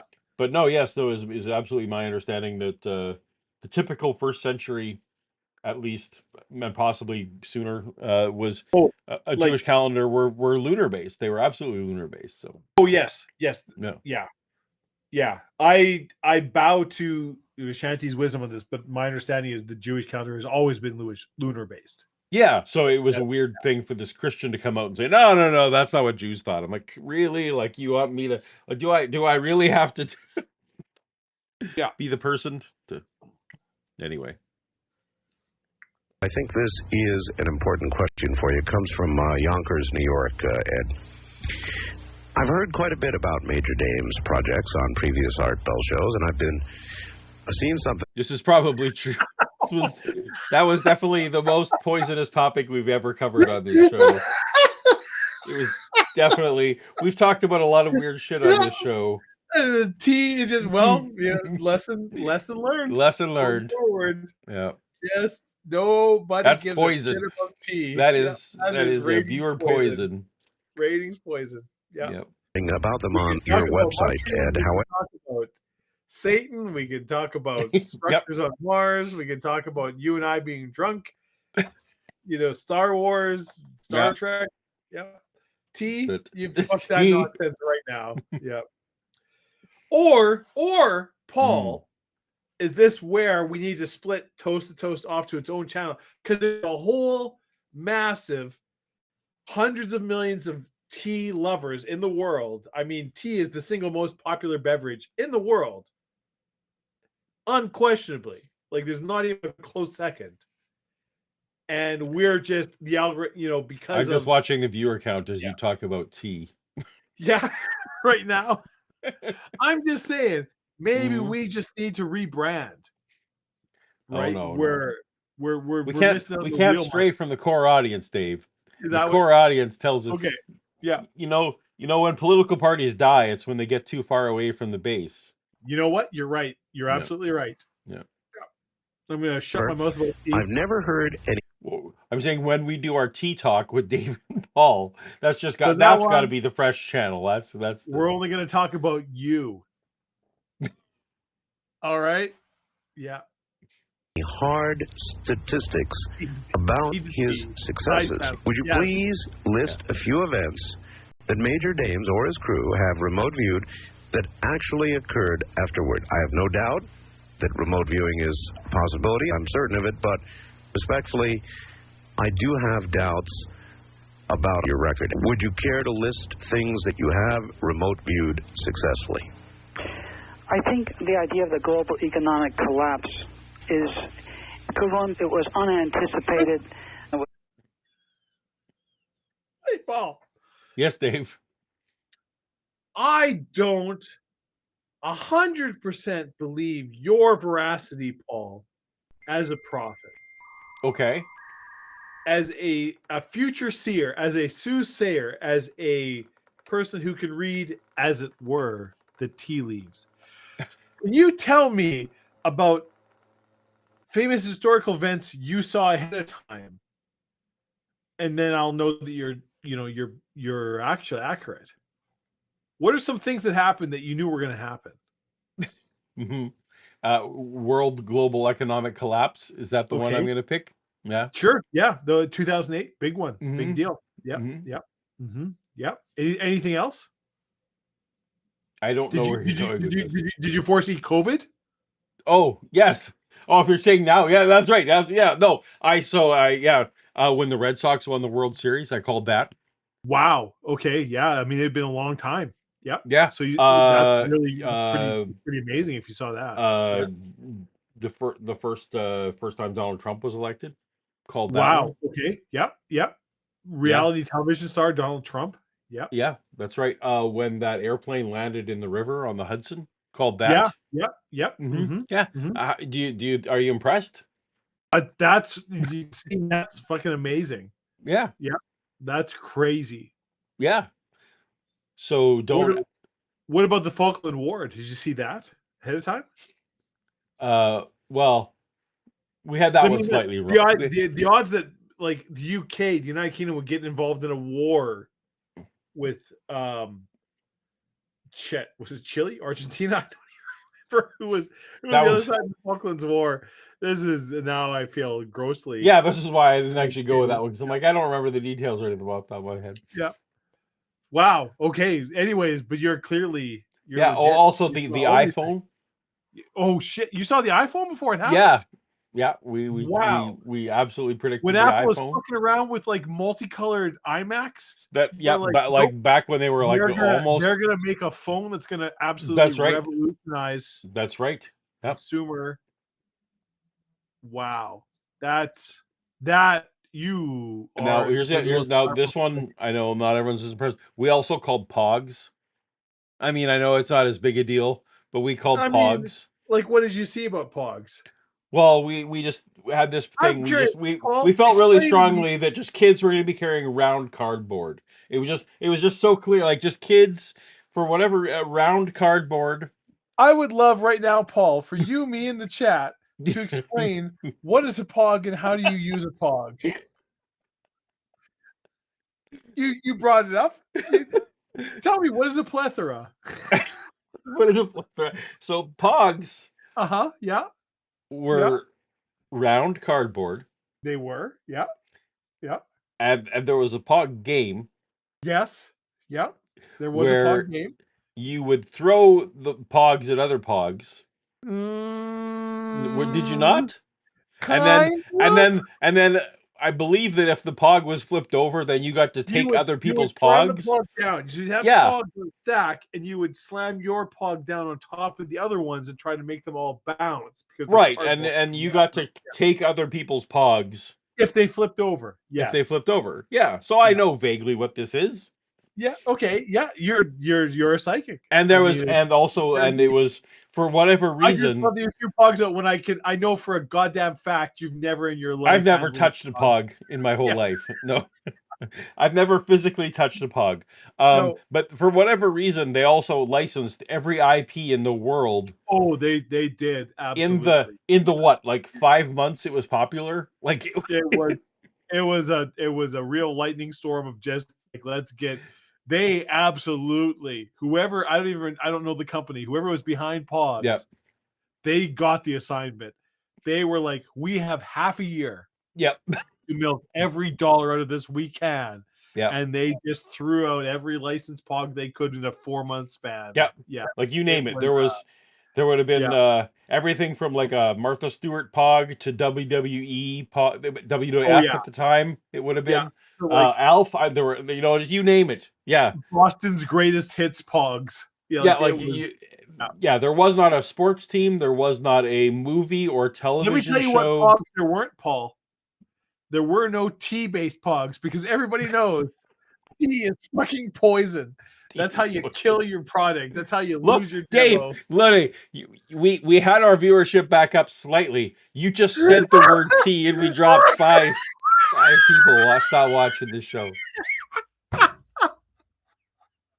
I never watched this graph, by the way. I just noticed the tea plummet, the tea poison. All right. Oh my goodness. All right. Well, I feel like that that's a good place to wrap it up on our Pog lesson of the day. And Dave, do you have a joke for us that you're gonna send us out on? I don't know. Let me look. One of my buddies. Oh, and suddenly your internet cleared up. You've been foggy for the last hour. You've been pixely. You've been pixely, and all of a sudden, as we're wrapping up, now you're clear as day. Now I'm super clear. Well, I'm sorry about that. People have been stopped downloading our illegal movies over at your house. Yeah, it's all the torrents I'm running. Mm-hmm. Okay. Somebody sent me a really good joke today. Let me look real quick. Paul. You got time. I got time. We got time. I'm going to play some of the caller while you're telling me. You do that. A laughable idea 2 years ago, but it's no longer laughable. The market in this country is all liquidity driven. It's not being driven by manufacturing. Southeast Asia has no economy. Latin America has no economy. South America and Asia itself are stagnant.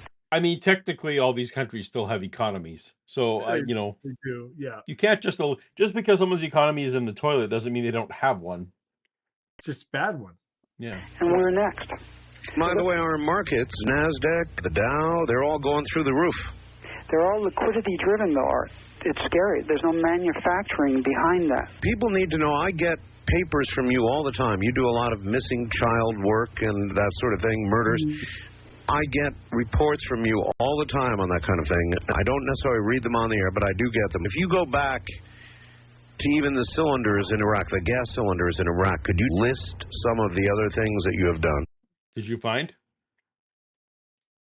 I did. It was not as good as I remembered. But I'm going to throw it out anyways.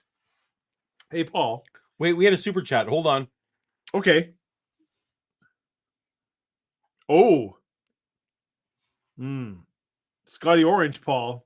Scotty Orange, please just give us the opening line to Tea Talk with Paulogia.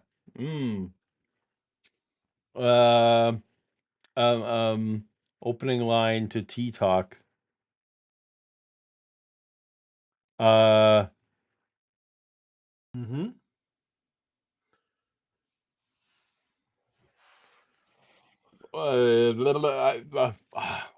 not coming up with anything at all. So it would have to be something along the lines of either Mr. T or Spill the Tea. I pity the fool.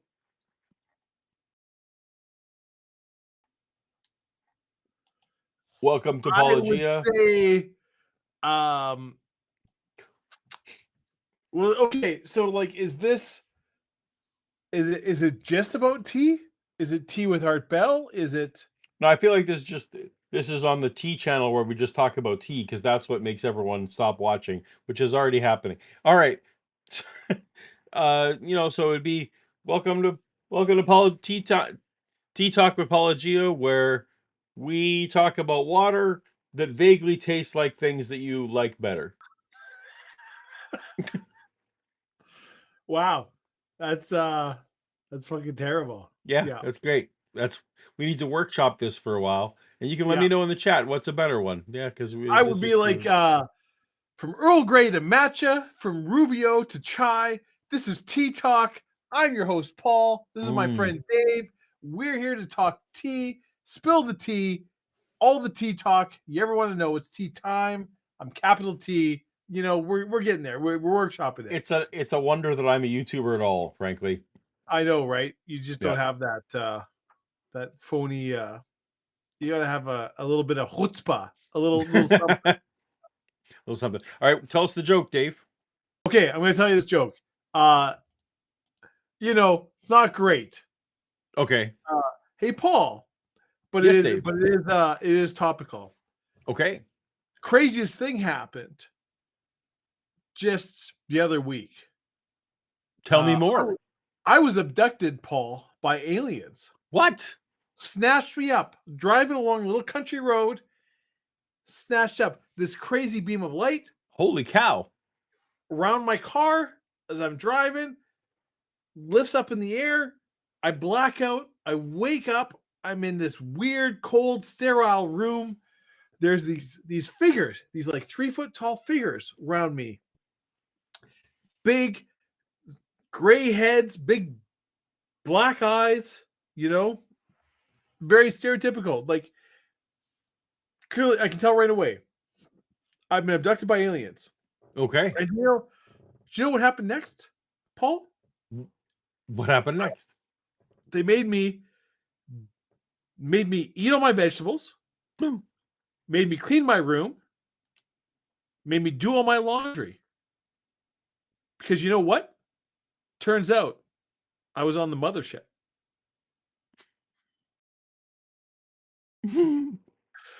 Yeah. That's it. That's all I got for you today. All right, well, we got one last to close it out. We got a member chat from Brian. 36 months, Dave. That's if my math is correct, that's 3 years. That's 3 years. That's basically like the start. That's right. I actually don't think Toastism's been going for 3 years. So I'm not even sure it has. Yeah. Here's to another 36 years of Coffee Table Fund. Well, that's not what that says. All right. What? Here's to another 3 years of Coffee Table Fund. Isn't that what I said? There you go. You said 36, but we'll move on. Well, I'm not. Whatever. So we've already discussed that I'm good at Insane? math in this state, but not Yeah. really. Like I'm adjacent to the answer, but I'm not at it. Do you Here's know what they another call 3 years. adjacent to the answer in math, Paul? Yeah, well, remember I came up. I was pulled out of the air like it was the 19. I thought it was Yeah. 1,000. Yeah, so it's adjacent to the right answer, but it wasn't the right answer. Yeah, this is not adjacent. Yeah. This is just you're wrong. All right. Enjoy, everyone. If you're Canadian, please Hey, vote. And you go haven't vote. voted already, please vote I on already have. Monday. I have voted. Yeah, and I don't even care who you're voting for. I care who you're voting for, but I'm not going to tell you who to vote for. I'm going to tell all of you to go vote for whoever you think is Yes, best for our whoever you are country. voting for, the important thing, go out and vote, make your voice Yeah. heard. If you're Canadian, if you're American, I don't think there's any elections going on. No, there's no. That's right. You just kind of have to live with what you got. Sorry, dudes. Yeah, and also, Enjoy. if you're Canadian, please keep in mind what they picked, Yeah. and see. And I'm not saying it's good or bad. I'm just saying, is that a good fit for us? Maybe not. I legitimately feel like no matter what you pick for Canada, it's better than that. But a couple options are close. A couple options are closer than others. That's all I will Closer say. than others, but none of them are. No. Shit. Our worst case scenario Holy is nowhere near no. It's wow. You know Woo! what? But we don't live in that country, Paul, so we don't. No, that's not for us to say. Not for us to. You, All right, everyone. This has been a pleasure. It's so we talk exciting to about be back tea. with That's what everybody. we do here. And we will talk to you on the other side, on the flippity flip, as they say. Flippity Night. flop. And that's the end of our show.